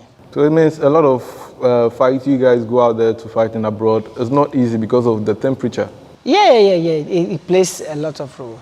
So if like we had the money, you would have preferred that promoters brought the bout to Ghana. If you bring a fight to Ghana, definitely that means you're going to run a big loss because Ghanaians doesn't pay, our government doesn't support. It's not always government. Our government doesn't support, corporate Ghana doesn't support, and fans doesn't buy tickets. So how are you going to make the money? Everything is 0-0 in Ghana. Now things are changing. Now we have online streaming and stuff. People can stream and maybe that will work, but it won't work properly for Ghana. People bet on bouts. You can go to the betting companies, grab a deal with them, and let's say anyone who bets on this fight. We are yet to see boxing growing on that level. Once we have We are yet to see boxing grow to that level. It's working well in the US. We will work on it in Ghana. So on a difficult day in a ring, how do you overcome maybe your weakness? What's your secret weapon in boxing? Because sometimes you see boxers fight and you lose your shoulder, but you can't quit the bout. As a Ghanaian, right? As a Ghanaian, being in the ring, going through a tough time, the only thing that motivates you, the only thing that pushes you for you to be able to, for that skill to come out of you, is to take your mind back home and think about the people that will insult you after losing. You know, after you lose, that is when everybody is going to be a coach. That is where everybody is going to insult you. Whenever you win, everybody praises. But after you lose, you can't take the insult. So whenever your mind goes back to Ghana and you're in the ring and you know this is tough, only that because you want to avoid the insult, it pushes you, it motivates you, it tells you that, come on, you don't want to be insulted. You don't want to let these people down. Let's go all out. And that has, inspired a lot of us. I see. So it means whenever you lost a bout, were you able to sleep? How was the night for you, like, whenever you... You know, coming from Ghana, Ghana is always a tough side. I don't know, when it comes to sports, right? We don't think about a lot of things when we are going to compete as a Ghanaian. The only thing a Ghanaian thinks about, a Ghanaian athlete thinks about, it's his home, his people. So whenever you lose, hey, you can't sleep. You know, sometimes when you go to these social media platforms, you can see some of them coming from there already. You know, but you yourself, you start thinking, what will be my excuse? How to cover up properly? Because Ghanaians will bash you. You know, some way is good, some way is bad. It helps us to, push ourselves to the limit, but sometimes too, it kills some spirit as well. All right, you are still watching Sports Check here on GhanaWeb TV. You are taking a short breather. When we return, we'll continue with the conversation.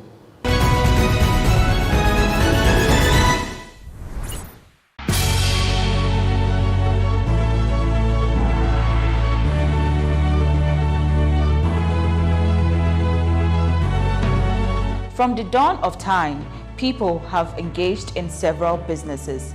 With the onset of technology and innovation, life has relatively been made easier. By using debit or credit cards, mobile banking. Thank you. And your favorite, mobile money? Tech has indeed married business.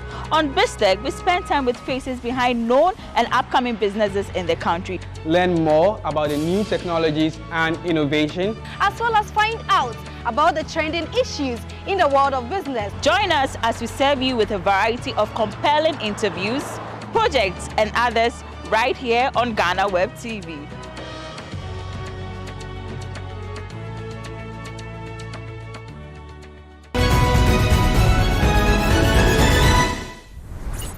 All right, you're welcome back from the break. I'm still here with the two-time bantamweight champion, straight from Ghana, Agbeko.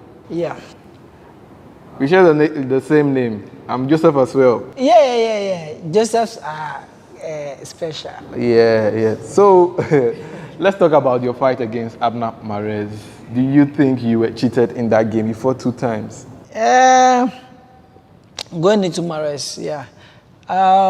Yes, of course, the first fight I was cheated hugely. And then I think the rematch did me a lot of harm. I remember that bout. I was a kid. I won't tell you the level of my education when I was watching that fight, but I was very young, and that was the first time I had something like below the belt, because Mares was punching you below the belt and the points weren't deducted. So at that time, what was going through your mind when the results came out that he had won the bout? I would say we as African, we have to do our best to be able to, to value ourselves and to be able to support our own, you know. If Africans start supporting each other, I think we will grow in every aspect. I was cheated in that fight due to the low value of an African athlete in the US. The reason why I put it that way is that Africans doesn't bring anything to the table. You know, Africans doesn't buy tickets. Very few Africans pay for pay-per-view to watch boxing. You know, Africans doesn't support themselves. So when you put it on a business side, they don't value Africans that much, because if they match you up as an African against a Mexican, Mexicans watch boxing more than anybody in this world. And the Mexican is their money. If he keep on winning, they keep on making more money. If the African win, he's just going to take his belt to for a village in Africa and bring it back. But they think if a Mexican win, it is money for them. So because of that, they treat we the Africans anyhow they want to treat us. Which promotions were you under? Was it Donkin? I was under Donkin promotion, so it was Donkin and Goody Boy promotion. At some point, some people thought, okay, they just wanted to give the title to Mares just because they wanted him to shoot to fame. Yes, because he's a Spanish. It's American Spanish. It's a Mexican. And business-wise, if he wins, they will make more money. When I qualified De La Hoya, I won. I beat De La Hoya. If anyone says De La Hoya won that fight, doesn't know boxing. I did won easily. He won. If you watch the rounds, he won. But he can't get it. He's from Africa. De La Hoya is golden boy. He brings the money. He's the one that they pay to watch him pay-per-view. He's number one. Why would you take it away from him for Ike? So they always do everything possible to protect their money. Either you are a black American, or you are a white, or you are a Spanish, you are their money. They have to protect you. If Africans try to support each other, they will value us. When we are fighting, they will be able to give us equal right. So how did your breakaway from Donkin happen?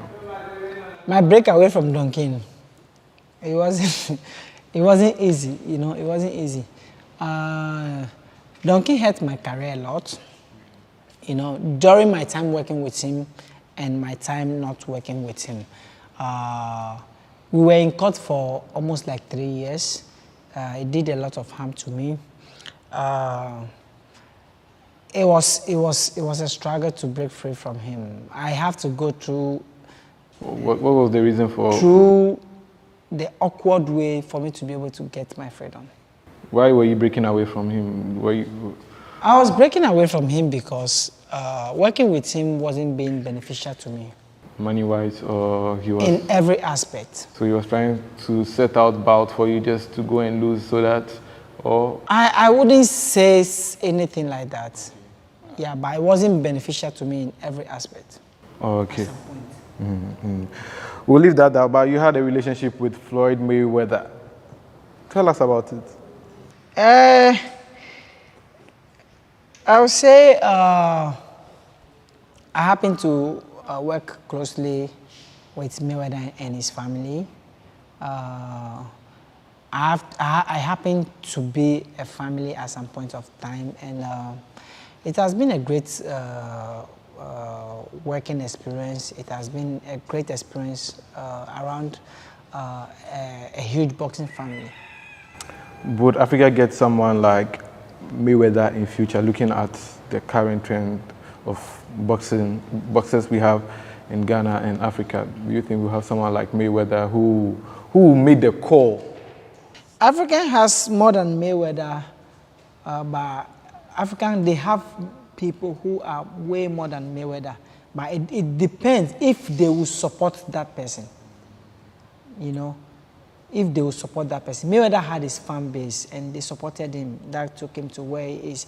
African, when you grow, your fan base leaves you. Your fan base can only shout for you, hail you when you win, insult you when you lose, but they never support in any way.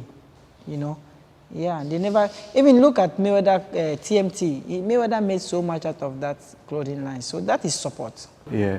So still staying with boxing, I realized that some boxers take time to defend their bout, their titles and stuff. For instance, when you take Mayweather, he sometimes fights 2 to 3 times a year.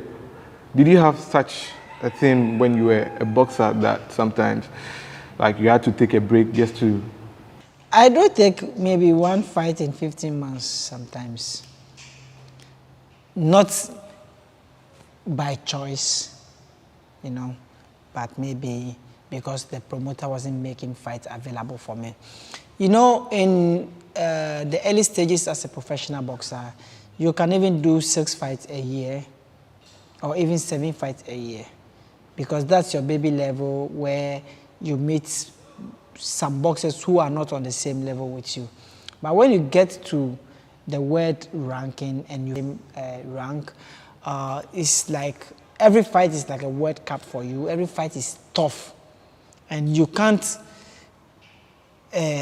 You wouldn't want to, be in a tough fight like 6 fights a year. They are all tough. They all need special preparation. So at least 2, 3 a year should be enough. The reason I asked you that question was that recently we've had boxers who had world titles. I can mention Isaac Dobe and Richard Comey. They won the title within 2 or 3 months after defending 1 or 2. Then they lost the title just because they were defending their titles within a short time. I'll say. Is there a way to prolong it, maybe? I'll say having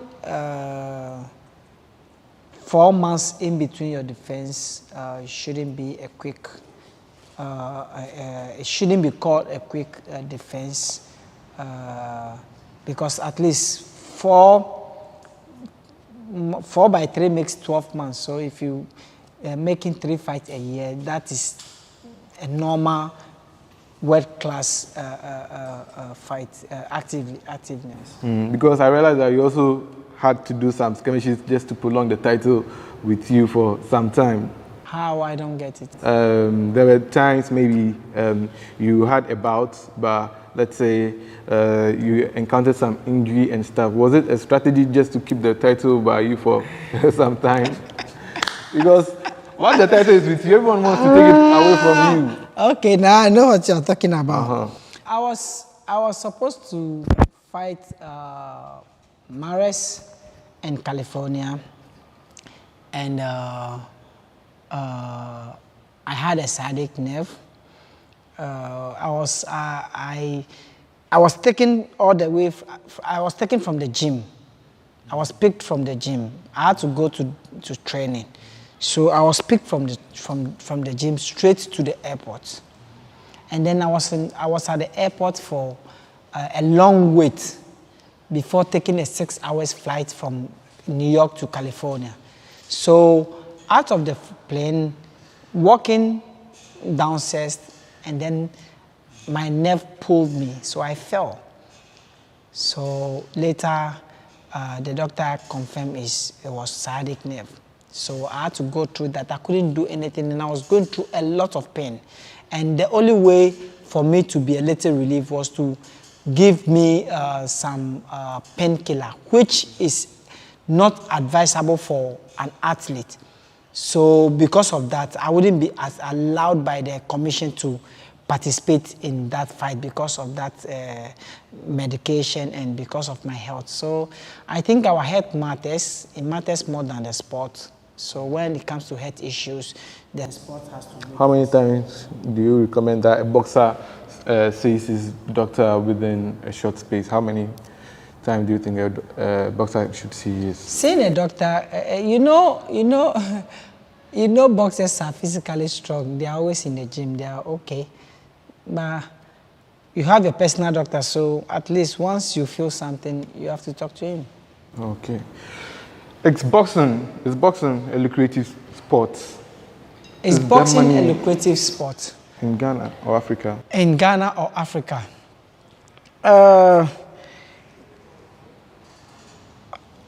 From growing up to this level, what I know is that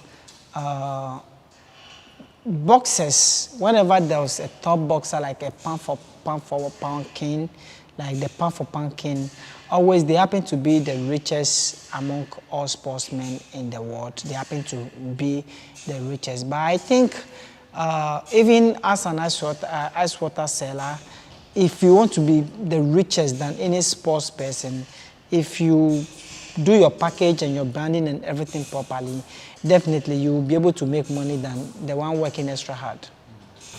Have you made money from boxing? Have I made money from boxing? I'm rich. Wow. Yeah. Which bout made you the most money? Like which bout? I don't talk money. I don't talk money. I talk career. I talk achievement. I feel money is a plus. I feel money is a plus. I didn't get into boxing because of money. I got into boxing because I had the passion for it. I love it. I enjoy it when I'm inside there. And when money comes, that is a plus for it. When I say I'm rich because I feel fulfilled inside. You know, money or no money, we all do any sports, we do our business or whatever because we want to earn a living. But you have to love what you are doing. And I really love what I've done in the past and what I'm still doing, and that is my interest. So you don't want to mention which bout made you the most money? I don't talk money. Well, in I think 2016, the boxing arena was set up, but for quite a number of times. Last year, I can remember the number of times there was bout at the arena. The previous year, that was 2019, I think 3 bouts. This year, you've only had 1 bout. That's Michael and Sam. What do you think? What's wrong with promoters putting up bouts? Is the Bukom Arena expensive for promoters to set out? Because you also have your own promotion. Business-wise, I don't think the arena is supposed to be at Bukom.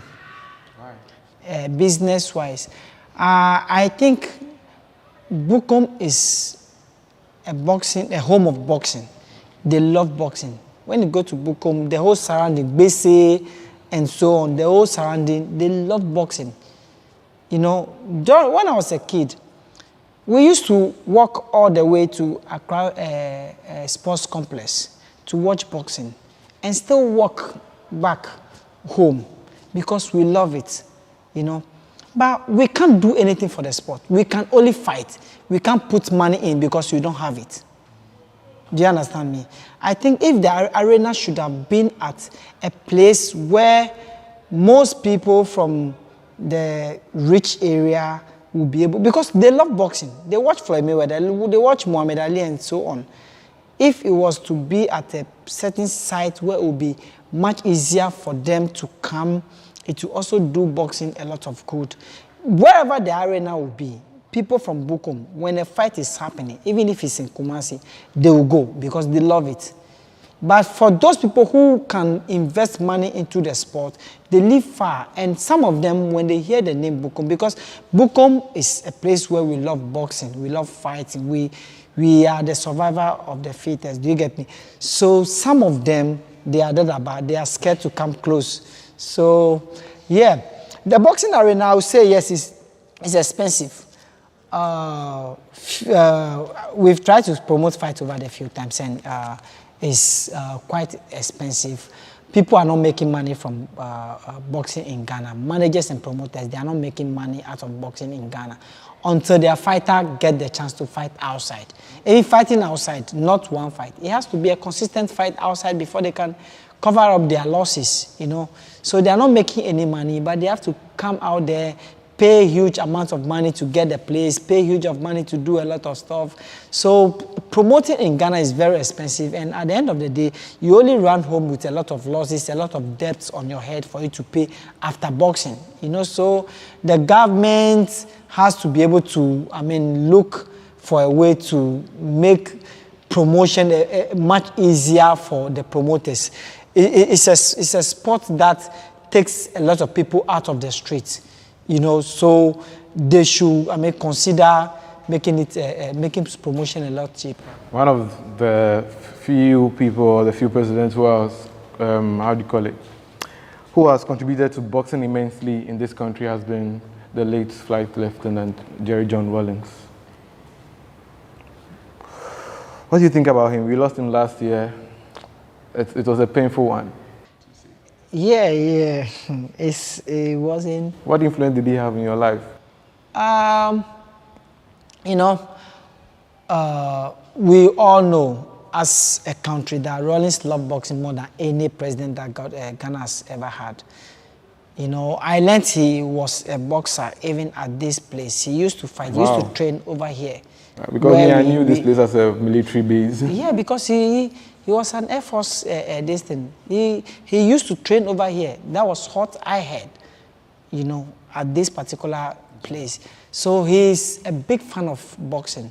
There was a picture of him and Azuma Nelson. That picture inspires me a lot, and it will inspire a lot of generation.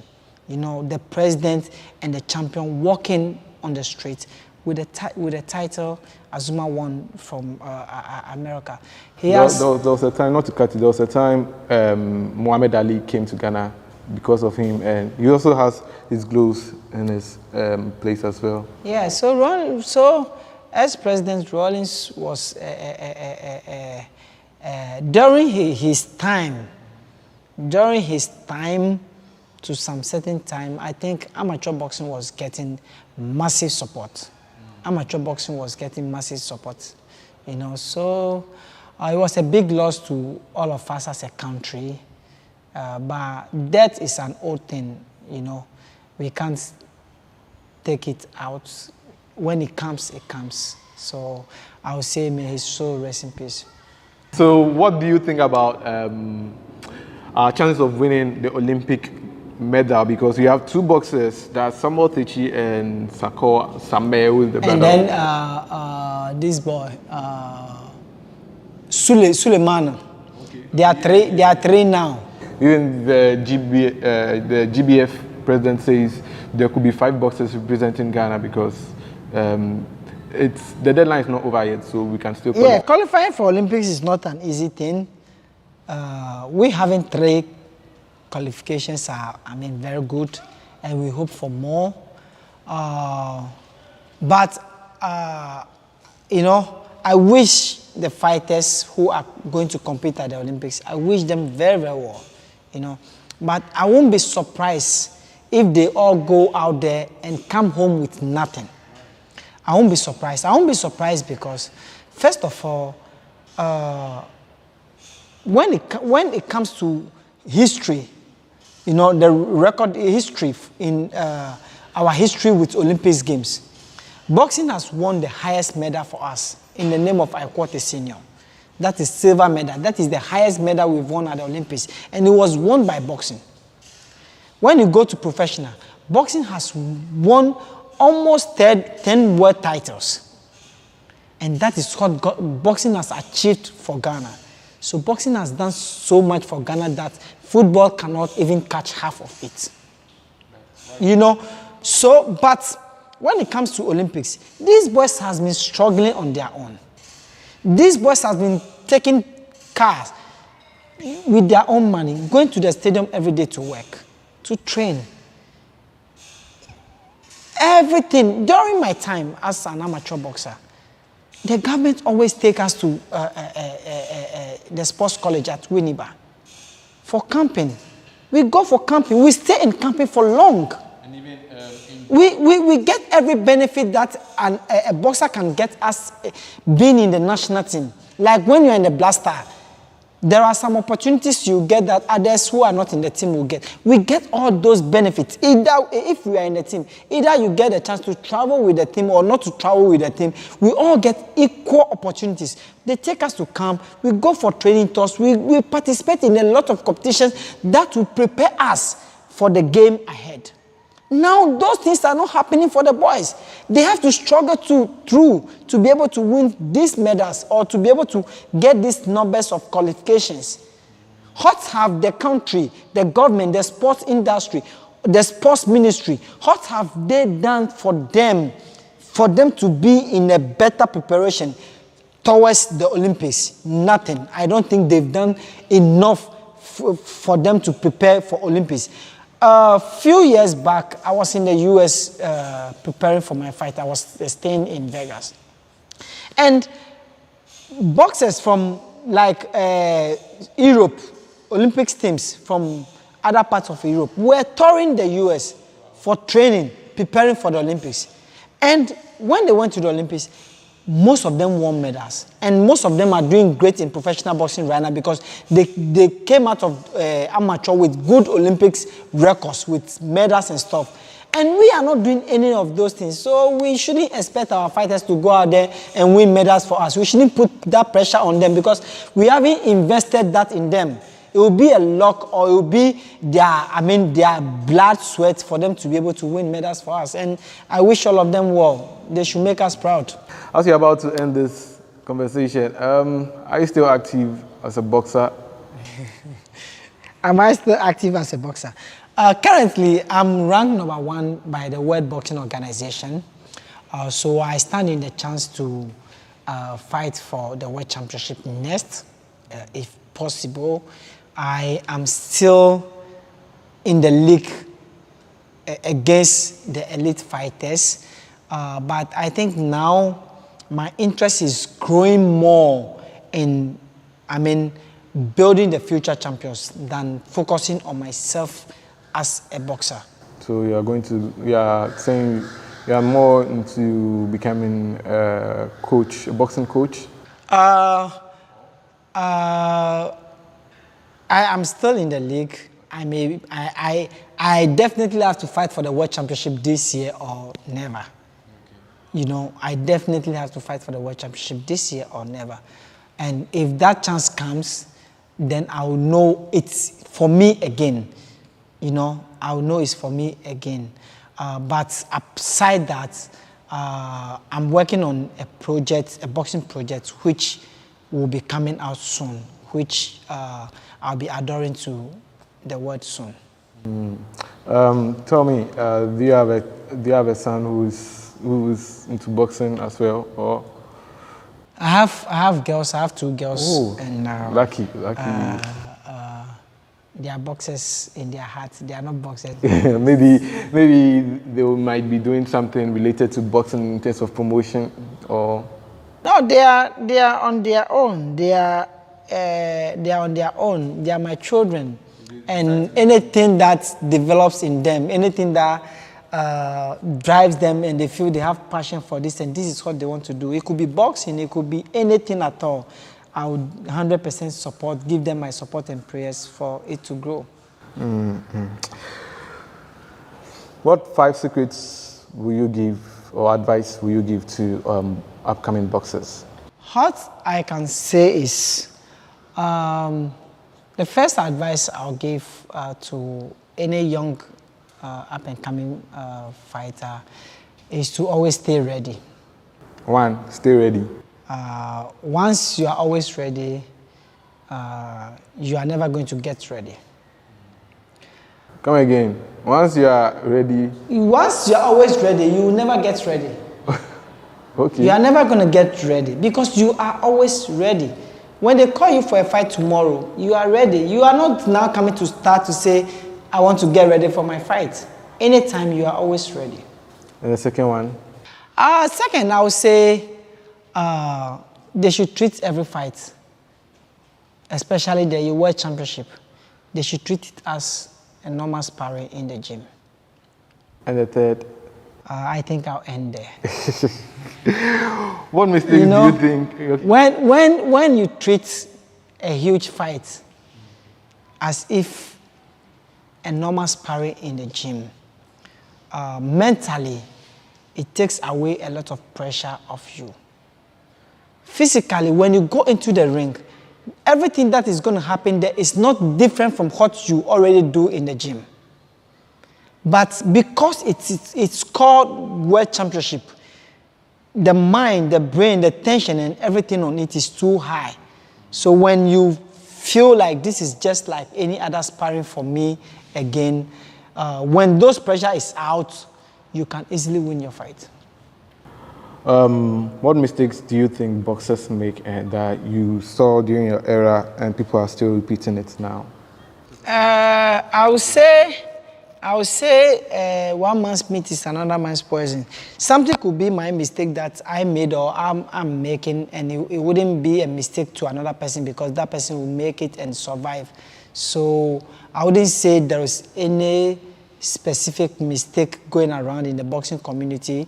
All I can say is that we as a boxers, and especially the younger generation, they should know how to, hail, praise, or even worship people like D.K. Poison, people like Azuma Nelson, people like the late Alfred Kote, like Bazooka Kote, and every fighter who has been able to achieve that glory called world title. You know, as higher as you will be in the sport, the ones that has made it before you came, they should, learn to pay some love and respect to them so God can tap on those blessings and give them more of whatever they are winning. What do you want to be remembered for? How do I want to be remembered for? I want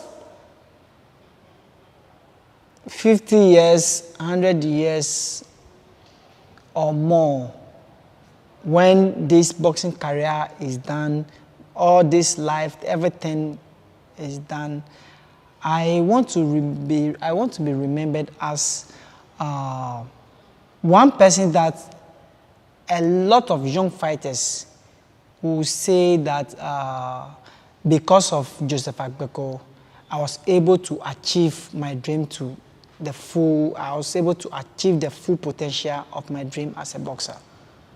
That is what I want to be remembered for. Thank you for your time. This has been another edition of Sports Check here on GhanaWeb TV. My name is Joseph Adamafiu, and our guest for today has been... My name is Joseph Agbeko. Catch you another time. Thanks for watching.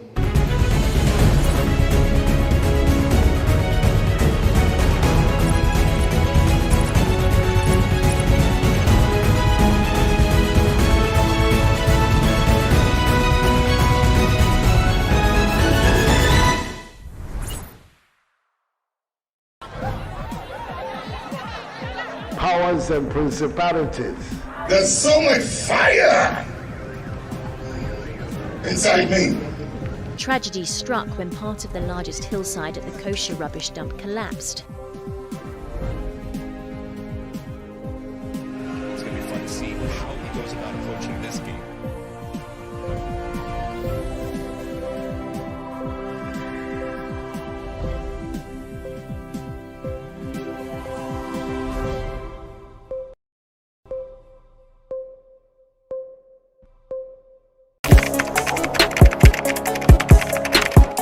We table issues relating to the arts and entertainment for a riveting discussion, of course, without fear nor favor. The question the presenter asked them was a dumb question. You need to speak the fact and move.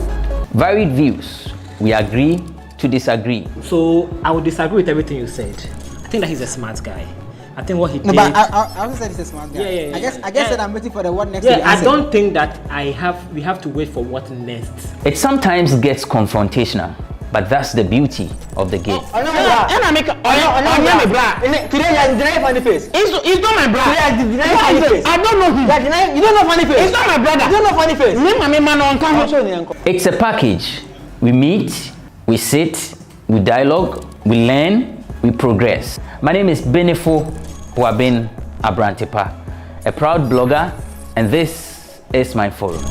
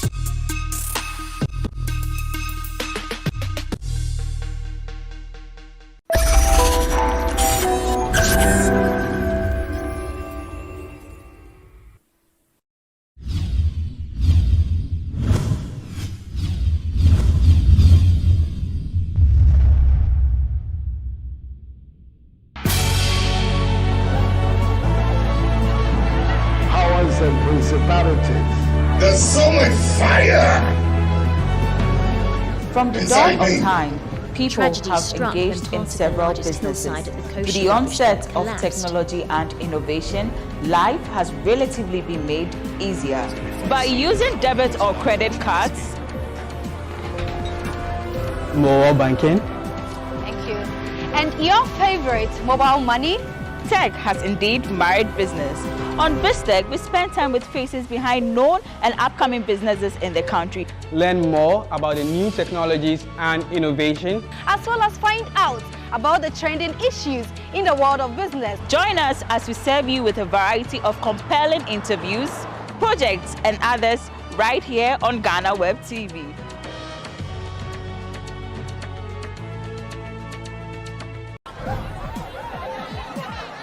Powers and principalities. There's so much fire inside me. Tragedy struck when part of the largest hillside at the kosher rubbish dump collapsed. It's going to be fun to see how he goes about approaching this game.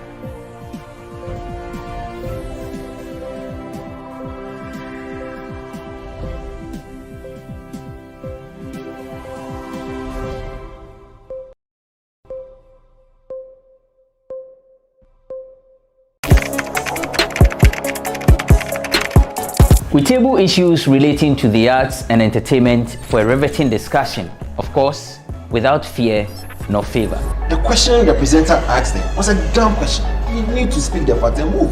Varied views. We agree to disagree. So I would disagree with everything you said. I think that he's a smart guy. I think what he did. No, but I also said he's a smart guy. Yeah. I guess that I'm waiting for the what next. Yeah, I don't think that we have to wait for what next. It sometimes gets confrontational, but that's the beauty of the game. Today you funny face. It's not my brother. Funny face. I don't know him. You don't know funny face. It's not my brother. You don't know funny face. It's a package. We meet, we sit, we dialogue, we learn, we progress. My name is Benefo Huabin Abrantepa, a proud blogger, and this is my forum.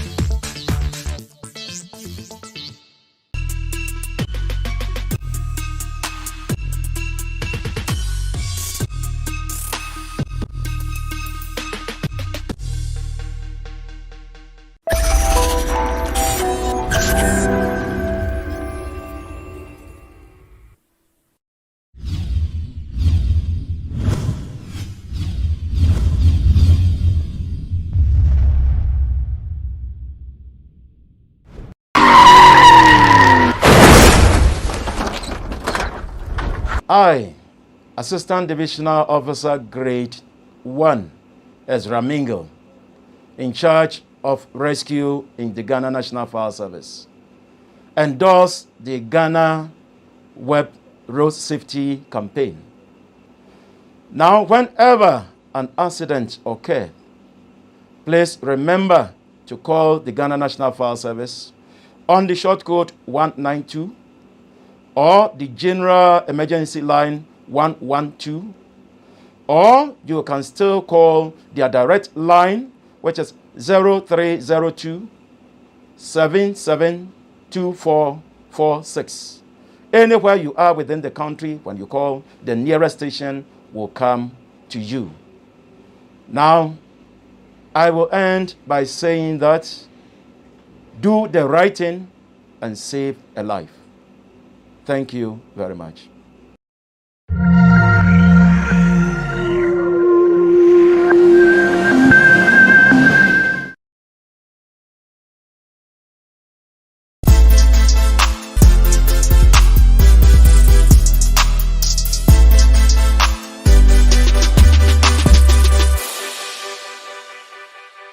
There's a saying that when the lioness storms out of the bushes, the house cat vanishes. Yes, our guest for today is a lioness. She is an internationally recognized Afropop singer and songwriter who hails from the Upper West region, Sisala to be precise. I know you are itching to find out who this amazing young woman is, but let's do so after this break.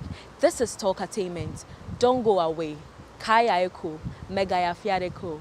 I'll be right back.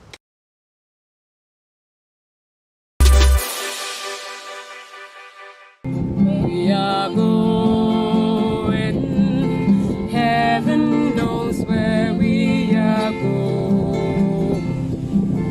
We know we will get there. Boom, boom, boom, boom, boom,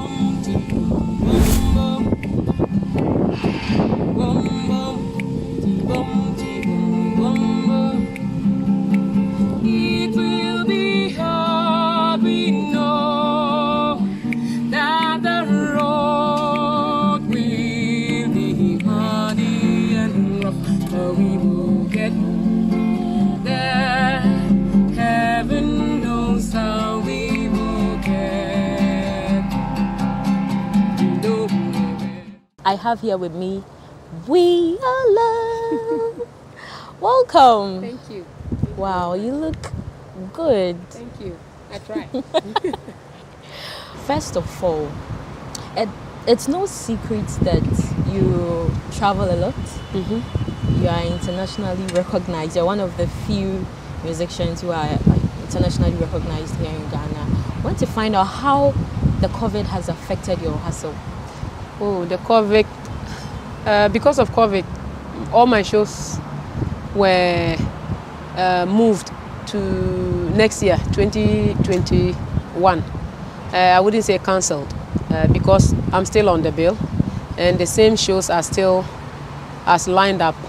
A few will have to readjust, maybe because some people will not be around, and then they'll have to move the venue to different places. But I think at the end of the day, I lost this year. I won't be performing 53 shows. Seriously? Yeah, 53. Wow. Yes, 53 shows.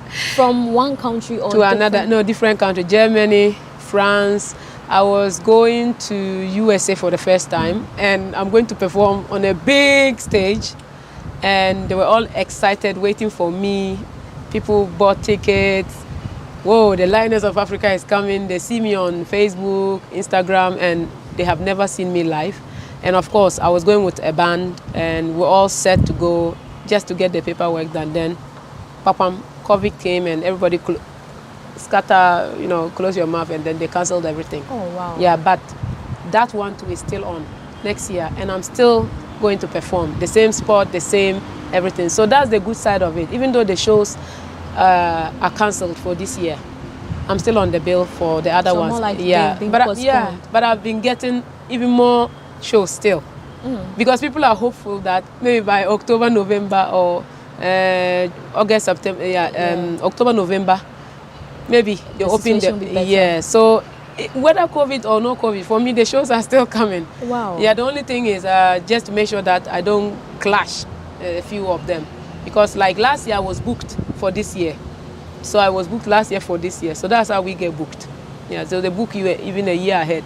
Wow. Yeah. So how was the arrangement like? Were you paid like up do you have those monies that, like because I've been paid, I need to fulfill my obligation? Well, for us, when you confirm and you have signed the contract that you are going, then if that contract says you get half the money, then when you get off the stage, they pay the rest, or you finish performing before they pay you, then so be it. Okay. But for us, we like to take half before we go, because if I say I won't take half, then I stop myself from performing at other shows just because of one gig, and later it's cancelled.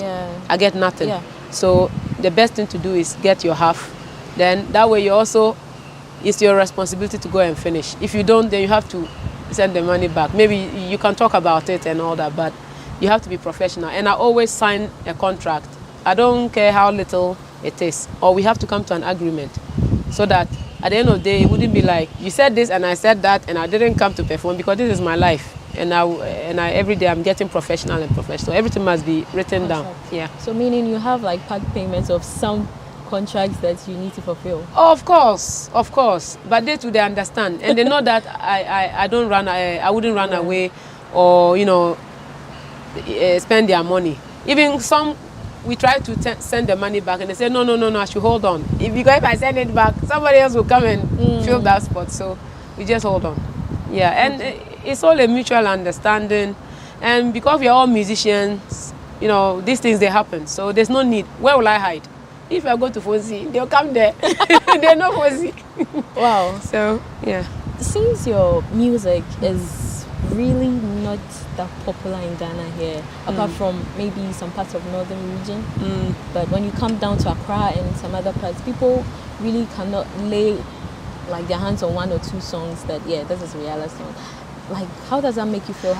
First of all, when I started, it wasn't popular the whole Ghana, including the northern region, if I'm being honest. But now, if I hear people say my music is not popular in Ghana, it's a big lie. I'm probably not paying for hype or looking for controversial things to do that will keep me in the news, because I don't work like that.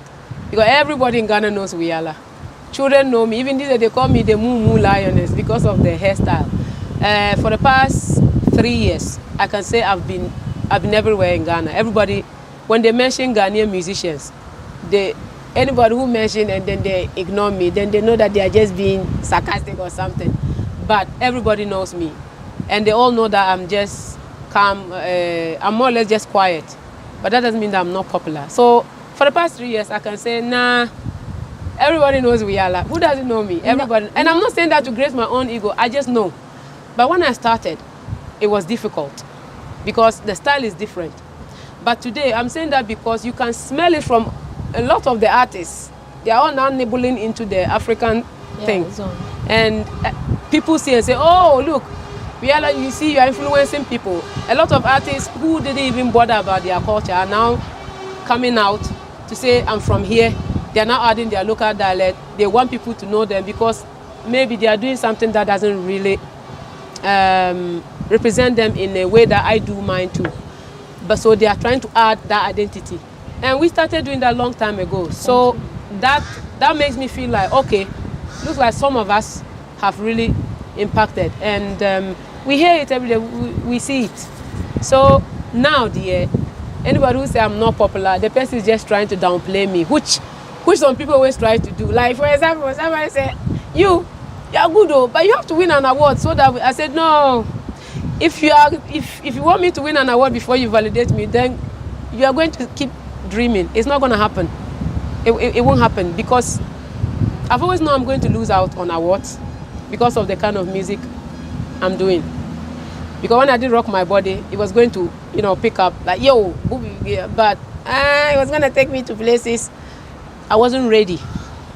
I can always do songs like Rock My Body later, but when I started the Tinambai Africa, it's very obvious. The Fela Kutis, the King Aisobes, the Atongo Zimbes, the Angelique Kidjo. When did Angelique win Grammy? Just recently. She's 60 years old. You think Angelique shouldn't have won a Grammy long time ago? But all that still inspires me. If it will come, it will come. But I don't want anybody to use awards to make me feel like I have not arrived. I arrived long time ago. Yeah. Yeah. There's no doubt that you're very popular in the country. There's no doubt. But I'm referring to your songs. Yes.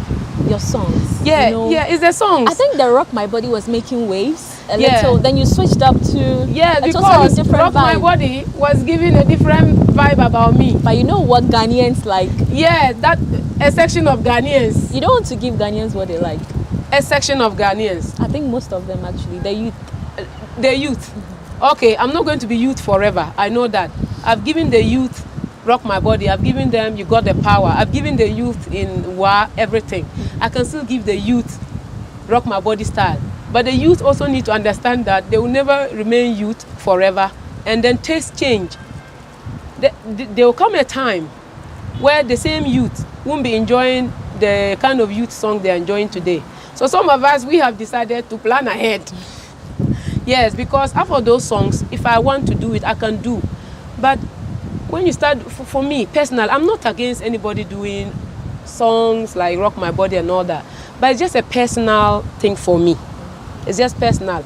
I look at where I'm coming from and what I've been through, and I've gotten an opportunity to be this big, and Charlie, even, look, I would have continued with songs like Rock My Body, even more crazier songs. And if I had been doing that, I swear, like, I'll be Artist of the Year every year. In fact, nobody would have, because the kind of songs I would do, I will rap, I will do everything. Wow. I will cause commotion, but my sister, I asked myself, what will I get from it? Because here, royalties don't pay. Because elsewhere, no matter how crappy the song is, once it catches fire and everybody gets excited, you get money. Yeah. But here, it doesn't happen like that. So why would I waste my time to do a song like that? Do you feel underrated in the music industry? I wouldn't say underrated. I think when I started, yes, I used to feel like that. But now I don't really care. I don't even know whether I'm underrated or uprated or what. I'm just there. And I'm not, maybe because I'm not involving myself in a lot of what is going on, maybe beefing and all those bullshit things happening. People say I'm underrated. I don't feel underrated. But people sometimes do say I am underrated. And I don't really like that word, because I refuse to say I'm underrated. I am not underrated, because that word is not a good word. And the more, if you keep thinking like that, it means you haven't arrived. That's the same thing I'm going by. When they say I'm underrated, it means I haven't arrived. But it's just a section of Ghanaians. Because there are also Ghanaians in Ghana here that paid to come and watch me at Alliance Française. They didn't come for free. They paid about 50 cedis to watch, and the place was full. So we have different markets here. We have the youth, like you have said, and we have the ones that also come and watch and just want to sit there and enjoy. I can do for both. But maybe before I go back to my Rock My Body days and do something for the youth, let me make something small, so that when I'm fooling, I know I have something in my bank account to go back and follow. If not, I would die of hunger. Wow. So the youth, I'm not against their music and all that. Of course, I can sing and I can always feature, but they need to understand I won't be young forever. How difficult is it to become a successful musician in Ghana? It's very difficult for everybody, both male and female. Both male and female musicians. It's very difficult because the music, people don't buy music in Ghana. Like I said, you don't get royalties. You come up and everybody has their own opinion about you. If you're not strong, you will hide. And a lot of the noise and the bashing, especially with the women musicians, most of us are really emotional and a bit shy. So because of that, you see the person will start with full vim and small insult, then they don't encourage.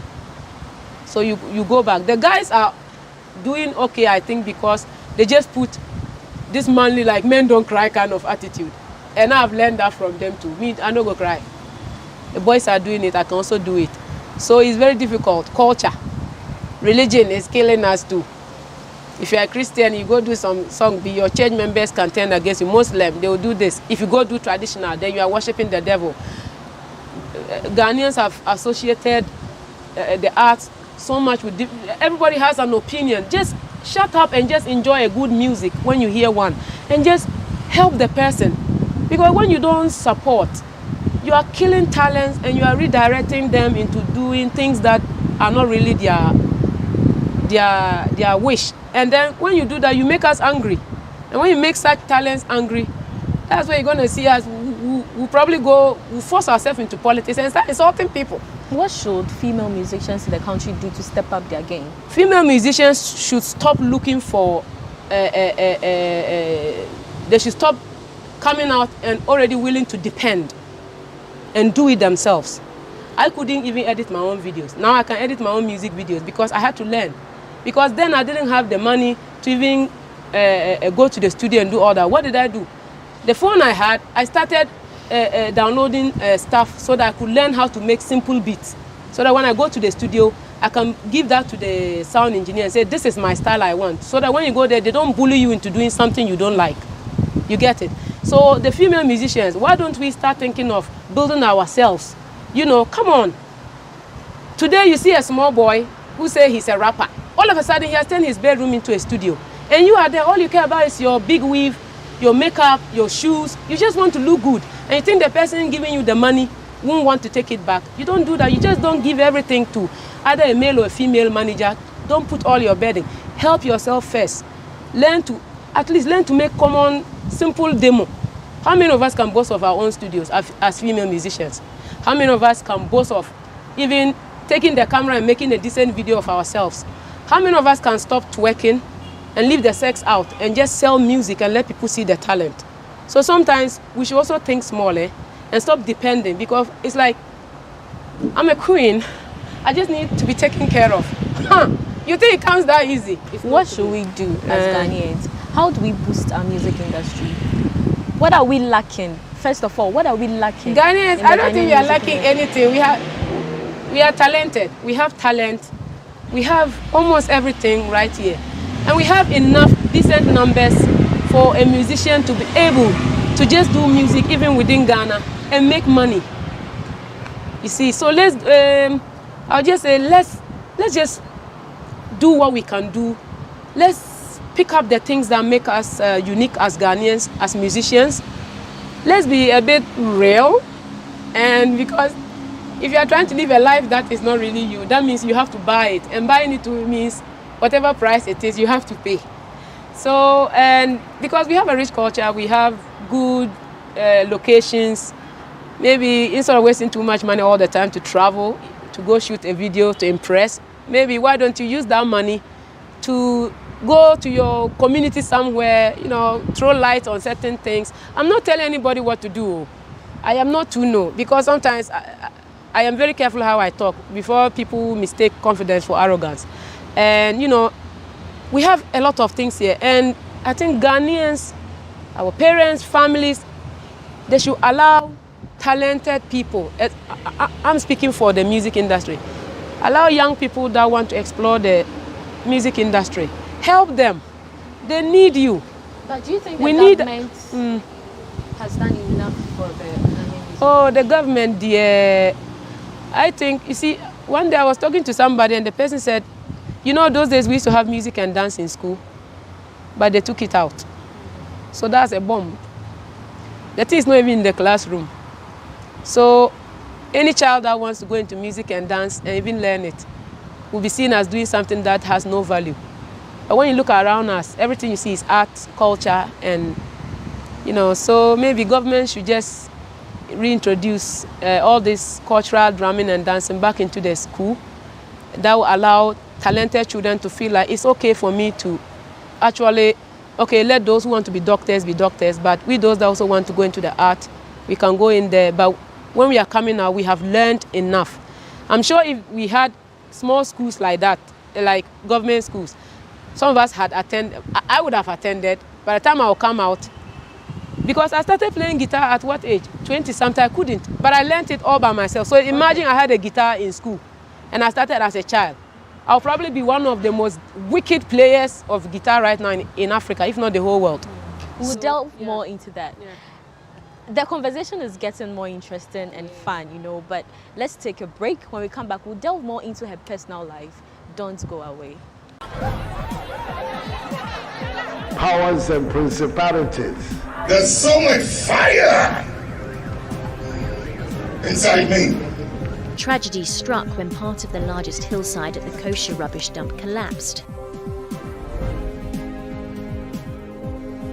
It's going to be fun to see how he goes about approaching this game.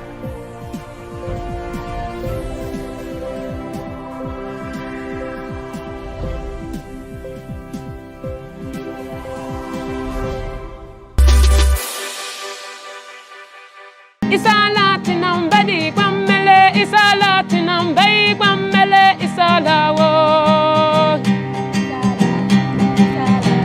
Isalatinam badi kwamele, tinam bai kwamele, isalawo.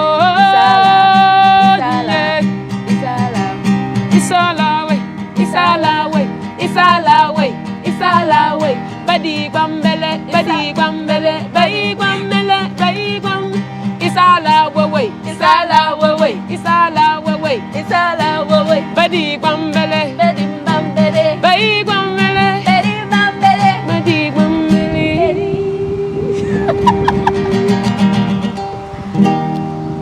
Wow, we are going to be getting more of that, don't worry. Welcome back from that break. This is still Talk Assignment, and Wiyala is still here with us. Wiyala. Yes. That's like my favorite song. Yeah. Oh, well, that's my signature song. Oh, wow. Yes. That's nice. There's this question I've been meaning to ask you. Yes. How do you handle body shaming rants from the public? Body shaming? You know, people actually come up and, you know, you hear them. Yeah. Like, you know, when I started, sometimes I even saw somebody comment that Adam, the Northern Cassava and all those things. I don't give a damn. Like, body shaming to me personally, I don't get angry with people. I just feel when somebody insults another person that they are ugly, they're indirectly telling you that they are rather ugly. So for me, if you insult me and say, you are ugly, you don't look nice, I just know that I am not the one you are insulting, because whenever you get up in the morning, that is what you see in the mirror. So you think everybody is ugly like you with ugly behavior. No. So body shaming, like I said some time ago, my skin, like my mind is so close to all this negative thing, like I don't even care. Because I know I am not ugly. There's no way I can be ugly. How? Me, this beautiful girl. Anybody who says I'm ugly is mad. In fact, they are having problems with their whatever. I need Papa Ni's lines. The motoblanga oblongata, whatever is not working on the syllabus or one thing. No, but when you started friends, a beautiful African girl like me. Of course, you're beautiful. You know, we come in different colors and different shapes and different, you know. How can you? Because for me, if anybody says I'm ugly, it means you are indirectly insulting the whole of the African continent. You are insulting my whole village. But when you started music first, did it get to you? When not in the music industry. When I was growing up as a young girl, I didn't understand why people used to call me that, which means this one look like a boy. And for that matter, she's not attractive. And I used to wonder, and my mother told me I should just ignore them. When I grow, I will have breasts and they'll see that I'm not a boy. But it gets to a point, honestly, like when you are 15 and you are now a teenager and you are discovering yourself, you are becoming a young woman. And you feel like, okay, your sisters are all having that girly, feminine look and you are not. Like, it did get to me for a while. But after a while, I said, you know what? To hell with everybody. I don't even care. Because that's what you see. And I don't even know where the confidence came from. I ignored everybody and I just kept doing my own thing. That's what everybody has known me for. So by the time I got into the industry, I had already heard all this. You look like a boy, you look like a man, you are ugly. I'm like, come on, give me some new insults. This one gave music to my ears. Like when I just hear like, Wiyala, you are ugly. And I'm like, baby, I've heard that before. So please, give me another one, whatever. You are interested. like honestly, I don't care. Wow. Anybody who wastes your time insulting me that I'm ugly, you are just laughing at your own station. Okay. How do your energy is on a whole different level. Well, where did you get that from? Like how? I think it's just the happiness, the excitement of doing what I've always wanted to do. There's no way I would have been like the stage. I love to be on the stage. Give me any stage, whether with electricity, no electricity, I will dance and perform, and some people still come around and watch. And when I get on the stage, especially abroad, I'm like, my body, they do me something like, come on, give it to them. And sometimes people think I'm high on something. No, it's just water. I drink a lot of water because when I dance, I sweat, and then my muscles even become tighter, and you know, and you can't go there. You see all the splays and cartwheel I do on stage? Yeah, I used to do that when I was a kid. So when I'm on the stage, for me, I feel like the stage is my playground, and they're all like grown-up children. Let's have fun. It's all fun. I don't take myself too serious on the stage. When it's time for me to say something really serious before I sing the song, I say it, but of course I always manage to just make it relaxing. Yeah. Okay. So it's just happiness, to be honest. It's just out of excitement. But your dance moves though, where did you learn them from? My dance moves, I learn them on stage as I'm dancing, and I follow the instrument. If the bass is playing, maybe the bass, the guitar is playing like this. I'll just like tan, tan, tan, tan. Then I just start following. So they just come to me as I'm on the stage. I never really plan, this is how I'm going to dance. Of course, there are some moves I will make, but I just don't know when I'm going to make the move. But usually, I just get on the stage and whatever comes, let it come. Because on the stage, you can't plan perfect. Anything can happen. Anything can go wrong. You might just be performing and the light will go off, or your microphone will fall, or somebody might jump on the stage and spoil the routine. So I always allow room for all that. So when I'm going on the stage, I do have certain moves I'll make, but the rest is open. And I'm always ready to recreate in case anything goes off. If I'm performing and somebody is really screaming to get on the stage, I'll let you come, help me sing the song. Then we rewrite the song. It's all part of entertainment. So that's how I plan. I don't really plan, but that's how I plan. You recently shot a music video for a song you released years ago. Yeah. No, you see, I released, is that Angel? I think so. Most of the videos, with the exception of the one I just released yesterday, Wese, and then We Are Going. The other videos I have released, some are 4 years old, especially Angel. People think it's a new one, but it's been around for 4 to 5 years now. Really? That's because the industry wasn't paying attention to me at all. I came in something totally different. And, you know, my team, myself, we just appear to be so different. This girl from North, she's singing in Cecily Wale Dagari. It's not high life. It's sounding different. Her management are not even Ghanaian. So what is going on? So it took people a long time for them to actually pay attention to me. But I think the wait has been great. I've grown musically and I've learned things, and I'm still learning. And wherever destiny will take me. You are currently embarking on a particular project. Yes. And I've been seeing it all over social media. Yes. Tell us about it. The project I'm doing in my community is I'm building an art and entertainment center. Art and an entertainment center in my community, Fonsi. And for me, when I went back to my community to perform, we didn't have a venue. So I thought, if we don't have a venue, and I have the children that come to me for rehearsals, I'm going to build one. If they don't build us a venue for entertainment, that's why I always say, if you have the chance to do something, just do it. This one. So we started building. I got some few city here and there. The community members came out, and we are building our own entertainment center. And I'm not just going to sit and wait, because it won't happen until you do it yourself, a thing like that. So I'm building an art center, and then they decided to name it after me, Wiyala Art Center, because the whole community is going to benefit from it, where I can have the children come and do their thing. Yeah. Tell us about family. Family. People say you are hiding your husband. I'm not hiding my husband. I have a boyfriend. Oh, okay. Yes, I have a boyfriend. So he's not your husband? Well, according to my tradition, he's not my husband. If you want to be my husband officially, you have to come and follow the right procedures. Yes, bride price, traditional, everything, introduction. He must also bring his people so that they know them. If not, for my community, if I'm walking around, I am a free woman. And you're single? Yeah, and I'm single. No child? No, I don't have a child. Now I think I'm getting ready to do papa so that I can have at least 2 or 6. Sorry? Hey, 2.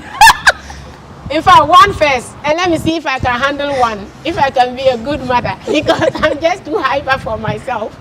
I'll need my mother to help me out. Wow. Yes. 2 or 6 kids. I think one. I'll start with one and see. In case they come twins, then I have to thank God. Recently, there was this picture of you and a white man. Yes. I'm sure you saw it. My How manager. it sparked rumors. Yeah, Who is because John Sherin. This is the man, when I came to Accra, screaming, help me, please, industry, pay attention to me. Oh, I'm also a Ghanaian. Oh, I'm not from Cote d'Ivoire, oh, as people used to say, or whatever.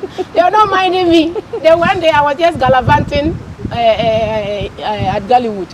I happened to be in a classroom. He was the teacher. And the student said, oh, the class was boring. We were all sleeping because most of us were hungry. And he said, oh, the class is boring. And, you know, anybody can do something. A guy came to rap, and Gideon, who used to do fashion for me, said, this girl can sing. She has been to Stars of the Field. So I sang and said, hey, wow, so you can sing and you've been very quiet in the class. Okay, what else can you do?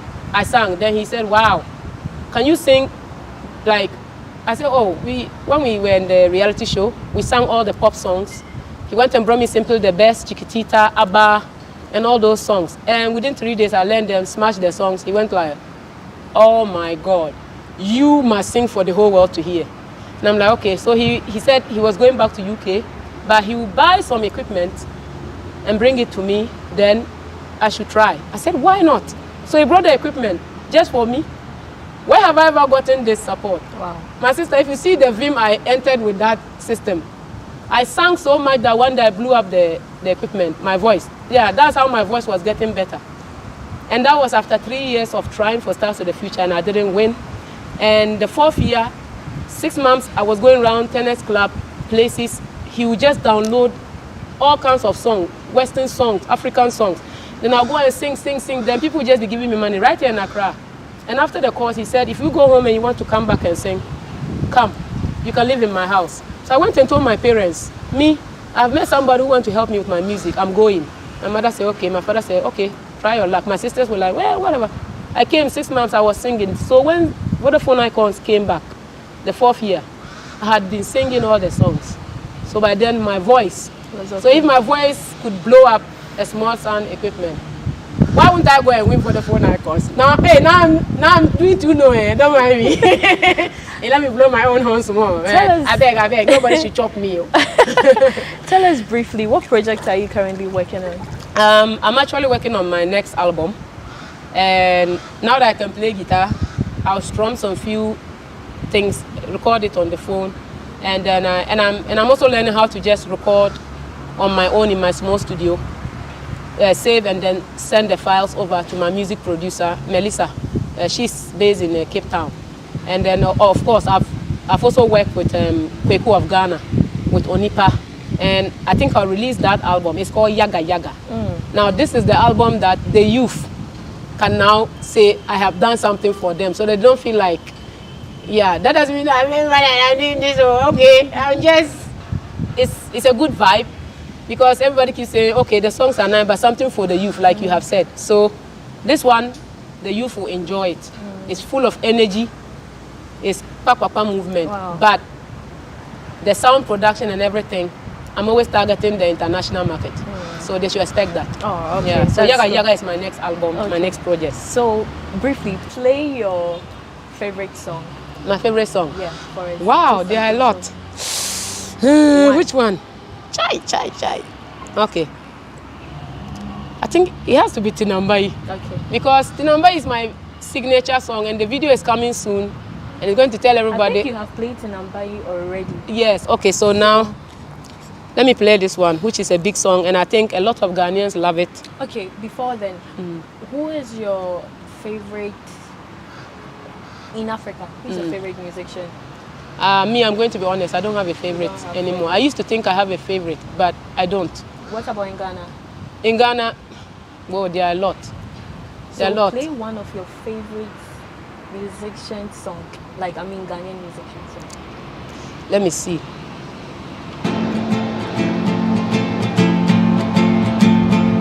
There are actually two.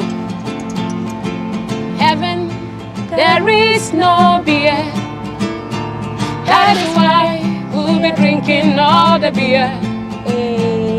For when we'll be going right to heaven, all our friends will be drinking all the beer.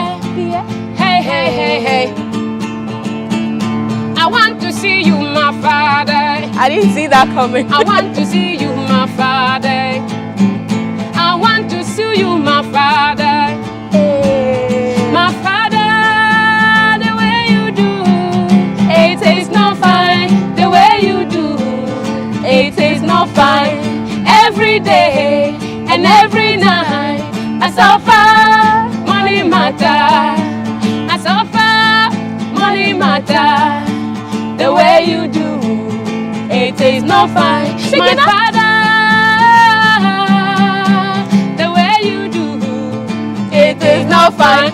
It is not good. It is not wise. It is not great. My father, the way you do, it is not fine. The way it is not fine. It is not fine. Hey, it is not fine. Wiyala. Okay.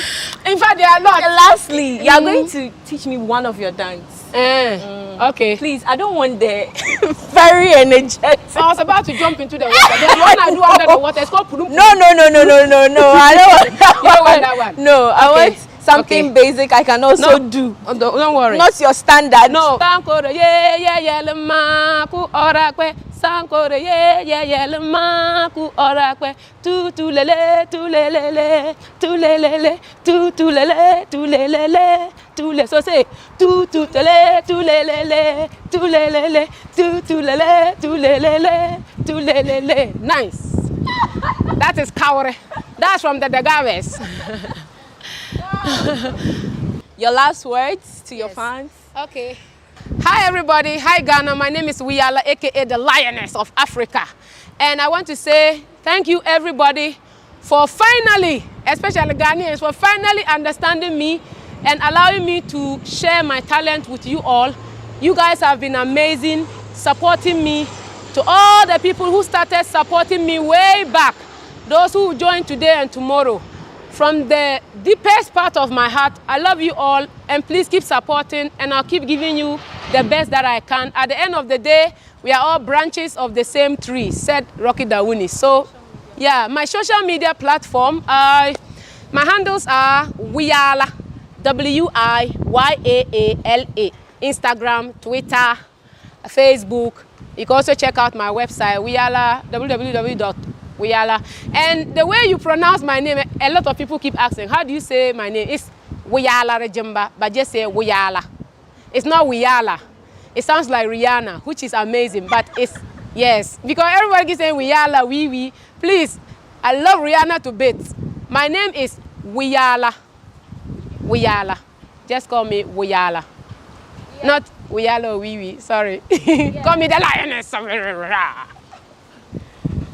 Yes, of course. Her name is Wiyala, not Wiyala or Rihanna. No, don't call her that. Follow her on her social media pages and follow what she does. She has an amazing stuff going on. She's currently embarking on some projects here and there. Yes, I promised you a fun-filled interview, and yes, this is it. Thank you for staying with us. We come your way next time with another interesting conversation on Talkatainment. I am your host, Elsie. Till next time, stay tuned. Bye! Do this, and you do this, and you do this. One. And hey, wait, wait, it's aerobics. This is the traditional dance of the Lovis.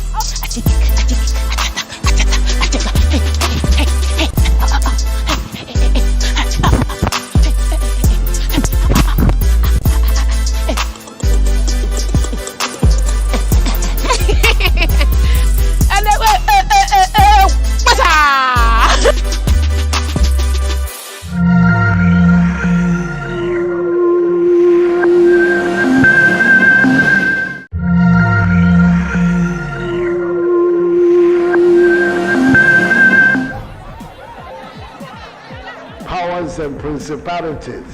There's so much fire inside me. Tragedy struck when part of the largest hillside at the kosher rubbish dump collapsed. It's going to be fun to see how he goes about approaching this game.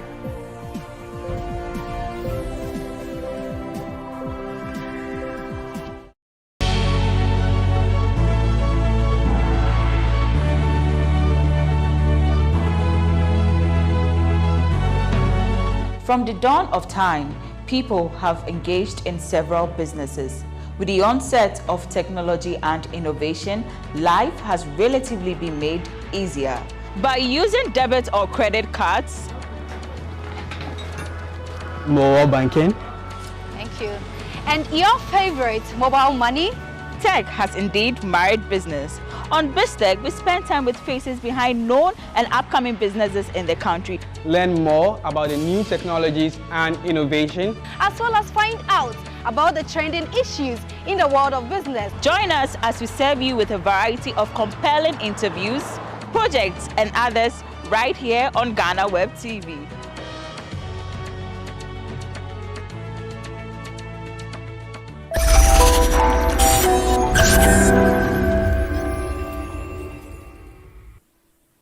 The phenomena of ritual killings for money, as well as money doubling, has been in existence in the country for a very long time.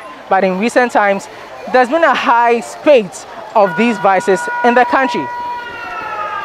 Quite recently, a 10-year-old boy was killed in Kaswa by his teenage friends, and this has given rise to the conversation around such vices in the country, while some have laid the blame on traditional media houses for giving the space for such persons to operate. Others are saying that, well, the systems have been failing. But today on Say It Loud, we are actually here at Kaswa to find out from some residents on exactly what they think may have given rise to the proliferation of ritual killings and some of these other vices. My name is Lord Harris Idwasare. When we return from the break, the conversation continues.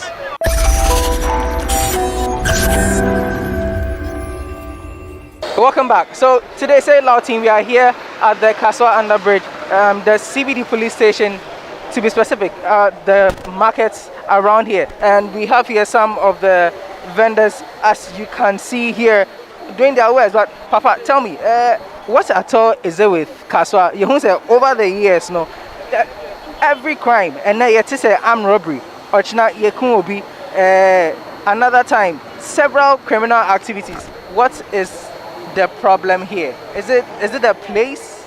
Yeah, as I said, yeah, dissolve Kaswa to say Sodom and Gomorrah now. What is going on in Kaswa? To me, the me feel say nka yenya baraso ha nka beboa pa because yenya baraso ha nka beboa. To me, the nka me okay pa nti omo mo na baraso mra Kaswa.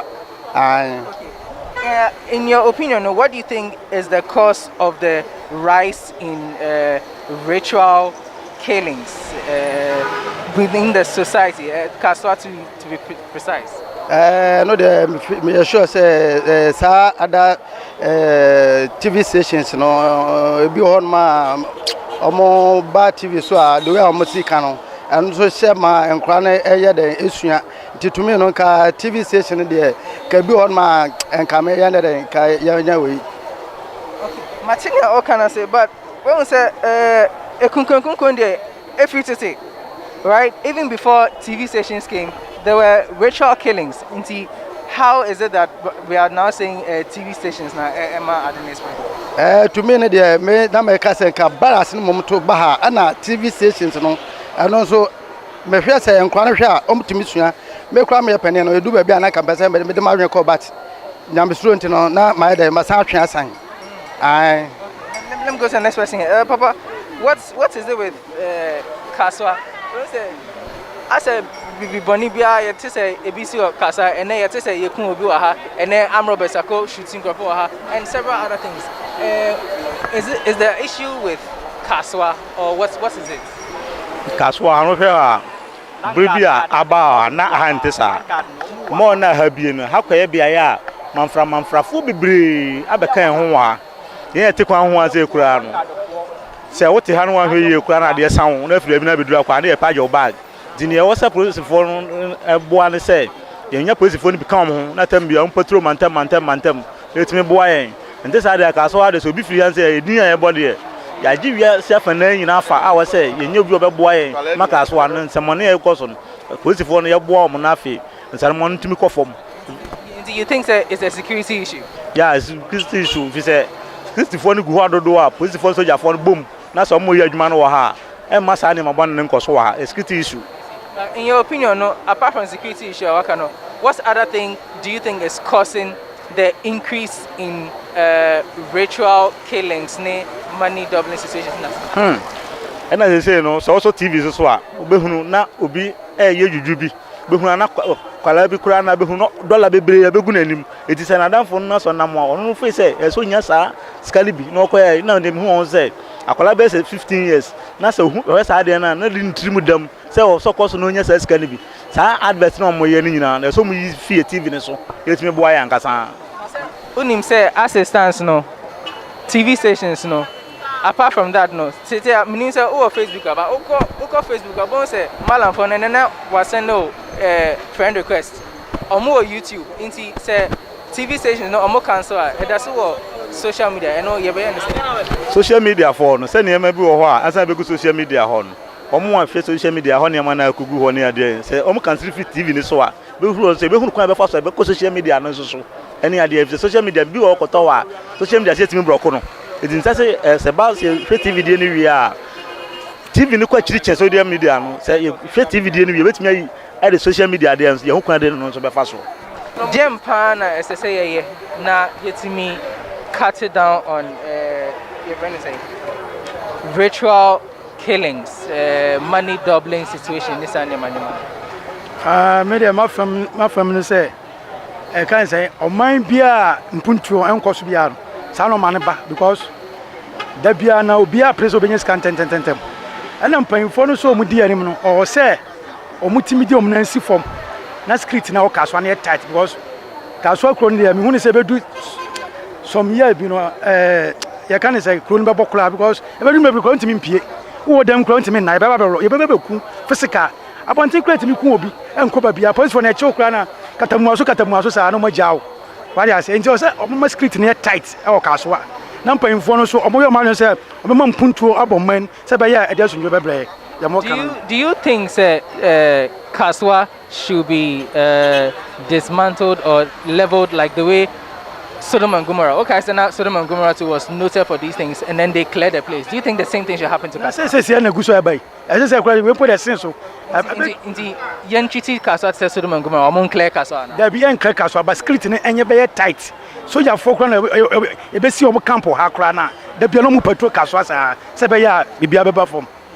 But when that happens no, yemano, how do you sensitize them so that they don't get influenced by some of these temptations? What do you think is causing them to want to go and do rituals to get money?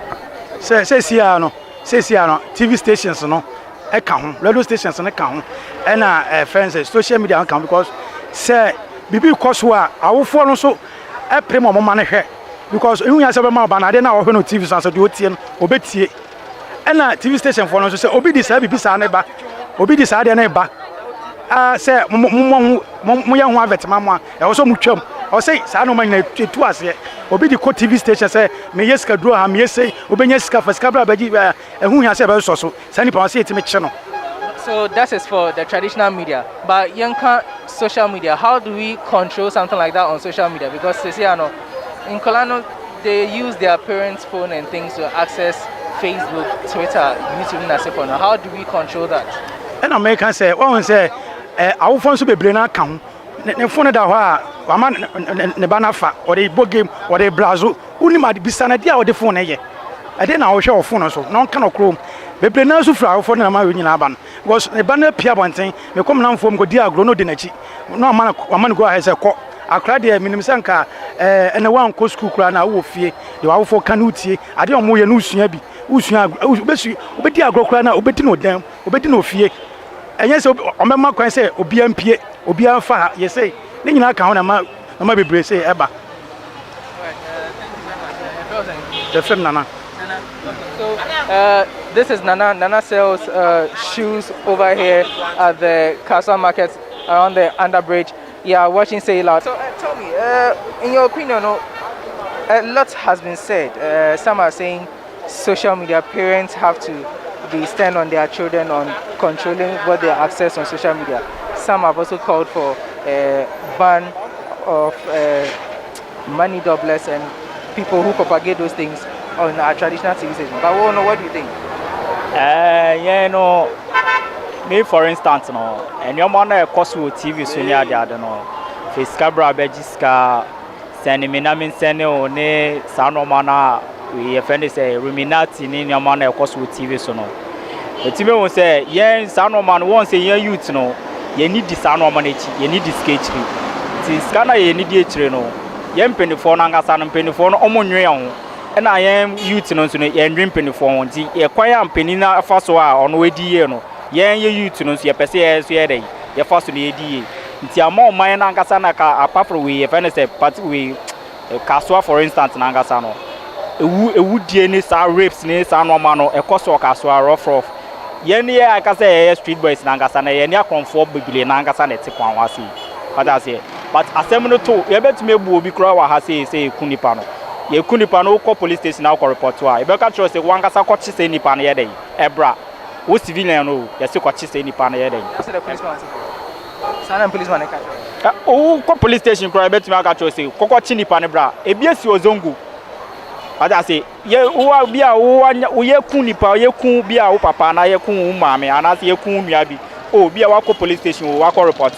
You better trust say, who coaching the pan a day, Ebra. But I say, Mano Mano, a cost of Caswasi, would diagro, would do lives, a diagro is here, Ebekun is here free, and Kobibia, who couple a bebu, and Kobibia. And see, Caswani, the best thing is a Yanya Balas and Gasanga Caswa, Yanya Balas, Soja Balas, and there's a police station, Yanya Soja Balas and Gasa Caswa.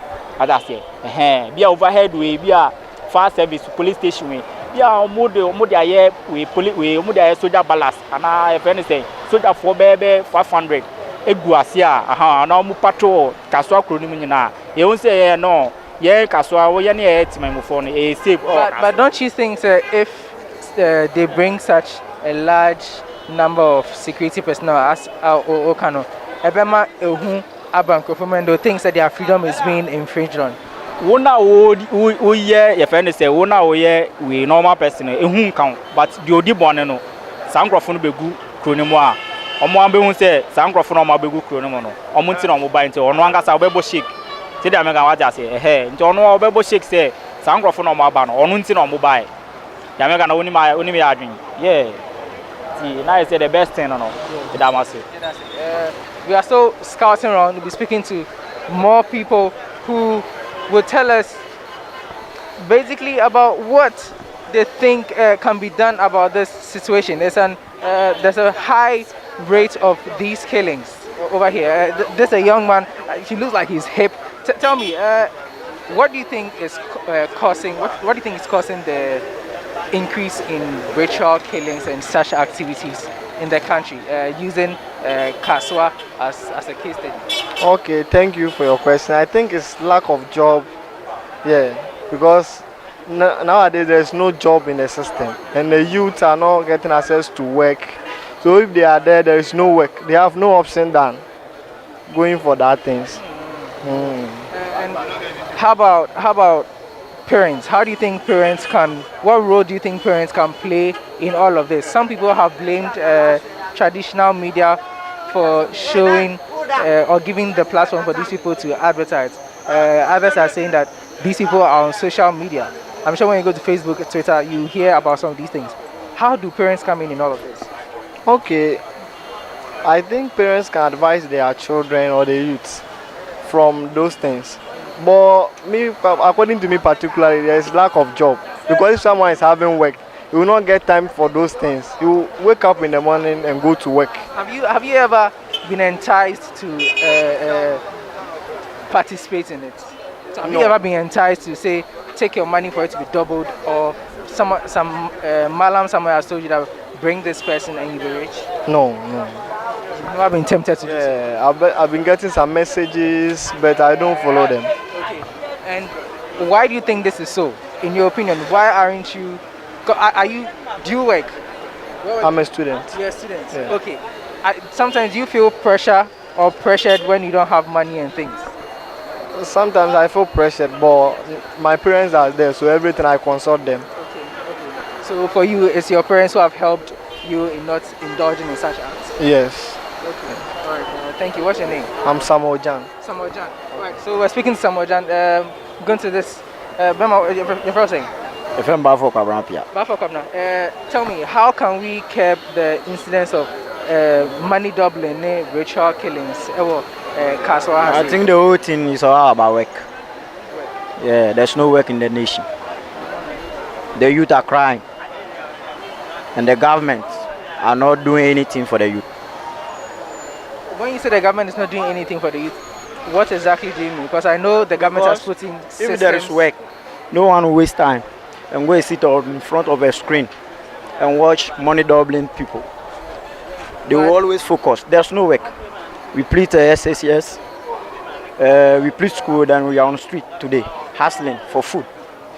But some people will not have time and go and do that kind of things that we are doing on street, because street life is not easy. We are facing a lot of things. And you'll be hard working. You'll be hard or quick money. And you know, no, access now TV station and better access. And you're no beko. Or no beko. And it's how no man was there. Say, muchaso. Someone to provide work for the youth now. Say, no man was a muchaso. Because who yes, I know who promote you at the end of year. Now, go for uncle and go search for that thing. Ade bia nso e TV so bia nim say papa ntina wo ba TV station obi kura beka o na kura so beka so anya sika because now only hwe. That's how the thing go. So I have with me Auntie saying Tina, we the Kafra me say a cost of Auntie Tina sells bread here at the Kaswa market. But person me find out from you. Sika journey na se for na se sia abe busu wo krom no. The bed then na Genesis say for it to stop or for it to cut down. The person monya ni say I was a mama police for no. Omunya ward ewo o menyum said the be ya omuntimi sikadro na ntimi enkwaso too much na fe wo so TV a we ya na den omudi hu nti eno no me fi say mlante ne hwe TV no mu keka sansa mu na eno na ma o ehye omu nkran so omu nkoje sikadro na omu yesa no ma no nti me fi say police for no ya wada ebia betimi ya omu betimi ayewu bibi kakra mbisa oba me oba nti jena wo obeya umma obano to be tempted say ono so pese ne ho tre na obuka ko jisikadro. Oh, I was a me ejuma na said ya beya wo bi se me bibia na so ko school no bi se ne bibia meti me dia ma no nti no manye ejuma no bi se me bi na mentimi amfa ma na obetimi ayesa de no se oye ejuma na omano now it gets to a point ubisa now you don't want to give to him because if you don't have a, then what happens now? Ushia Nanfofua, they are spending big. How do you think he's going to cope? No say so how do you think parents Jenna awofo so that children won't be enticed or drawn into such things? I was saying nti wo be pie na omba ya e wose ohun se wa ba ba bia wo ba no ko bia e wose ohun na wo hwe ni su ye said ye be ya wo ntumi nkosa ate bia no.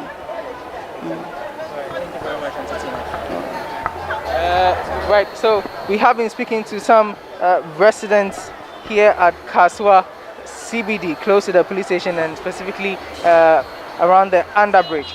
Been telling us about what they think has given rise to the ritual killings and some of the other vices happening here in Kaswa and by extension in the country.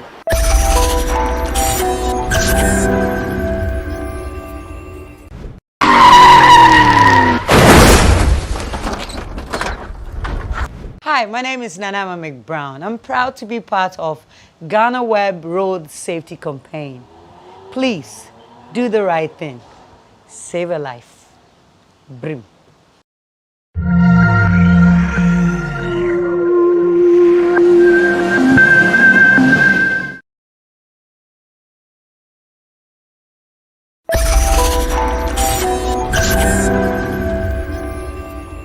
Welcome back. This is Say Loud. My name is Lord Harris Eduasari. Today we are in Kaswa, in the central region. We are speaking to some residents here to find out exactly what may be the cause of the increase in ritual killings and some of these vices. I have with me Nana Efrosing. Ernest Champo. I have with me Ernest Champo. He's going to tell me Nana also Efrosing. Samson Mensah Noble. Great. See, I mean, starting from Champo. What is the root cause of the increase in killings, ritual killings in the country now? The minimum is ritual killings now. You to Nankasana, Saturday is human super baby. Now the minimum is a Caribbean or who Dachina or who said Dachino, Ebia or Siadia now, Dachino, Betty and Yeska. And you know what Nanibu Dachina no who said, and that's all be anywhere. Or person of route a quite bias or the bed Ebeneska because so school and Casa or school no obvious school was average that one by a stress. Now this is what they don't call deep politics and that's a chance when Yeska. So when you are doing bias and mere school American baby, I am mere Majuma. In some bed, I quite about fast one one Casa, a bet me a survival and away into Obia Pentem and Yano. I didn't try, but once a new baby out of car. Ni be a nurse no go kra wonye nurse but nam say adwuma bia ni wonti no obe force say ode no be run nurse obe force say obe toka obe force say obe yesi enti yanka say yem no proper future am my future leaders and I say yankra na mo ba no yem no proper yenye proper arrangement mo enti wonu say na so bia ni ba bia just wonu fight ansana wonya bibi dia na yakwa obe force fight so when you know so we do people we kwa obe force also benya ne dia gunu botom ene hia enti me hu say adwuna ye tutie ye tutuo dia to say nchirima ba befa no ye nya bi nto enti wono onyina woni say obi ameboa no enti wono na say fight e pedis ka free ho eno na akoso sa ne mo bebrebe because sa akra na akọ school na me fan say ogina be obi a was 17 years me fan say obek SS2 anasa o SS1 anka afa na nka o sua dia o SS ba out wa wo be ya adwuma peska no nko fight o pesa ska in terms of nko because wonim say anya bia me school kra me wo me nsa no dwuma me ya anya bi obo school no na street me ya phone chairman me ya ton phone kaso nyina me na me bi o manim na so no baba obi pa adwuma o wi school obi kura kuta masters obi nya adwuma nya wo ba ne so ya tere ya ne ya hard ya ne ko pe busan kakra na de ba de abeton ade obi hunu sa obi so baka say e kwa nkofa mu gina kwa kura ton ade no ebi mu kuta o ska ebi mu yese so wonim de ya nya ska no to so pentem ya de enya bi enti ye mpani so bon bebe baba mpani fo so won nya proper arrangement e my future leaders ya o me ba no say akra na woko school no so obvious school obenya adwuma ye ana ono ade adwuma ade na wo sien no school ebe ye na adwuma be bia ya kwaya theory draw abebe oko draw abebe na wo lay pass wo school ma emfa hwem law emfa table mesi wo duane so dem mu kira akra na say adwuma be wo free school ba akra na say wonya adwuma bia nya obetima ye adwuma obedi di akra no enye de chese ko draw abebe ko draw plako na lay pass eno emfa hwe emma e wo Ghana mto ye mpani fo no mo nya de a ebema enkra no e wo se daache e wo ho a omo ye omo wie school obetima nya adwuma de aye. Thank you, Champo. I'll hold you there. Samson, do you agree with what the Champo is saying? He's blamed it on leadership failure. What do you think? I also support what he said. What we are going through now is our leadership failure. Even the Bible says, train a child the way he should go. When he grows, he will never depart from the right way you train him. Today, what are we saying? The children are living on their own. You don't punish the child. What are we teaching them? If we teach them the good things, they will grow up and do the good things. But we don't train the children. They will just go to school, they come out, they eat. Even in school, they don't punish children. In our days, they lay people on table. When they lay you for the first time, you won't do such wrong again. But we are talking about how to prevent this in the first place. How do we do that? If parents take good steps, they have to teach their children what to do. If you don't teach the children what to do, they will do what they want to do. So it's leadership failure that is causing the whole nation. We have tried one system before, and we are now trying another system. So if the system we are practicing now won't help us, we have to change for the old one. To me, the old system will help the country more than now what we are training. When you say the old system, what exactly do you mean? The old system, those days, even different parents can punish another parent child. These days, we are not seeing that things.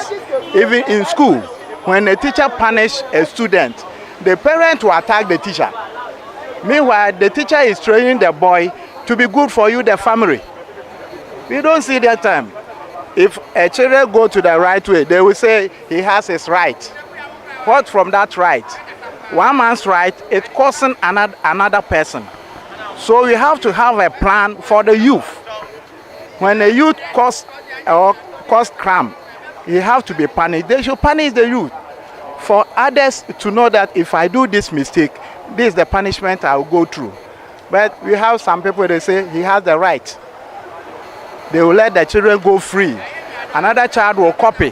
And even he will do more than what the first child did. What do you make of calls to ban content or persons who take part in the money doubling and advertising themselves in the traditional media?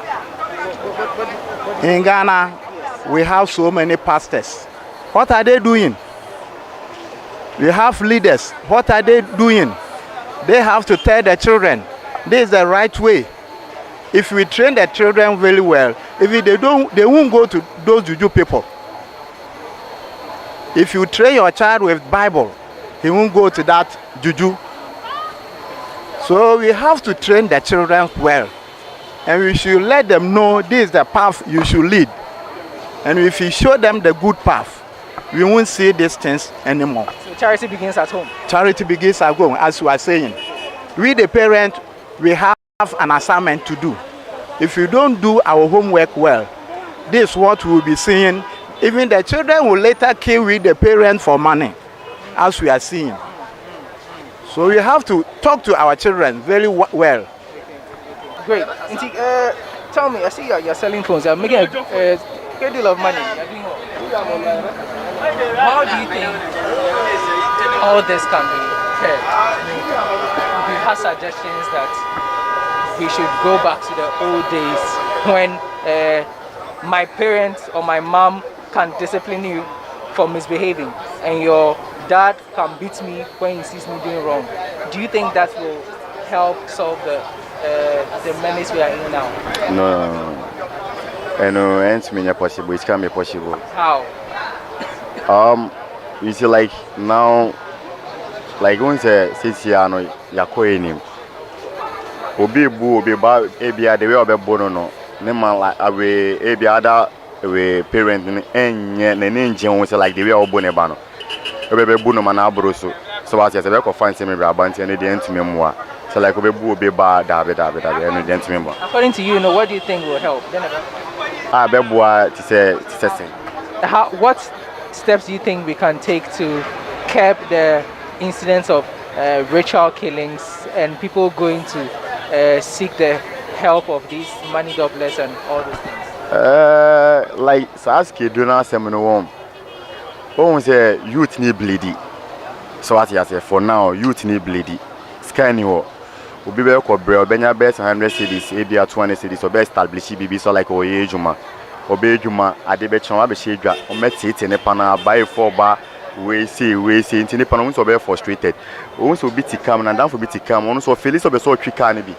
Obe so live Lazarus life, obe so like o feel okay. So what you say? Ne pana ba kwan obe ton ade nso aye nto ade. Ejuma ni imagine say tweka so akakraka we nyina, ye ni even company ba ko krampo onoma because so company we like a ejuma because so youth ejuma that be company bi ene kaso no boy like because so be fa man for be ejuma menya we be kakra de ben edinti ekwan bi a be fa so benye scan or obey. So because of that some are saying that is the leadership that have failed. They're saying that parents have failed, pastors have failed. They are not advising and educating people enough. The school system is failing. Do you think that is the case? Obia na family, aban na family, pastors yoma family, parents yoma family. But the thing is, nipa no onye jumaye. Oh, at the moment when you do best 18, 19, you know, like who feel say who atare a e ofa opesa oto. Won bibia obehu bia ye we bia opesa oto. Wadan for kuta phone. Won so oh phone we me fami besa me to. So what you say? Enti nipa no besa like oye bibi. Won na nsa tumi kona no. E bia we school parent e man pressure. So like pay jumaye. Ejuma ni won ti den obeye. Ade obeye an say like every way say me bi obefa so betuma nyeska bia na obeye. Say tu no betwi a obetwi tu. Nipa no be kokun no ja akodi skeduru a. Fine. And I'm all about so more TV station, radio stations. Omo masa anko for na akwenya za like omonya adverts at TV stations like some go omo nyina na chichi sa owners ni nyina akotum because I know one man pan coins like onya sa de na anka ne pan tumi nkosa like of akodi skeduru. But you do know that say you ban the TV station, the traditional TV stations from doing those things are. Say I know some crop they are coming into your DMs on Facebook or more YouTube pages and Twitter. I don't know how do we keep that.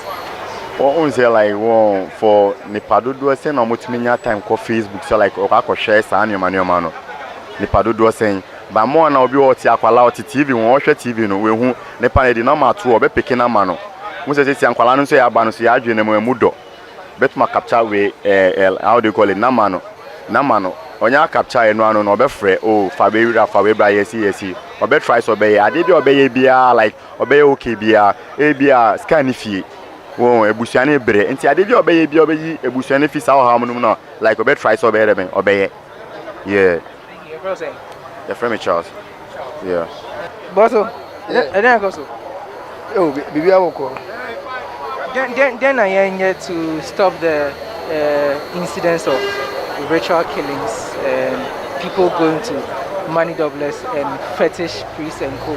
What do we do? Oh, I need a question. Nearby says, Sisiano, I would say fraud buy no. A mama chrono a war gun in a blast because you to know. Biblino, Omufilis or mere fraud, no one year Juma any other, don't mean Omufilis or mere fraud. On our shedem no. I see a fraud na say so Sisiano, police for no this or more higher. Edians, you know more house as I disc. Any police for any disc because Edian or Chua, Edian or Betuya or Bejuska. You don't see anything wrong with the fraud in the youth is doing? Sorry? Fraudulent acts the youth is involved in. Oh, fraud, they made me who say bonnet because Juma and a Juma be a Juma Bible say Juma disc a blow. Be a Juma. If you chrono a brew scan a Juma. And I fraud is they say Ubenyeska. Juma pa do that. If you do that, you are endorsing illegitimate ways of getting money. Okay, say fraud Juma. Obi yanchina Juma. We have a disorderly society, don't you think so? Oh, that one is true, but so you shouldn't be endorsing activities like that. Oh, but I also say youth no Juma no and Juma no and as say youth no baby fraud na na but as say fraud na no sisi police for no money FBI baako sisi we no mo chewa sisi una ma na police na ehia ejuma be na we Ghana am ejuma dodo sen na e Ghana ha mo police ni tumi sia we ejuma be na we nti ama sisi no mo sia wa app baako mo hu phone so etumi chew hangout only that app hangout no police ni hu phone so etumi chew no ajo mo otumi jo be almost be 500 cedis last year me ko business e wo Galleria market police need di meti abeche mo amount from ejim 200 cedis aden o se we hu hangout e mi phone so hangout mo dey den app and say app say WhatsApp ya chat say aden na police ni be chill because you have hangout on your I say I'm chatting with a white person fraud na me nti watch me or the 200 cedis ba e bia nipa na me na kasa no unim relationship e wo me nim enu ntem in this ano because of say yeah fraud na mo be chen dia this schedule ni say dia me nam na wo hia me aduma be na me ye ma ko schedule say ne untumi ncheme. Have you ever indulged in fraud before? Sorry? Have you ever indulged in fraud before? Oh, yeah. Yeah. And who influenced you to do it? Oh, why?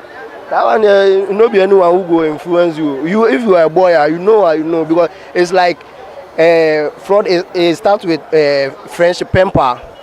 Yeah, like meeting a friend, talking to the person and chatting with the person. It's like a pamper, normal pamper as a friendship. But now, no, since you are a chain, as I could do say. This year, didn't do any. One didn't do any idea. Really, this year, I was in bad ways. Into police in who crowd to meet you. As this year, no fraud. Police need to see our no about search. Be your phone on search your phone also. In this year, I say, oh, just a kawana, a disc do now. We shall have some that we're I am a disc do. And they want to mention me. And they may found me call. In Tiano, this is an as a fraud. No, now my corner blast and as a mumpa. You better disc do no. You better schedule. You better. Some fraud and the better schedule. See, I'm a fraud and mumpa because it's a fraud now. Musia number set your phone up back, mutum chain, and I say, I'm on fraud in the better schedule. And a schedule so, and you'll be answering a kunipa at the schedule. There were so many ways at the schedule. In the better schedule. Why? But this conversation we are having here is to prevent, right, people from indulging in schedule because enubina. Since I do no obi youth in bebre obi university cloth if you nya adwuma nye and as this no pressure na ekoso no edoso boys pressure doso e social media me ni Facebook account because okọ ma bon say young boy akola kitikiti send friend request one say o post me show boy me pressure am me and me angasa me new personal Facebook account nti me social media we no pressure for more social media dey na sa we akonfo no mobile TV so ne sa schedule ne den no me we sa akonfo ni say sa ka omu na TV stations no mo sa akonfo no bo say omu close sa stations ni na because you pass be nya free omo so. This is the case where you are saying that you, for example, why a fraud thing and you didn't require TV to engage in fraud. So how will closing of the TV stations help stop this? Maybe they are no a different way. Fraud a different way. I have fraud. Ghana a grammar matter. Afro mobile money na di na. One day fraud. In the assistance now, if you get a good paying job, will you stop defrauding people? Oh, me to me a man say Juma. Seriously, because me a street boy. Me pray money. Me to me a street. Me to me a man say Juma. Me man say Juma. They mean to me yes. Ejuma bena unya anga obey apart from fraud. Yeah, street na ya dano nim ne ya pe street nso. Ente ya Juma ya be ya na man na. Yeah, na pe street. O de bia na me ade na me kan jo. Obi awo ne mo de na masase we so. Inti man say Juma no afiasa me kotra man na obe mam 3 million 4 million. There be bra, me check ya. Enso me. There are entrepreneurs. There are small businesses who don't wait till the end of the month. Yeah, small business yes ya yin sika film. Inti ma obi adwuma so de yes yempe. Yenim yes we dey yin di sika film. Yes small business ya yin sika film. Inti obi dey lala. Inti is it something that you are going to stop once it's an illegal act? Sisi ana e wa no de se mpenufo no mu hu yansa ebiebie ndwuma ebebre ma ya youth no meja sa ade ni na sikeduro ne sa afro no meja no ma aweke hard se mbe ye edwuma ba sisi edwuma ni nu omo edwuma ni nu nti sa no me why and sikeduro ni mo ya den ye beje why sikeduro ni de ye beje. You heard about the 10-year-old boy who was killed in Kaswa here, right? And I'm sure you heard that recently there's been an increase in ritual killings. And then how do you think, in your opinion, what do you think can be done to stop this from going on? I think we the youth, we have to be in school. Like all is peer pressure. The cause of all this is peer pressure. So, from me, my idea, I think the government should cancel the double track system so that we all the youth we can be in school by now. So we won't be at home making the interest in money rituals, making money, because all is from peer pressure. Because he has seen his colleague has money and his colleague is selling in cars and stuff, so he also wants to be in the same situation. So my idea is it's from peer pressure. So the only way we can stop this is to be in school by now. We are all supposed to be in schools. You are not in school in your home. How do you think your parents can help you so that this peer pressure does not get to you? All the parents should be, the advice should be from our parents. They should force their children to stay at home, not to be going to other friends to play and other stuff. And that's all we have to, like the parents have to advise their children just to stay at home with them. What do you think? How do we stop this? Even when we are not in school, we should, maybe you're in the house, you can find a work to do. Like maybe some small business. Small business like that? Yeah. Your school going age, how old are you? 17. You're 17. Okay, so if you're not in school in your home, what are some of the small jobs you think you can do so that you'll not be enticed to go and approach fetish priests? Okay, for me, I attend technical school, so when I come, I can maybe go to someone who will help me with maybe technical students, like who will help me in those fields, so I can learn more. You've heard from residents of Kaswa on what they think may have given rise to the proliferation of ritual killings and other vices here and by extension in the country. Among other things, they have cited lack of jobs, failure of government institutions, and failure of leadership as some of the reasons why this has been going on. This has been another edition of Say It Loud. My name is Lord Harris Idwasari. Do join us for our next edition.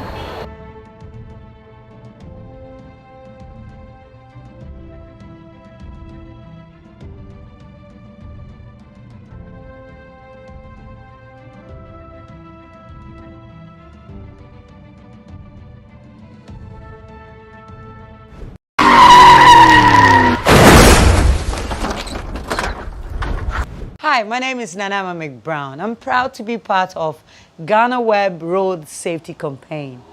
Please, do the right thing. Save a life. Brim.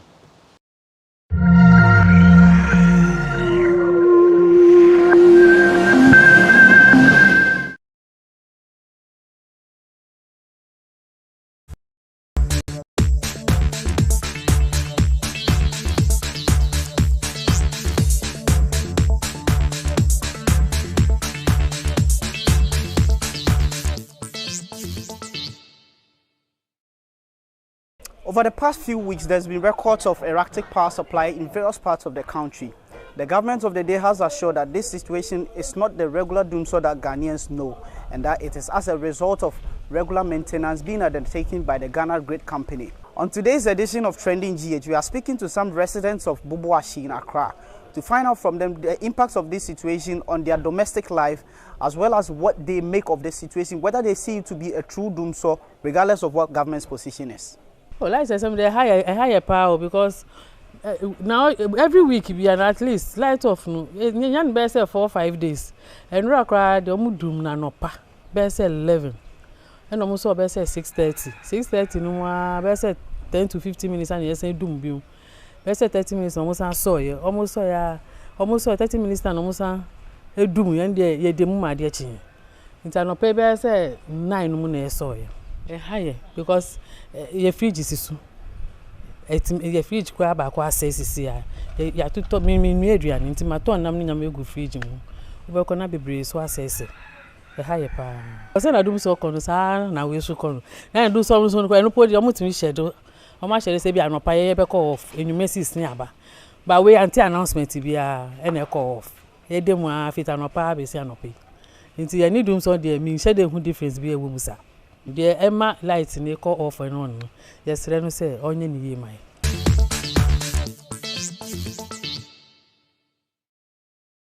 Light no. It me dundum say TV as a number dundum no. E bia ni, and I cost no here. The ama nyama so ahye. But do so na won so na omon so Ti ya pa ma chomba ni fomo yehun bi. Me telling you. Fridge ni so ni. Who fa ni? Ise ni nya asese. Mitimi enso. Ise mi. Entimi enu so. Ti esra mo ampanifo. Monye mu be man. Yetimi ka se mo ntoman ba be di esika beto. But esra mo a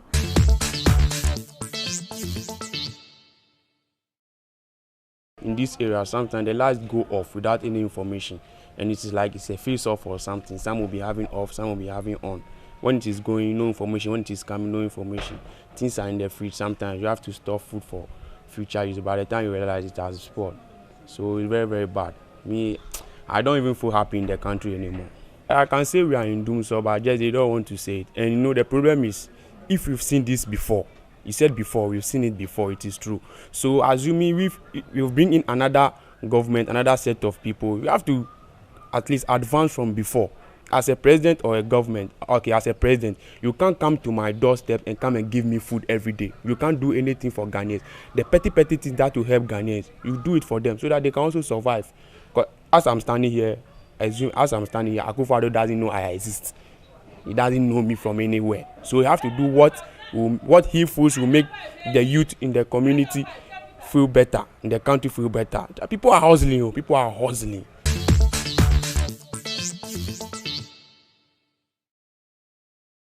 Almost son wedum, almost son wedum. Fair by and baby cry. Me say me pama de. Yes, I mean to me pama de. Or you bet me you so washing machine there already. By any tears say you see and sunny de already. A high and baby. Say you dream so the my young. Say you do so so I want you be being found.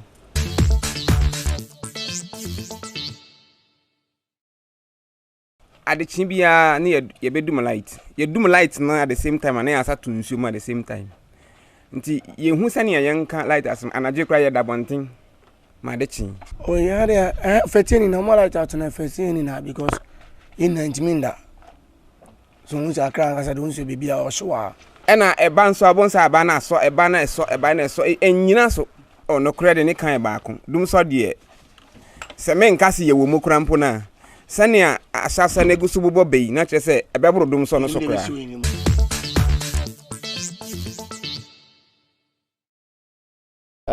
Well, we've experienced the same thing. Yesterday, for example, we had a situation where the light would go on and will go off for a while and then it will come back on. Then it will stay on for just a brief moment, then it will go on for hours. And, so it was going on and off, and that can affect, some of your electrical appliances. Yeah, domestic-wise, of course, you can't watch your news, you can't go online, you can't browse, everything is off. And so, because we use Wi-Fi, and so when that goes off, then it becomes a problem. The heat is unbearable, and Ghana is hot. Ghana is shit. Well, doom so literally translated is doom off, so on, and that's what we're experiencing. So, I don't know how else you can sugarcoat it, but to me, this is doom so. It's been going on for a while, and I think that the authorities need to tell us exactly what's going on, because if you say it's maintenance, then it shouldn't be this long. So these are residents of Swan Lake here in Boboashi expressing their thoughts about the current erratic supply situation being experienced in the country. According to them, besides the current situation having all the characteristics of a doom so, is also affecting their domestic life. They are therefore appealing to governments and the relevant institutions to come out with a schedule to help them plan their lives accordingly, whilst also ensuring that the situation is handled judiciously. Reporting for GhanaWeb TV, George AC. Powers and principalities. There's so much fire inside me. Tragedy struck when part of the largest hillside at the kosher rubbish dump collapsed. It's going to be fun to see how he goes about approaching this game.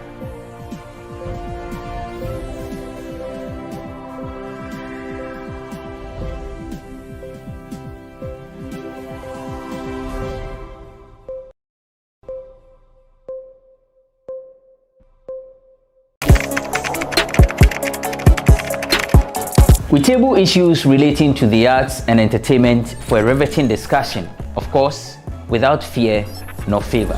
The question the presenter asked them was a dumb question. You need to speak the fact and move. Varied views. We agree to disagree. So I would disagree with everything you said. I think that he's a smart guy.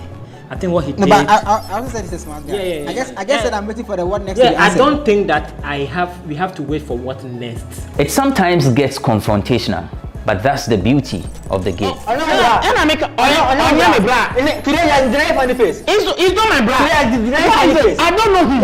You don't know funny face. It's not my brother. You don't know funny face. It's a package. We meet, we sit, we dialogue, we learn, we progress. My name is Benefo Huabin Abrantepa, a proud blogger, and this is my forum.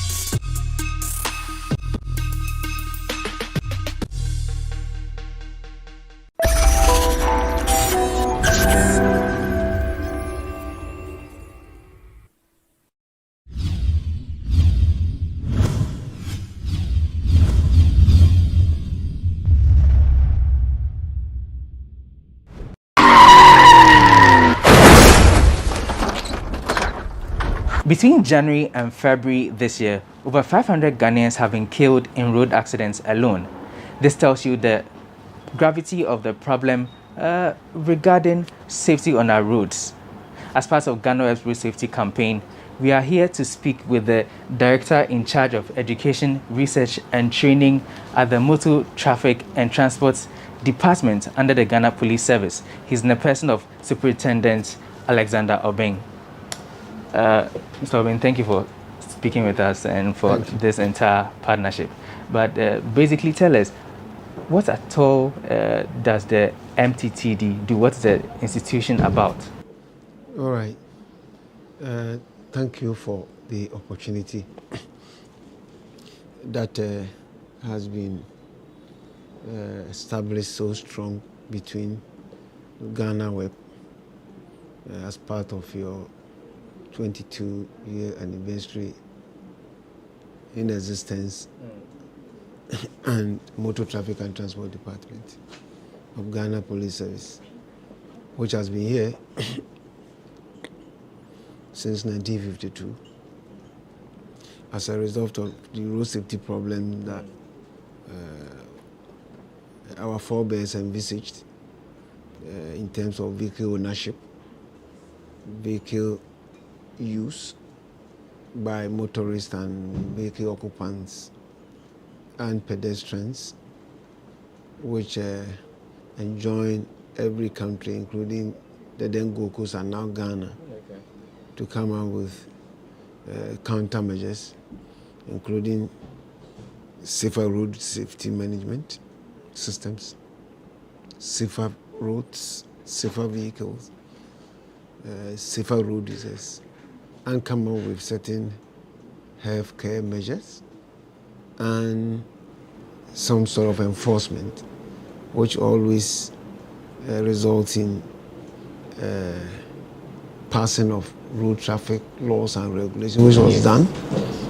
And when that law was passed in 1952, Road Traffic Ordinance number 55, it imposed a public health and public safety responsibilities on Ghana, and the then administration handed same to the Interior Ministry and to the Ghana Police Force Now Service to collaborate with other stakeholders, now even with GhanaWeb, among other myriad of stakeholders, including National Road Safety Authority, the then Road Safety Committee, now Driver and Vehicle Licensing Authority, then VELD, among others, in order to ensure that public health and safety measures are improved upon, so that there will be maximized mobility with less risk of injury or death. Sure. And over time, we've been able to evolve from 1952 with the clear mandate to ensure that we enforce the road laws, ensure that vehicle owners are forthcoming with their responsibility towards vehicle maintenance and servicing and who to give to. We enforce to ensure that those who are handed with vehicles ensure that their vehicles are registered, their vehicles are given licenses to be on the road, like roadworthy, and they are also issued with valid insurance certificates and are embossed with vehicle registration numbers, and the drivers are trained and issued with appropriate, valid, authentic driver licenses, and we are out there to ensure that drivers comply with the best practice in terms of using their licenses to drive, in terms of their speeding behaviors, where to stop, how to follow, where to overtake, what to do when your vehicle get broken down. Our issues, among others, that we ensure that drivers are forthcoming, and even in terms of vehicle occupants, we ensure that they are on their restraint devices like seatbelts, and those riders, both the driver and the rider, are also on their crash helmets, and all that it takes to also ensure that pedestrians also walk along the road on the left and then cross the road appropriately at safe crossing point are some of the responsibilities that are imposed on us, which we do every day. And also, in addition of ensuring that people comply, we detect an increased sense of apprehension among those who violate same. And those who violate him are arrested, processed, and put before court of competent jurisdictions. And at the end of the day, for example, as I have on my data, those that are convicted, same are published. And I can say that from January to November, February this year, 423 Ghanaians have been put before motor courts for various offenses. In the process, the court has been able to adjudicate to finality and convicted 362 offenders, and 2 have been jailed, and the remaining, the court imposed court fines, summing up to 205,190 Ghana cedis, and same have been paid into the state coffers by these convicts. This amount is for which people? Which people have paid this amount? Those who were the 362 who were convicted. Yes, who were convicted. The conviction somewhere was sentenced to prison. Two. The rest, fines were imposed on them, and I'll give you that. And I'm saying that this is part of what we do. We go beyond that. We use this same to sensitize the general public and share data on accidents, because we respond to accident scenes and investigate and produce appropriate information to appropriate entities, including the courts and the insurance entities. And we do it on a daily basis. And we also collaborate with other stakeholders to ensure that our work remains beneficial in terms of information sharing and capacity building, training, sensitization, publicity, so that where crashes are occurring, for example, we don't keep it in our books. We, on our feet, for example, this year, we will not wait till the end of the quarter.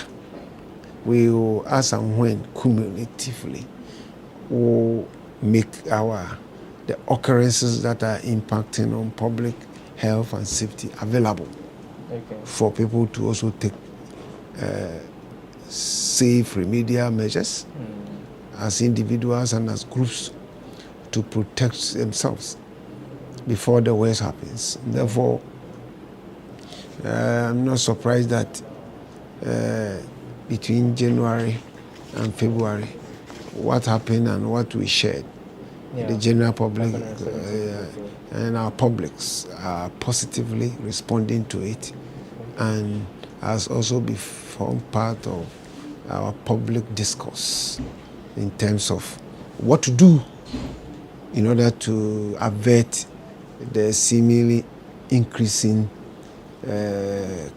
crash incidents and associated high deaths and morbidity, and then damage to property report that we've shared. So these, among other responsibilities or tasks that are imposed on us, and we do it to the best of our ability, given the available resources and the efforts on our part. Okay. About that, you put out some statistics for just January and February, and it was very scary. I mean, we haven't even gotten to the first quarter, and we have about 517 people getting killed in road accidents. I mean, with everything that your department has been doing so far, why is it that this year alone, before the first quarter even draws to a close, we've recorded this high number of casualties? I think, first of all, we should be very careful when we begin to use the word surprise, because when you look into the current recommended steps from 2020 to 2030 within the strategic development goals, that we call it sustainable development goals by the UN, particularly goal 3.6 and 11.2, which relates to public health and safety, road crashes. And you look at the solution toolbox principle, which has to do with the safe system approach, which seeks to Vision Zero, that we should apply system so that human, environment, or road infrastructure and vehicles should interact in a way that will ensure high level of safety. And the principle that is espouses, one is that we should ensure that we pursue a commitment to proactive improvement of roads and vehicles so that the entire road safety system is made safer than just locations or situations where crash or crashes last occurred. Okay. So if you are not careful and you begin to say, oh, currently the crashes are surging, you will be making a mistake. When you look at the wide spectrum, and you look at what happened last year, you should have noted a trend. And you ask yourself, what have we done as a society? Okay. Because last year, from January to December, compared with the same period the year before, which was 2019, you saw that all indicators were surging. Okay. So crashes have increased by 7.27. 7.27. Yes. And vehicles that were involved in the crashes have increased by 10.37%. And persons that have been injured also increased by 13.45%. And persons that have been killed also increased by 13.35%. Okay.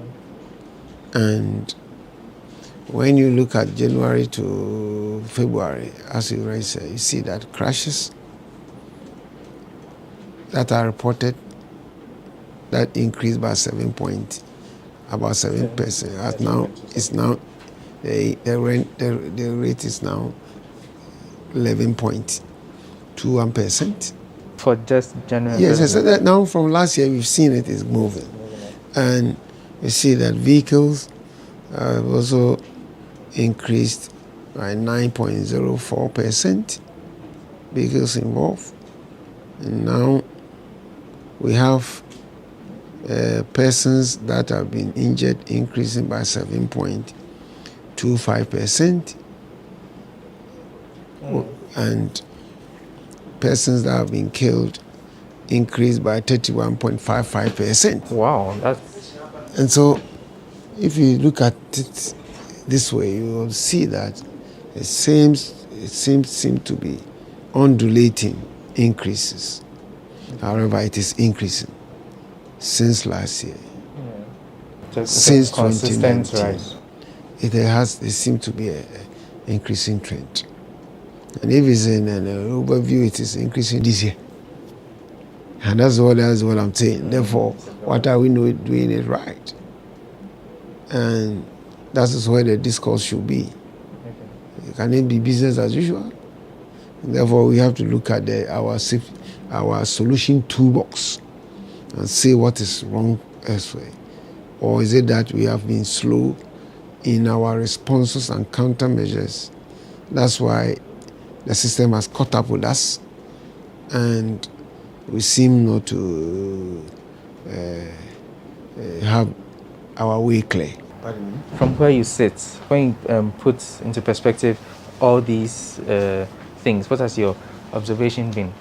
My observation has been that when you look at the principle that is underlying our road safety management, we seem to be off the track.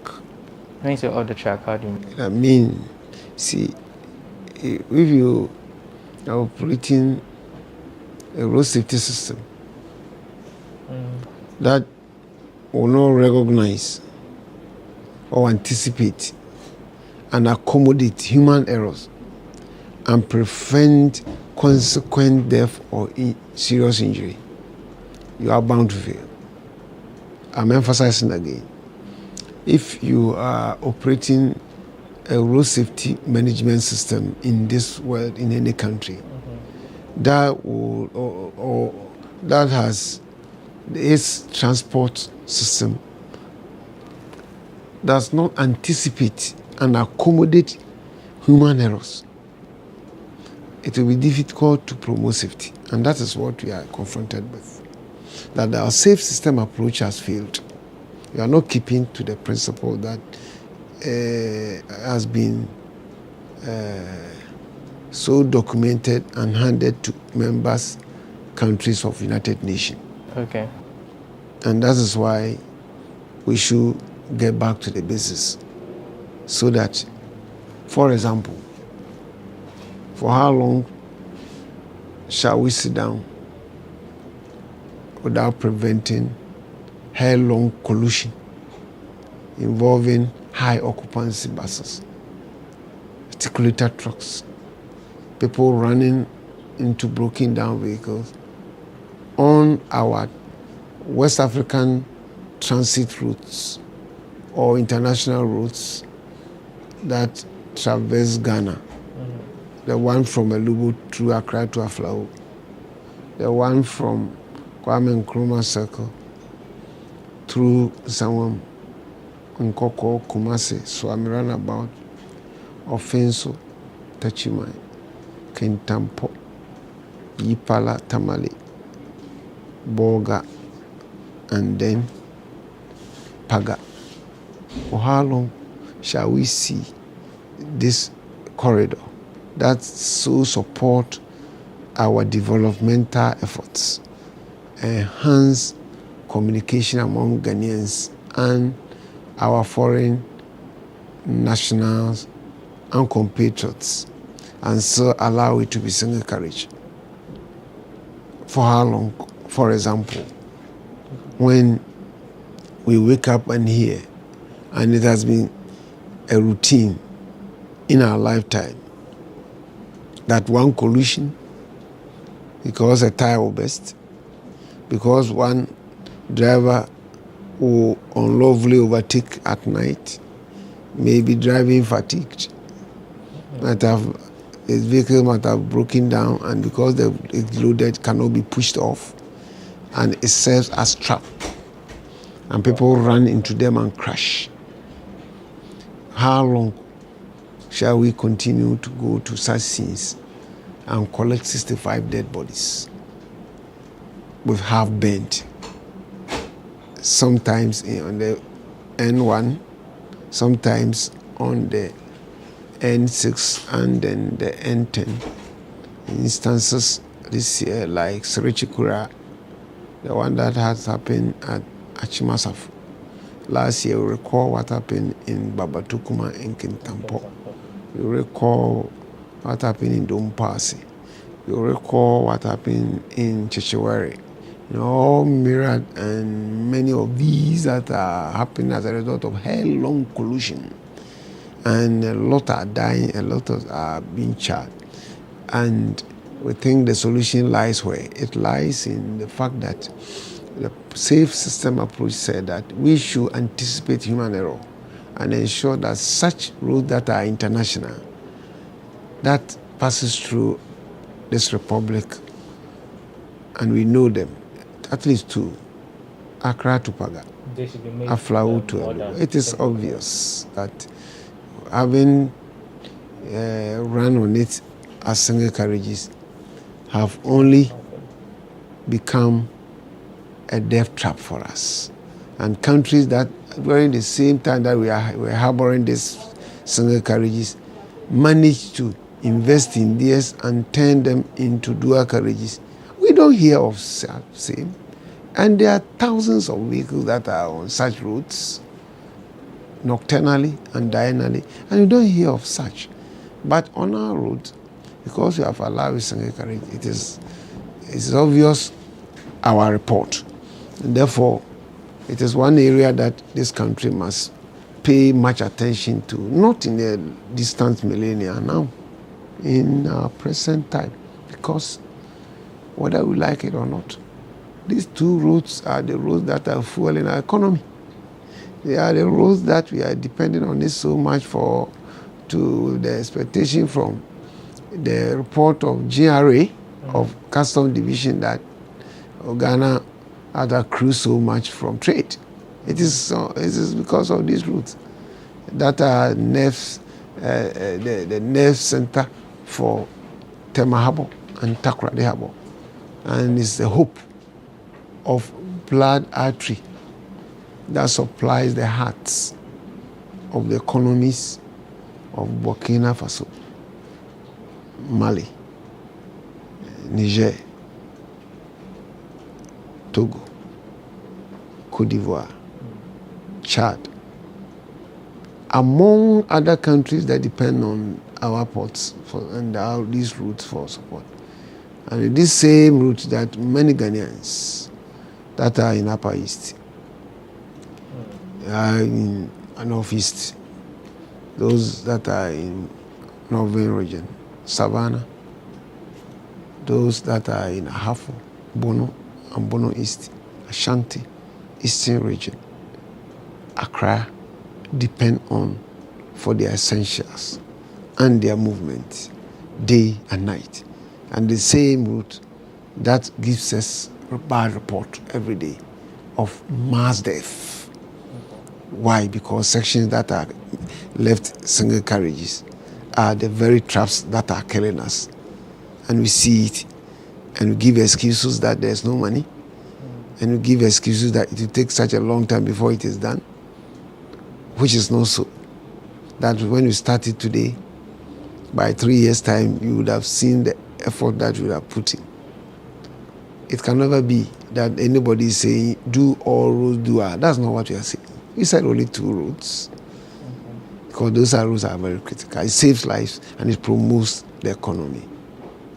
And so this has been a challenge. Again, whilst we are rationalizing the fact that dualizing these 2 roads are difficult and can happen in a distant millennia, we have also refused in realizing that if you are building an economy with a single carriage transit routes, then you must know to invest heavily in towing and recovery track system. Do we have it? We ask ourselves. Even that, do we have it? Can we boast of it? And we allow the road be littered with broken down, accidented vehicles, and it serves as traps for others, particularly nocturnally. These are matters that are critical. Again, in a country where you have such a poor public transport system, which is private-led, it smacks that over time you see others coming in with cheap alternatives, affordable alternatives, accessible alternatives. And I'm not surprised in our lifetime, because we have not been able to invest in mass transit bus systems, even in urban and peri-urban environment. What you see is that our hope and solace is found only in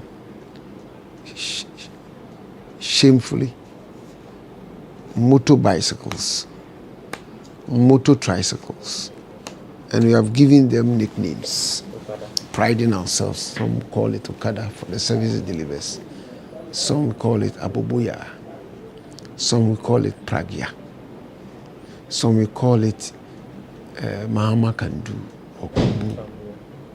In all this, if you look at the data, as I have it in front of me, last year, for example,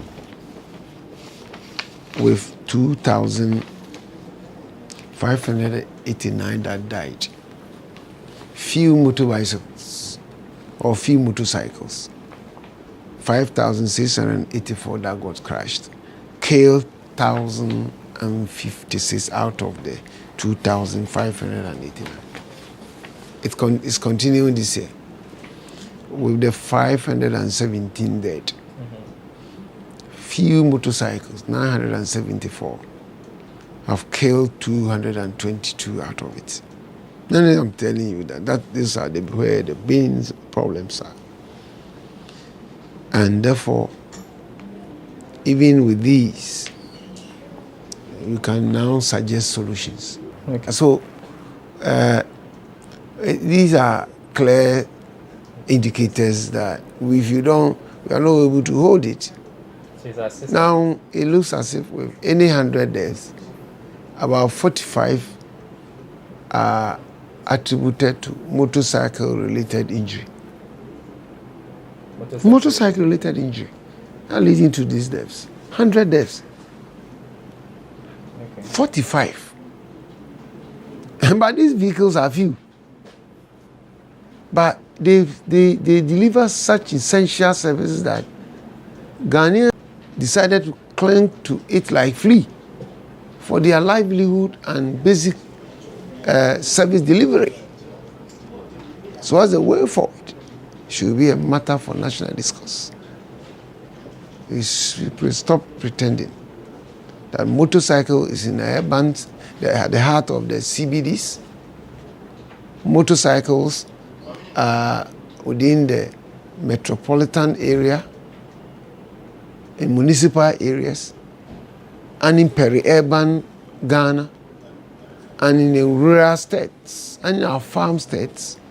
Motorcycles seem to be the most common, affordable, accessible, and those that are pronouncedly used by Ghanaians. But how can that be inculcated in our system, our road usage system? No, I think that's what I'm saying. That we should have hands on deck because we are overwhelmed, and this is everywhere, and everybody is using it, and it's affordable, and we seem to be a job, generating a machine to the youth who are also looking for job, and they think that they have gotten job.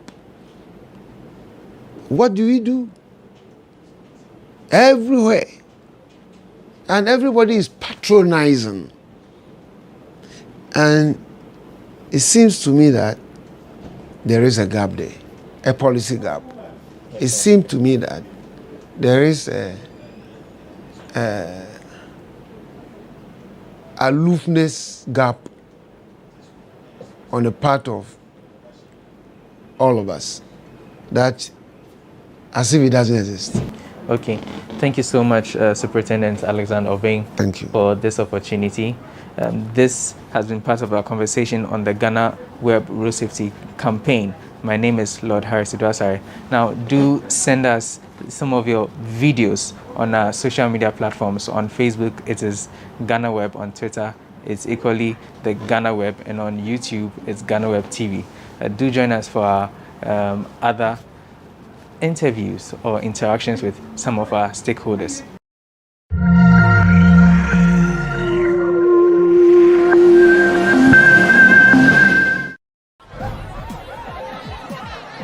Powers and principalities. There's so much fire inside me. Tragedy struck when part of the largest hillside at the kosher rubbish dump collapsed. It's going to be fun to see how he goes about approaching this game.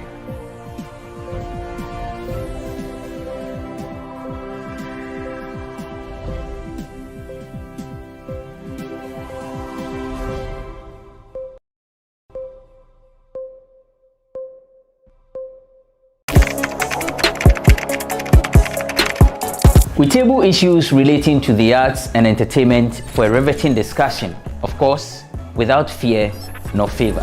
The question the presenter asked them was a dumb question. You need to speak the fact and move. Varied views. We agree to disagree. So I would disagree with everything you said.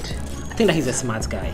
I think what he did. No, but I also said he's a smart guy. Yeah. I guess that I'm waiting for the what next. Yeah, I don't think that we have to wait for what next. It sometimes gets confrontational, but that's the beauty of the game. Today you funny face. It's not my brother. I don't know him. You don't know funny face. It's not my brother. You don't know funny face. It's a package.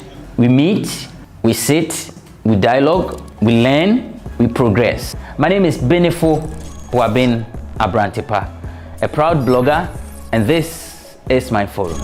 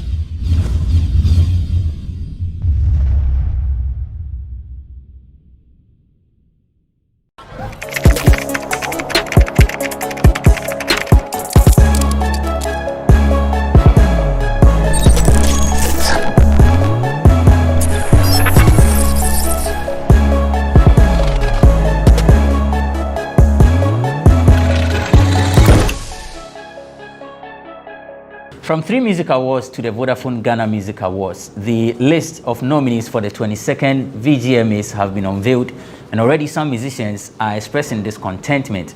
They say they deserve nominations, but they are conspicuously missing from the list. Justified? Later, we have a conversation on the call for the regulation of content on TV and radio. This has come as a result of the murder of the 11-year-old boy in Kaswa. Some say the 2 persons who committed the act, both teenagers, did that as a result of the proliferation of spiritualists on our TV and radio stations. This is what we are seated to discuss on this episode of Bloggers Forum. My name is Benefo Boabin Abrantepa. Welcome to Bloggers Forum on GhanaWeb TV.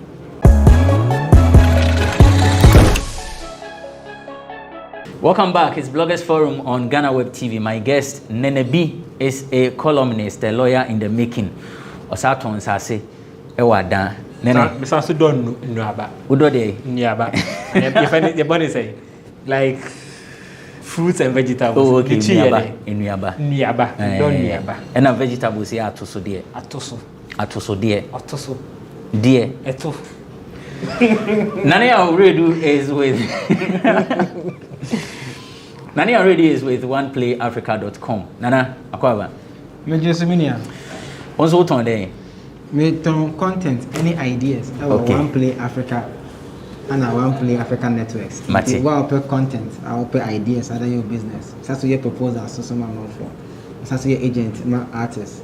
A plug it and young aquaboche. You're from Ghana to Al Jazeera now. Oh, from me, I'm sorry, my friend is 024 902029. I mean, sure, proposal the Councillor Lutrot of Bloggers Forum. Amabroni is on standby with Nkomo.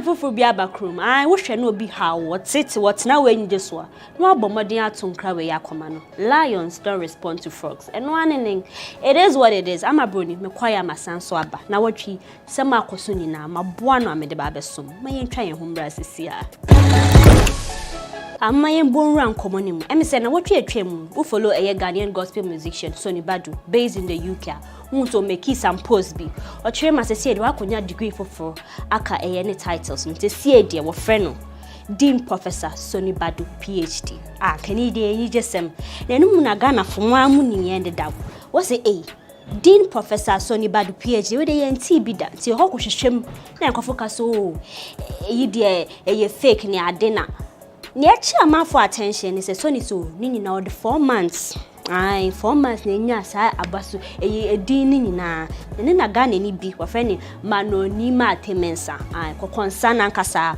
also onu kwakoye follow up no chema follow up no nya ya ansa ne chese school na Sonny Can University no they are not accredited by any accreditor nti ne kwakwa ne say awards ni nyina ni degrees ni na fake and the Ghana for fan chen eno na Sonny Badu hu send a conversation ko no be chirema hu Ghana for mukasa too much but no pa de already responded to mu if say lions don't respond to frogs and na nkofo say hene ha Sonny Badu say che say ya yegu ha de ya frogs and ye be share association of frogs then we to be man na what you say be break course so nsem ni bo ha ye BS be bi ho de na serious pa ya abena kokko TV3 presenter wa mu se mu show no ye no abena na na watch your video bi o chema media general was any show no was suspend na dey na wa suspend kokko show kokko chema okoye video kakra bi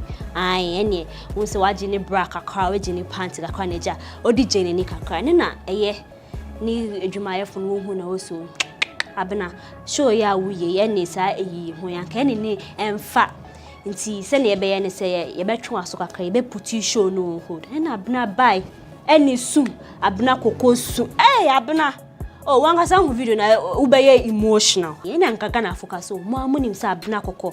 Ye ka bipolar, no no di mu chame like off front line. Even though says she's living with that disorder, she's also preaching about it. Bibi pona ba. You can even think so maybe and then they buy na say. But abna chema, she wasn't going through a breakdown, baby. She didn't have that. Or no chifu no so no abe show. Inti muntu me separate from edwuma from onwa normal life.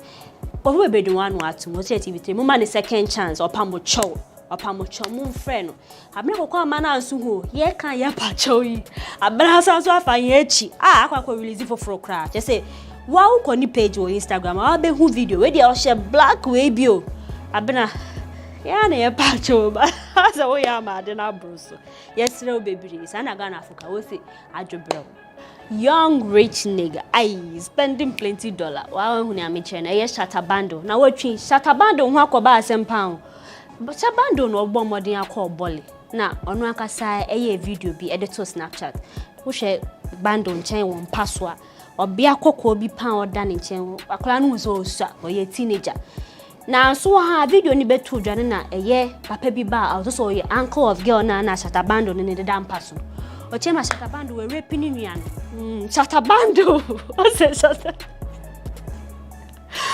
Shatabando we raping nuan. And then I focus say bando be a raping girl. Girl ya no that bando nche. And po de yenye ne be hwehwem. But girl na kasa ba out be chem say shatabando we raping. Shatabando say anko bi be raping no kasa ye video ko Instagram live. Also be raping obi enyo no girl na raping. Munja is a rape case we nye case because girl never be clarify see bando anye ne hwe nti muma ye ntwa so na ye ntwa so say ye twa so dia eye Zaraman osebo one onu na che say na watwi bia ye o trendy wa ni mo che bone fashion dada skirt ya o hye no kita briefcase we pose ba ko wasan so we pose ba ko account na osebo ko ye odi bia ba oko show bi so o say super show bi so ye cooking program na enu na osebo ba ben nua aduan na osebo so oni obenua brody ampesi ni nkontomre stew na osebo sade en shade asina yen kwa osebo ohuru eyi brody hu wa bu brody ba kwa ohuru hu we twa ne tie twa na se ye hu ane so osebo de ade akona na wa start e ka grill etchin eyi chocolate osebo enya na osebo start brody raw sano I present and say hey osebo de na koso osebo sa wonte brody raw na mere ne sano to hypertension to diabetes just osebo listing same bebre me be we body no because esai ade bebre ya ni aye no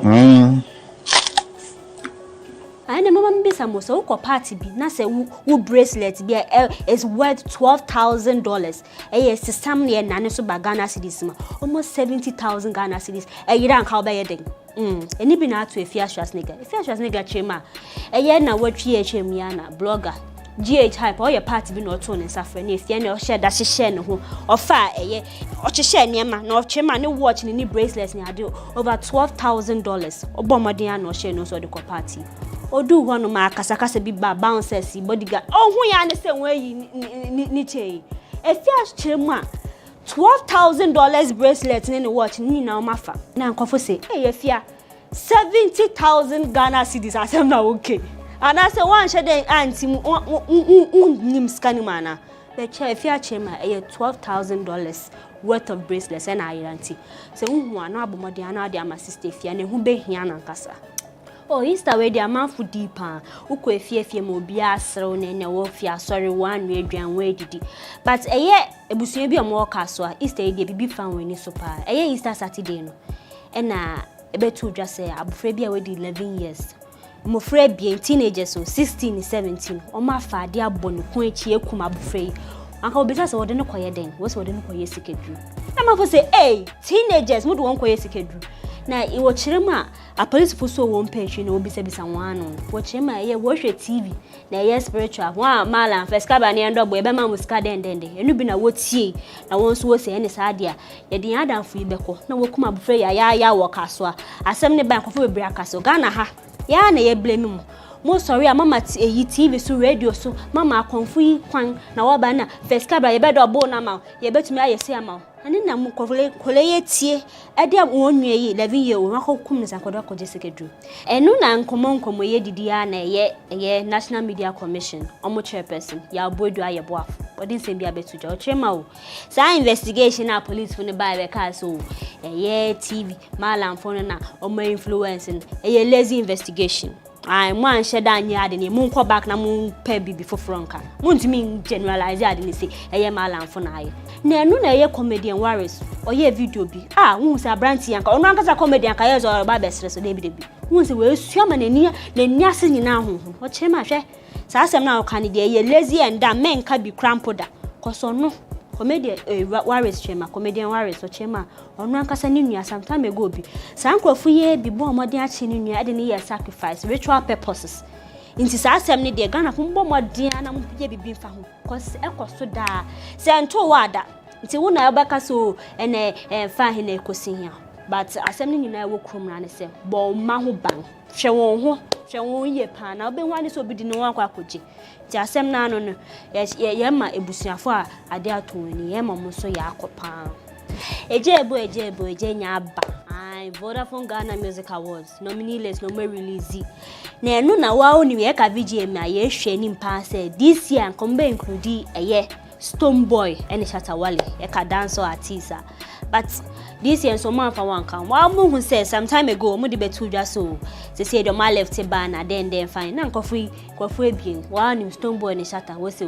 Kwan ya mu ka se mo release banner there was no professional. Mo am friend ye mo man ya antina nkonya. Ye hu an say na media nim say mo release banner nti. One day nanka worry partake but afede less na ba ye hu say this year omo nkan na nkofo bebre na one nanka we expect say be nominate won we nya bi they say the adina one na set record we say obi apan okita highest nomination nkofo keka menim say won so artist we nominating for any category I me say category nominees no mo ye na afa binum ho kon pa ai eye Flocking Stone rapper o chema this year VGMA na mwacha nmuza awards kim na nche danye papa cause o hwe ni mpa asanka aya afi 2021 ko benya nomination ba we nya bi nti ono ne asem wo kan nyina ne say awards kim they cannot be trusted but Flocking say me check me VAR uma enya wo na sometime ago ko ja award yi bia wo dan wa asi ade na afa de this time afa akon ho wo say enya credible hey Ghana fo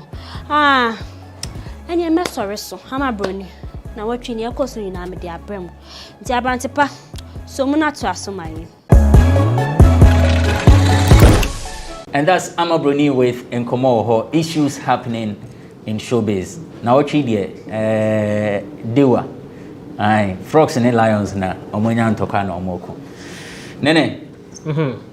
Then de echo. Masa. Some catch us many admission go school. Yeah.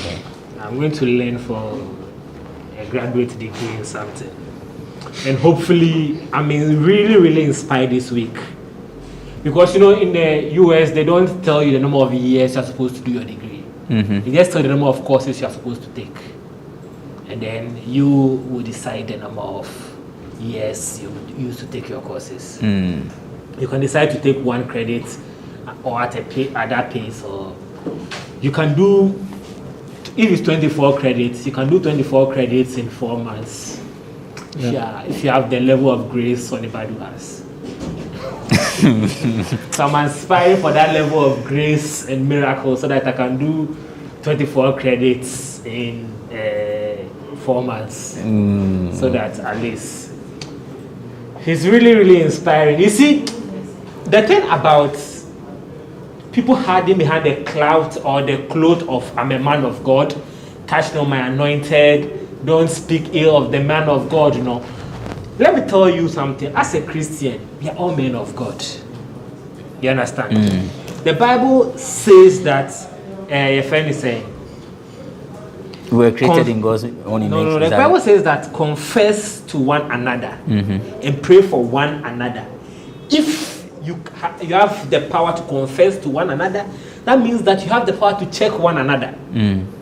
So if me, a man of God, which I really am, realize that another man of God who Sonny Badu is going or is talking in the nonsense, I have the spiritual power and backing of God to check him.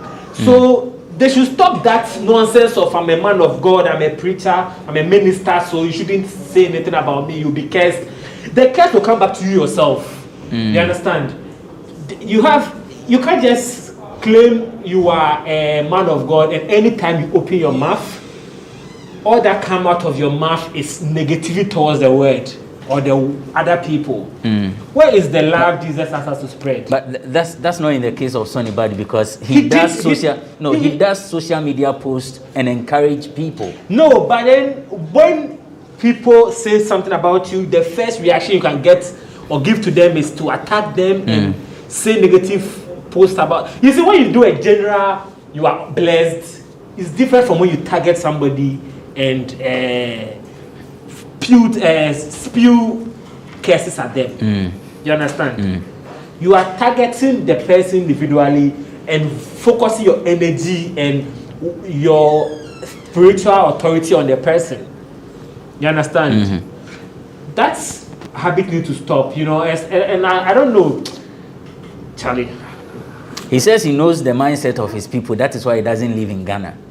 There be a negativity. Okay, he should keep his mindset wherever he's living. If he is a man of God and he thinks that he has a ministry to, isn't changing mindset part of the Romans chapter 12 verse 1 to 2? So for call. It's a renewal of the mind part of the job of a minister. So if you think that your people have a negative mindset and you call yourself a minister, is that not your job to renew the mind of the people? Is running away from a problem what you're supposed to do as a man of God, and call yourself a man of God, and all you can do is run away from a problem and say that because there's a problem I'm running away. Sorry. Nana. I'm here. Then echo. The echo. I mean, what Nana is talking about them, I don't want to even go there because we forget that if you're a man of God, you're a human being. And if I post a picture of me holding a certificate and you don't agree with it, do your research and put it out. Don't attack me. Because when you act, you don't expect me not to react. But anyway, hold here. I don't want to go there. I want to touch on is it exactly, are you guys quoting what comedian Waris said, or is not correct? It's not a verbatim quote. Which of his stories? You are very dumb. Yes. For blaming. He said it. I don't want to think that young comedian Waris really said dumb to the National Media Commission boss, Mr. Budia, because then he just showed his level of ignorance as a comedian. What am I saying? And probably, I know he has followers. Comes back to what Nene was saying. So anybody says, I know my people, and then said he has followers who will not weigh what he said, and they will support him by insulting a reverend man or somebody who has worked hard to achieve what he has achieved. What did the man say? Or say, man yenkase TV na de yi o TV so no pe. Ana ye course of say in kolam yenu ekoche omunya ketwa 10 years old boy eden eku no. How is this down? How is this thing down? We've been in this country, I have said it on this show before, that our bear for 4 years now abana social media and new media. It is what is costing us as Ghanaians, because the level at which the people who brought it and what they have gone through in their life, over 100 or 200 years, they've gone through it. It is for them. It's easier for them to connect with some of these things. We are here and we said traditional TV and radio is dead. How is it that something that you and I said that it is dying now becomes the blame for a certain 2 young boys who killed their fellow young brother over money ritual? We have to be open-minded as a people. What the man said, he wasn't even defending his office. He was even trying to let the police know that you have to do your job. Because they got a TV there. And what the kids see on social media and in their societies now is even more dangerous than what they watch on television. Let's be sincere. The boys they live in Kaswa. Probably in their neighborhood, boys are driving Benz. The boy driving the Benz is like 21, 22-year-old. 3 Benz. 3 latest Benz. Esi kamu 2 sika. Eche kama man for. We chat video, selfie, they are to social media, either to Facebook and WhatsApp. So now these kids these days, when you take their phone, they're on Facebook, they're on WhatsApp. They even know a lot of the tech things that even we do now. Now say opening kasa say okay. Don't blame it on just the TV. So that in Ghana we will do the apportion of blame game. Then after 2 weeks, somebody will go and do sex tape, and then we forget about the boy and the mother and the pain that the family is going through. Then we'll go and talk about the sex tape. Then you sit down as a so-called influential comedian to attack, and your words that you use is dumb. That's the Sonny Badu say, I know my people are. The foolishness of that comment is so disrespectful to the man, he has to come and apologize to the man. There's a boy in Kumasi whose video audio I was listening to on xylophone on Wednesday. This boy was featured in a song called Ajiska, and he was quoted by saying that one time no moja, o person will trick car baby, only car for Range Rover. If you open your Facebook right now, go to your friend request list. One kind crowd, it can bear 10 or 5 to 10 malams. I must send you a friend invitation. Even when you do a post on Facebook, these malams have boys who are seated and they are posting. I need 15 boys who are serious and I'll make them rich. I need this, I need that. If people are not taking these people serious, why are they always coming up? We've left the society part where the country is so hard that I'm saying this not to cause pain to anybody, but I'm telling you on authority. That if those 2 boys had succeeded in doing the ritual and they are taking the money back home, I tell you, their parents would never have asked them where they got the money from.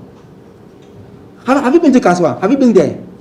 I was there on Monday. Not recent. I was there on Easter Monday. I wanted to see for myself where the boys they live. I was there myself. I am telling you, if those 2 boys had succeeded and they were not caught, and they had brought back the money and they had come back to their family, what makes you so sure? Boss, I said nabo and a back with I said, yeah, catch fish.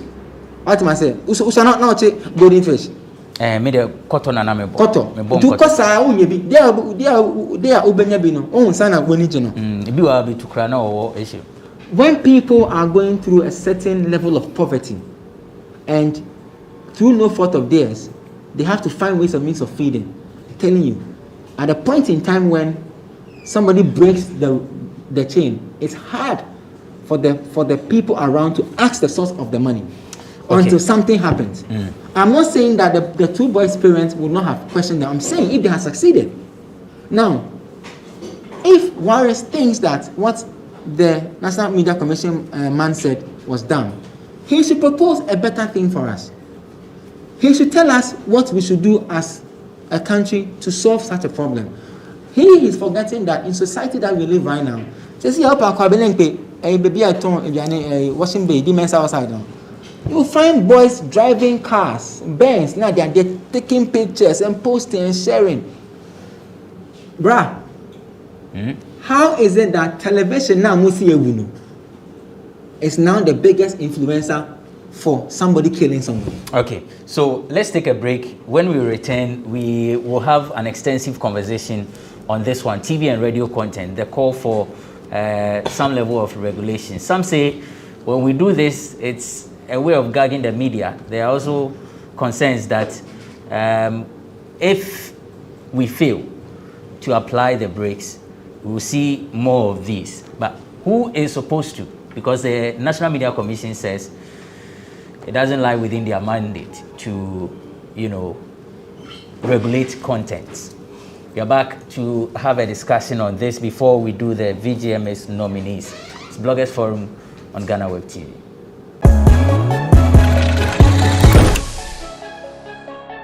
Welcome back. It's Bloggers Forum on GhanaWeb TV. My name is Abrantipa. Nania Radio is with OnePlayAfrica.com. Nene B is a columnist. Now, before we went on a break, Nania was making a submission on the call for radio and TV contents to be regulated. Let me get Nene's opinion. One a law student. What's your master's Donald Trump? Open grace. Like Sonny Badu grace, I'll be born sharp. Now we are of the postia, none in cough, Wakasan and Obwa. Obetrum, so many frogs. Lions or Dr. Frogs. So, this issue, what's your position? Do you think that the radio and TV contents are to blame for what has happened? Okay, so... And that there is the need for the content to be regulated? Let me start from where I ended on the Sonny Badu issue. I said that when I was about to say, I don't mean kind of answer you. I said that I'm a religious person, right? My God. I'm a very religious person. Apart from chopping women, and they sin. Apart from the chopping women, and they sin. There's a thing. Okay. I like being religious because it provides me with some form of comfort, clarity, and guidance in life, right? And also, there is a level of problem that comes with being religious, right? Because being religious is a form of looking up to an authority that is hovering over you, right?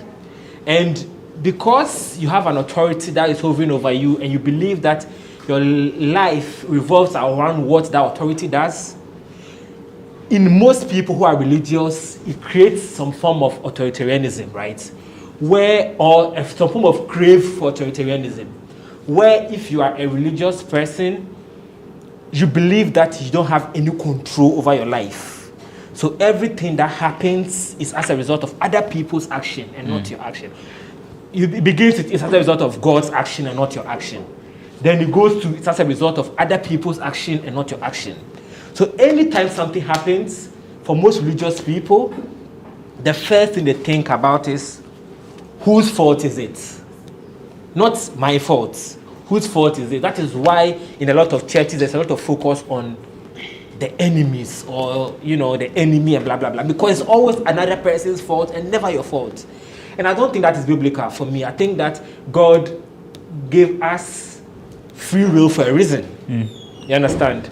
And so, Ghana is a religious country also. So in Ghana, anytime anything happens, the first thing Ghanaians do is look out for who is to blame for this. And always the blame is somebody else apart from me who is talking. You understand? So it is the government, it is the media who is not doing something right. That is why my life is not the way it's supposed to be. I told my dad when I was young, right, that he said I was singing some lyrics or some song, and he felt that lyrics was not the way it's supposed to. It's a Christian supposed to sing those lyrics. And I remember telling him that, and he used the expression, I didn't raise you that way. I was like, you're not the only person who raised me. Jay-Z also raised me. Actually said that to my dad, I was dumb, but still. The point I'm trying to make is that, the media does have some influence, but I made some post on Facebook on Sunday, right, that I always gravitated towards rap music that had positive message. And you know why I always gravitated towards those rapping that positive message? Because of the value system I was raised on. You understand? The value system attracts what gives you what you want to be. and what you look up to. So there's a lot of content on the media. People's value system determines what they watch on the media. I don't watch Christian channels. I'm a Christian because I don't like the type of music they play or instrumentation, maybe. But there are some people who that's all they watch. Me, I only watch news channels, CNN, maybe I'm TV that's CNN. There are some people who only watch movie channels. You understand? Mm-hmm. And all of us have the right to decide what we want to watch. You understand? Mm. And so when you say, I read the press release by the film something, National Film Authority, whatever their name is. When you say you are coming to regulate content, will it include live content? Will it include news? The point I'm trying to make is that I've always said on this show several times that I am 100% anti-censorship, because you see, the thing about censorship is always a knee-jerk reaction to some problem that this type of content is on TV. It's not a knee-jerk reaction. Censorship is almost always a knee-jerk reaction. If you work with a Pan-African television or that is, you see, when you mention a particular TV station, that is I'm saying content they want to promote. Type of content they want to promote. It's not knee-jerk because censorship is not knee-jerk because there are times and everything. If you read television, if you read television, they will tell you there are times where you can show A, there are times where you can show B. You can't show B on A time because it's wrong. It's not knee-jerk, bro. That is not censorship. Censorship are two different things. It's not knee-jerk. It's not censorship and examination. You see, and those things, they are not knee-jerk. Let me last it's part of television production. Why do you say it's knee-jerk? I remember I wrote 2 articles last year on GhanaWeb about one about the COVID, the law that was passed, the imposition, and what's the name? And there was one about the censorship issue. I remember talking specifically about freedom of speech, right? And one of the antidotes I used was I used the story of Adolf Hitler, how there was a law that was passed because there was a particular issue that was happening in Germany, and the people felt that they needed to give Adolf Hitler more power to rectify that issue, and by giving him more power, he ended up becoming what he became. And every time Hitler did was legal according to German law because he had the power to do it. You understand? But that's how censorship works. Yeah, but that's different from censorship television. Always begins with It's not censorship. Hitler was it's different from television. I mean, listen, when we were kids, people had the power to censor even phone conversations. If it is knee-jerk, why is it that? If it is knee-jerk, why is it that when you were a child, your father will censor you even from the things that you say? It's not a knee-jerk. That is not censorship. That is raising your child and censorship. When the government censorship involves the state, you just made an argument about Adolf Hitler, which doesn't he's a president or connect to TV. This is television. The reason why I mentioned Adolf Hitler was it started with censorship with Adolf Hitler situation. It is different from television and film. It's different. It was a newspaper and telephone. Is that no media? Is this about no media? Is that no media? It is. Is TV no media? It is. And that's why I specifically use him, because it was censorship of newspaper and telephone conversations. Okay. So you understand? I think we need to make something clear. I think we need to differentiate between censorship and classification. We need to make that difference clear because those are two different things. Yeah, sure. I'm mistaken. Definitely. Classification is different from censorship. Yes. So we need to make it clear so that people who are watching can also learn something. What you're talking about is censorship. It's not classification. What the film authority is saying is classification and examination. What people are calling for that they shouldn't show such and such programs on TV. It's not classification. Yeah, that is not classification. That's not classification. They are saying that, listen, those are not the words of the film authority. Let's be clear. I'm not sure he's I specifically said those who are saying let's create a censorship on the fact that don't show A, don't show B. Yes, that's what I'm talking about. But I'm saying that let's make it clear that what the film authority is saying is classification and not censorship. Yes, so somebody is watching, they can understand. I get it to him. Yes. And of course, you referred to the statement and said it was classification and not censorship. Yes. However, there have been calls for censorship. But you agree that what's happening now, the conversation now, it's more of censorship than classification. Yes. When you say the conversation happening around the issues of the Kaswa killing, yes, in the media, it's censorship. I agree. Okay. It's not classification. Sure. Yes, so exactly. That one, if he makes it clear, we can have a good conversation. Yes. That's exactly. So when you are talking about censorship, when you are calling for censorship, you always look at, that's why I said it's a knee-jerk reaction, that there's something that's happened in our country, it's tragic. So we say, okay, who are you going to blame? The media. But you see, so what your statement that is a knee-jerk reaction. It's what I don't understand. I remember Information Minister Kojo Ponkroma wrote to the BOG and the NMC over this money doubling thing. So for you to say it's a knee-jerk reaction, I don't get it. No, the conversations have been happening around it so far. Is it? That's what. It's not. It's just that this issue has resurrected that argument. It's not loud, and there's a loud call for censorship. Yes, and that is because it involves teenagers. There are teenagers who committed the act. Yes, which is why the conversation has come back again. So now, the point I was trying to make is that there was something I wrote that I wanted to say, that my friend is saying, always media is always, I don't know if you disagree with me in this, media is always a reactionary body. Media hardly does media set agenda. Okay, so you are saying, understand? Essentially, you are saying I'm saying that media is showing things that the people is based on what the people are craving for. If that type of content is selling, would the media not put it on? So essentially, you are saying that we should allow the ritualist, the spiritualist. People have their belief systems. I don't believe in traditional African religion. I don't know how it works. And people have their belief systems. Okay. That's somebody's belief system. Right. I'm a Christian. I don't want the government to tell me what to do. Nana, you understand? Yes. Okay. See, for us to sit here and say that censorship is a knee-jerk conversation, I don't think so. I feel that there are things that in our country, one, we are growing as a country. We are experiencing things that others in the world have gone through over so many years. So we are fine-tuning ourselves to fix the issues as and when they come.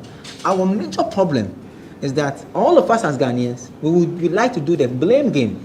And when it touches on religion, you dare not speak against my religion. We are enemies when it comes to religion. We are friends when we watch football. We are friends when we change one girl. We are enemies if you dare tell me the person I'm worshipping is wrong. This whole issue, part of it, people have said it that, it's also drawn on the line of religion.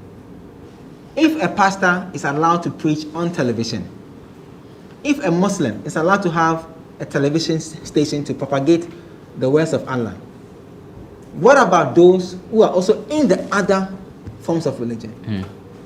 Probably what you are watching on television is not your religion, so why are you watching it? You don't believe in somebody saying, "Me penipa 15 on my serious, I'm more musika." You don't believe in that. So once it comes to your Facebook or you see it on TV, you change the channel. Do you understand what I'm trying to say? Yeah. We have to understand.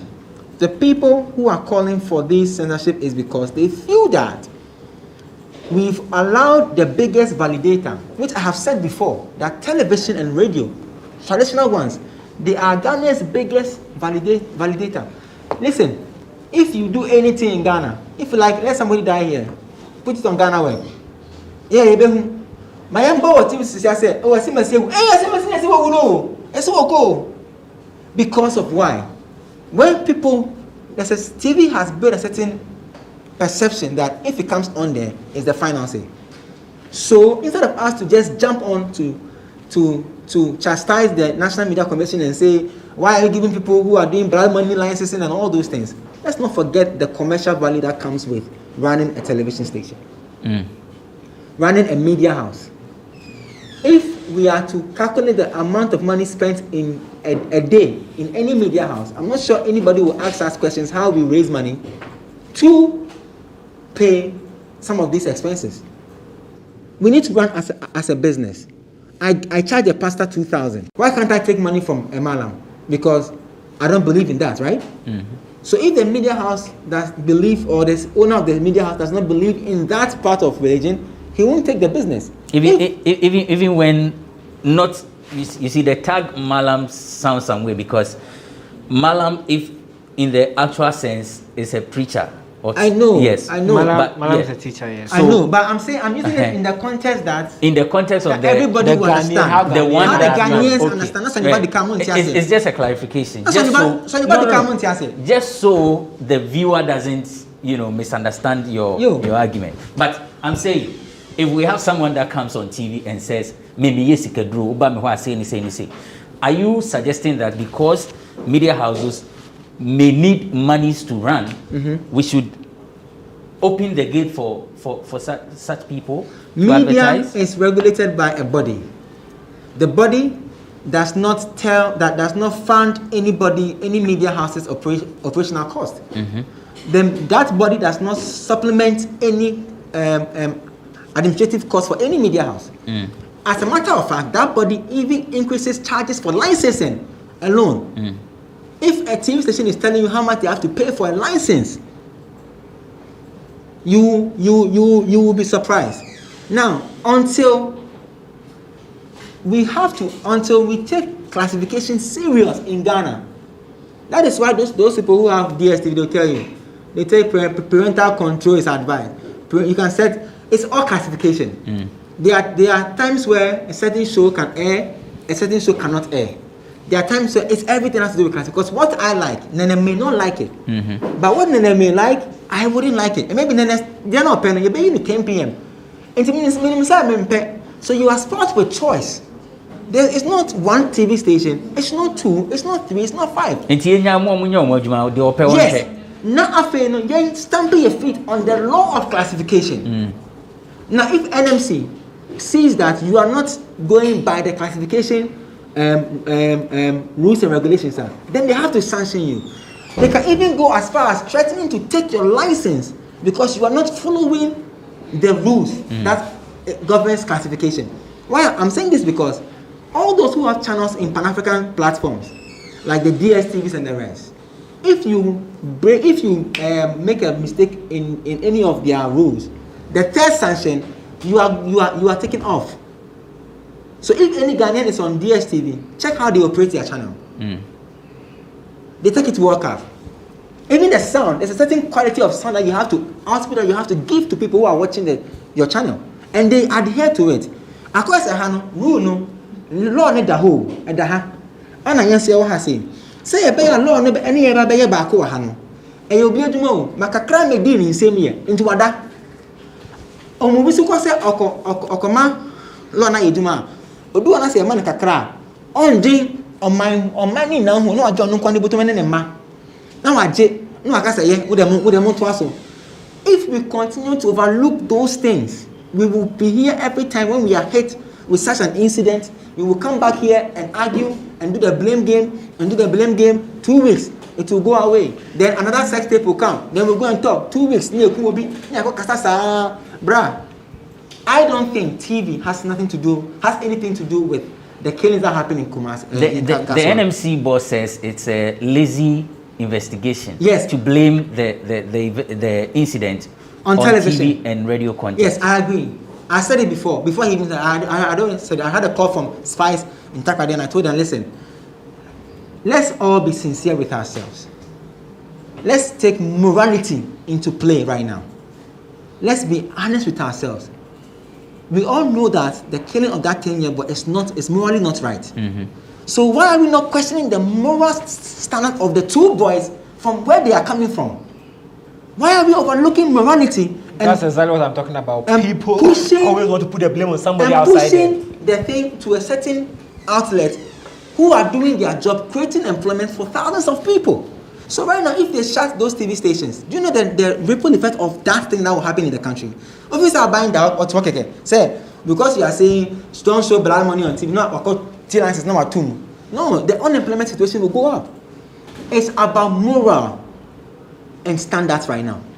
The 2 boys they have father and they have a mother. They come from a home. They live in a society. What are they seeing? What are they exposed to in the society? What kind of conversations are they hearing around the people who are elderly or older than them in their society? What level of engagement are they being put to without us even knowing?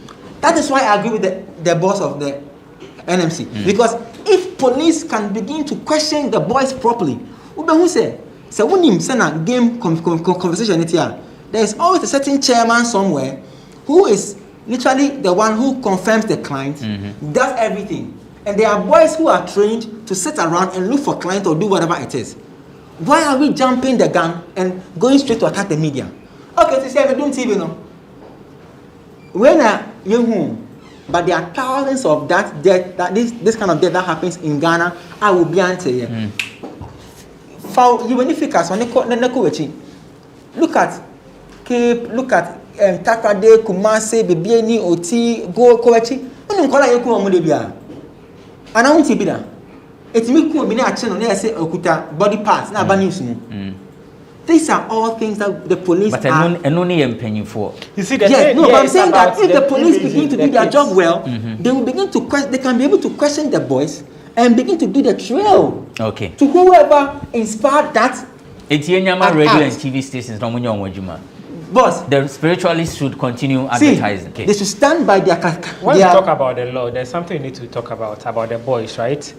There've been a lot of abuses of their rights. You know, there's a juvenile act, right? Boss, they've killed somebody. No. You see, the point is. No. Let me finish up. Let me come. Let him make the point. But of course, they've killed somebody. But at the end of the day, they still have rights. They still have rights. What are you talking about? What could I say is right? What could abuse is right? You think they don't have rights? Hey, sir. The court has not pronounced them guilty yet. Oh, wow. The juvenile, let me finish talking. The Juvenile Act has a specific provision about protecting the identity of minors who are under investigation. Their age, everything about their personal information is not supposed to be in the media. We understand that the age of one of the boys is being contested. Yes, he's not a minor. How did the age become an issue of contention in the media?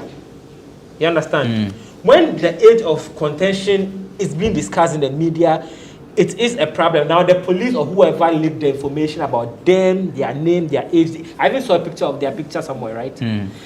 All those information being out is against the Juvenile Act. Okay. And you know, in the UK, there was this case about some 2 boys around the same age who killed a minor who was way younger than 11 years. I think the minor was like 8 years old. What they did was they lured the little baby to a train station and made the baby lie down the train station. Train passed on the baby, and the baby was killed. It was very tragic. During that trial, those 2 boys, their names were never used in the trial, and they were giving fake news during the trial. And after the trial, when there was time for them to come out, the government gave them a different name again, because it is law that you protect minors when they are under investigation, because you know their mind is constantly not be fully developed yet. Everything they do. But have you seen the names of the boys in the media? No, but their age is in the media. Their age is there. Their pictures are there. It wasn't an accurate. Listen, all the reports I have followed. I'm saying all the age that have been mentioned. You know, you went to they are approximated. It's not. You went to their house. You went to their house. I went to more than their house. Good. So now, having access to where they live is nobody had access. Nobody had access to where they live. When you go to Kaswa, your only access is where the thing happened.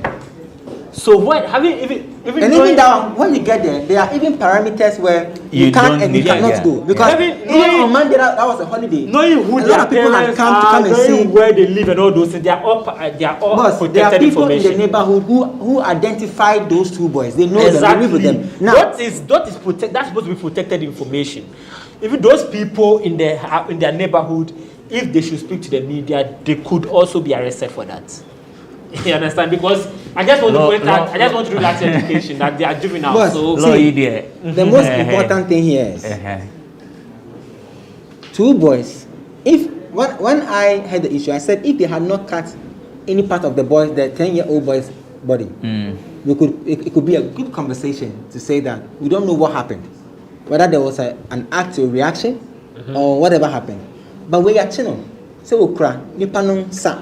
Yeah, but it's different. It changes the conversation.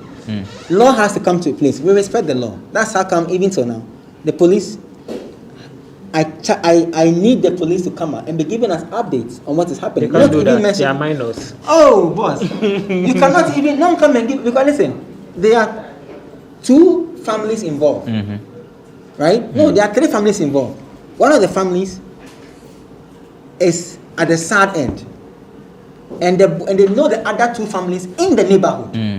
You can hold your law and say they are minors, you can't give updates on what is happening. And then you are telling them to take the matters into their own hands. Which the family has said. Exactly. They've made that statement clear. If we have to do the right thing, let's do the right thing. If we cannot mention their names and their age or whatever, let's keep those information. But let's get the public updated on what's happening. So that we'll be confident. Say, you see, hey, the thing is that usually this whole thing, because they are minors, how their trial is going to be. The reason why I brought that up. We understand that they can't even be in prison for more than 5 years. I think 3 years. Is it 5 years? Yeah, 5. Yeah. More than 5. They can't be in jail for more than 5 years. They can't be in jail for more than 5 years. Yeah, because they are minors. The reason why I brought this up is you know that the pain of the mother and the father of that 10-year-old boy is more than 5 years. Oh, of course, definitely. Yeah, the point I'm trying to make is that and then 30 seconds. I brought this up to say that because they are minors, the way their trial will be handled will be different from the way other trials are being handled. I know that people are going to be saying, they are minors, so the law is going to treat them like minors. Boss, we don't want the law to treat them as minors. We want the law to take its course. Listen. You have to do that, right? Listen, if you say the law should take its course in Ghana, it is due diligence. Okay. That's what happened. That's what they say. If you say they are minors, that's what they say. You want the law to if you say I didn't see you law now you can't book no if you see who say they implement the law no. Okay. Yeah, what am I saying? The case is in court, so let's see what happens. For example, let me say this. Say for some, their trial is not supposed to last for more than 6 months. If for some reason maybe at the end and the trial go more than 6 months, the judge can use that as a reason. Will have to use that as a reason to free them. Rebecca said, "Oh, the law didn't take his course, but the law did take his course. The trial maybe went over 6 months because they are minors." Me, I release you. Yeah, that's it. Yoko break. When we return, we'll do the VGMA's the 22nd edition. The nominees have been unveiled. Who deserved a nomination? Who didn't? Nani Rebecca said, "Yeah, can't. I didn't answer, but I was say can't." So we'll be back to discuss the list of the VGMAs. Welcome back. It's Bloggers Forum on GhanaWeb TV. And quickly, let's look at the Vodafone Ghana Music Awards, the 22nd edition. Now, on April 3, 2021, which was Saturday, the board was done with its work, and so the list of nominees were released. Mamisha Shimfri Neneho. Nene. Categories Nemu Diahena. Which one would you want to comment on? Today I'm in a very spiritual mood. You want to do gospel? What do you think of hip hop? Not gospel per se. I just want to. You see, last year was in the end of year review, we did mention that last year was very good for women in Ghana music. Yeah. And because of that, a lot of the women had a very good year last year, and I was happy about that. And this nomination list have reflected that. You understand? It has reflected the fact that women did have a good year last year. I think for the first time we have 2 women in the Artist of the Year category, and that is Adina my and church Hamilton. member Diana Hamilton, and my other church member Adina.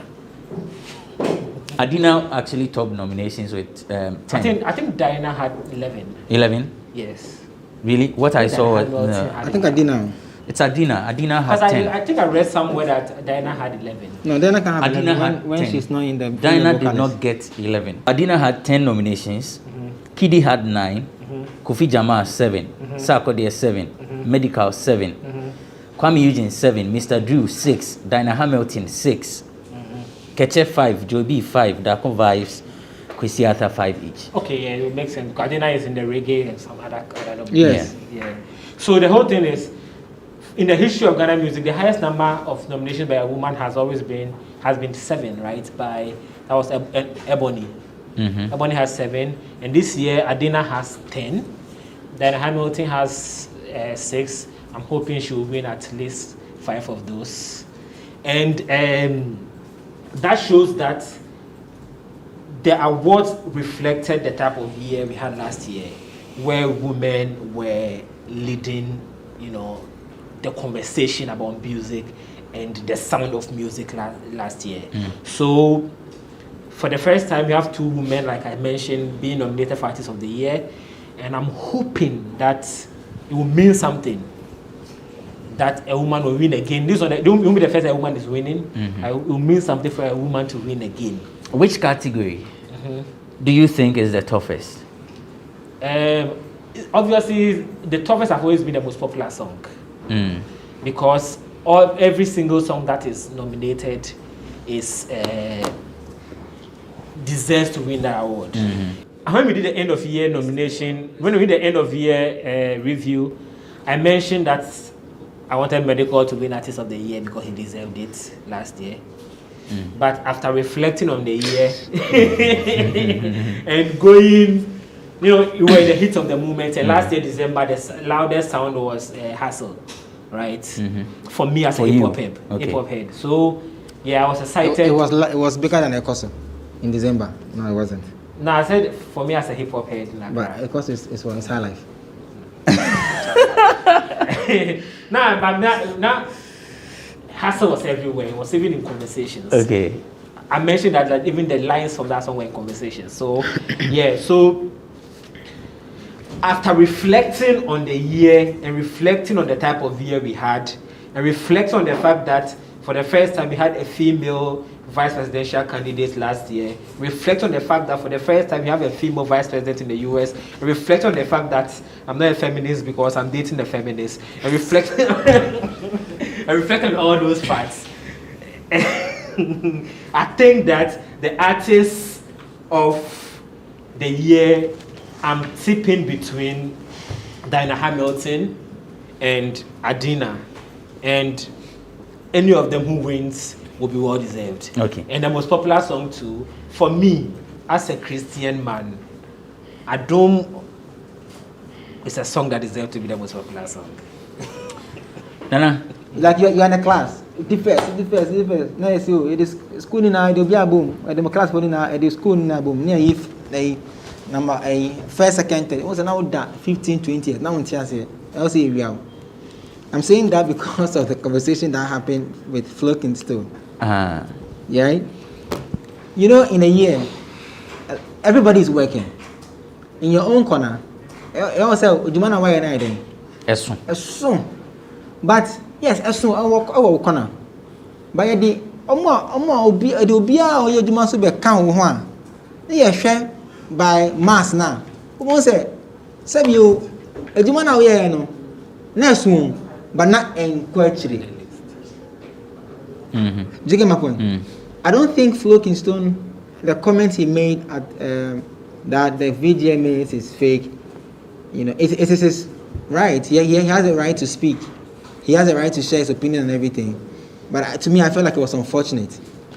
And then he even, aside the Ghana Music Awards, he even came to hit hard, as hard, say, when I say ombre fee. What am I saying? Obeying. It's unfortunate, say.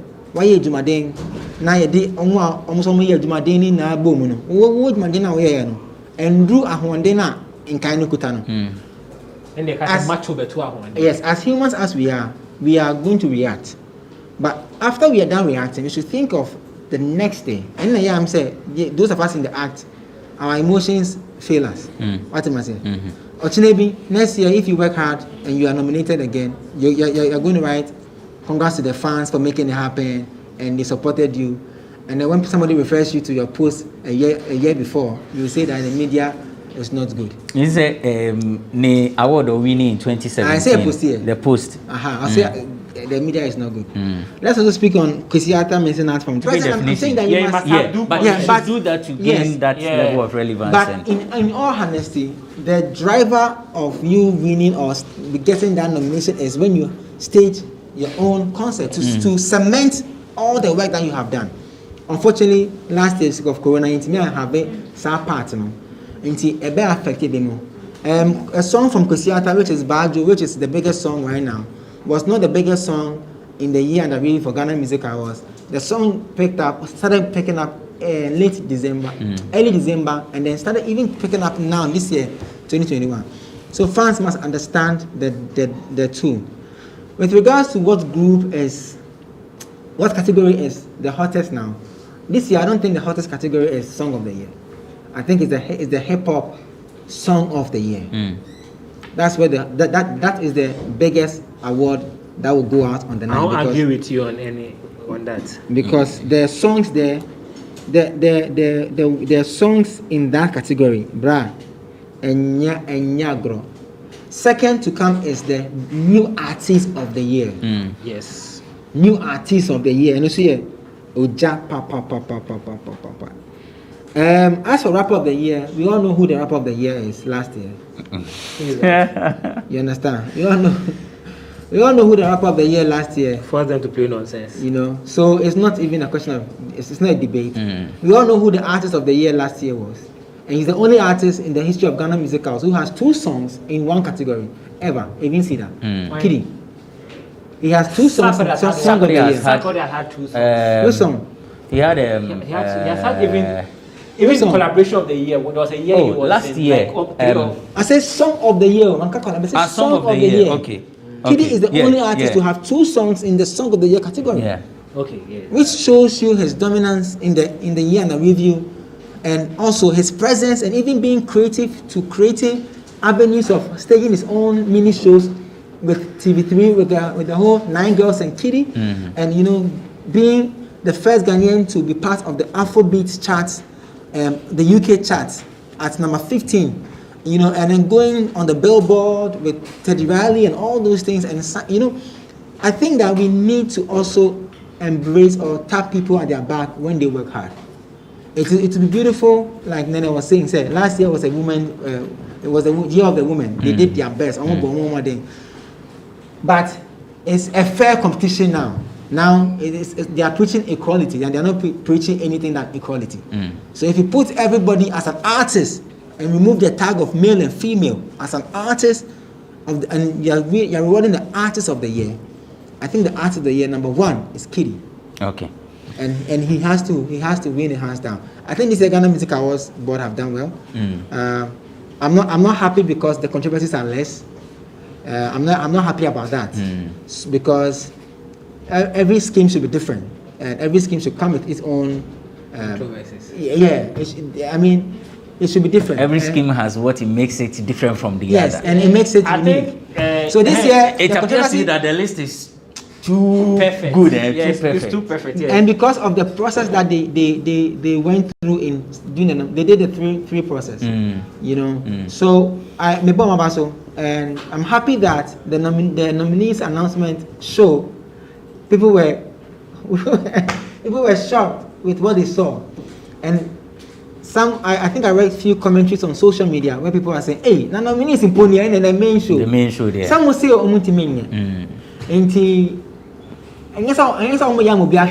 but for the growth of our industry, that what is coming, Ghana should be ready for it. Nania 18, Nania Radio with OnePlayAfrica.com. Nenebi is a columnist, so.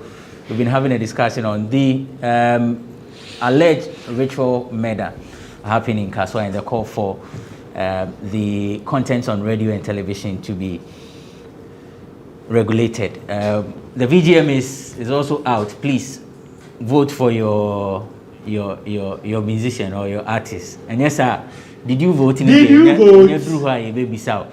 To all those who had nominations, congrats. Those who did not, better luck. Vote for your artists to ensure that they win whichever categories that they've been nominated. The show has been Bloggers Forum on GhanaWeb TV. My name is Benefo Boabin Abrantepa. Thank you for watching.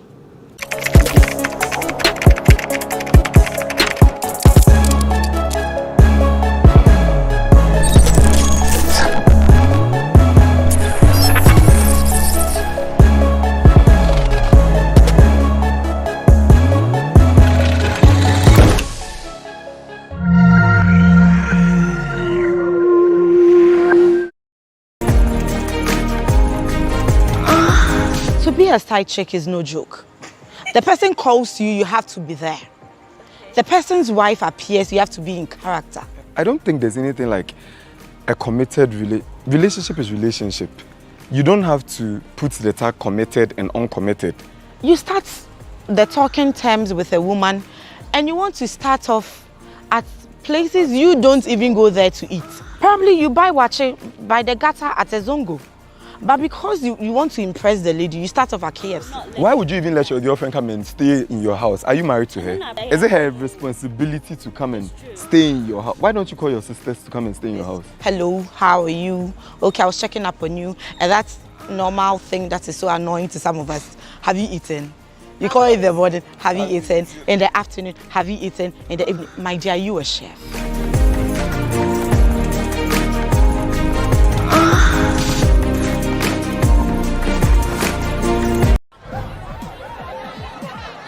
Powers and principalities. There's so much fire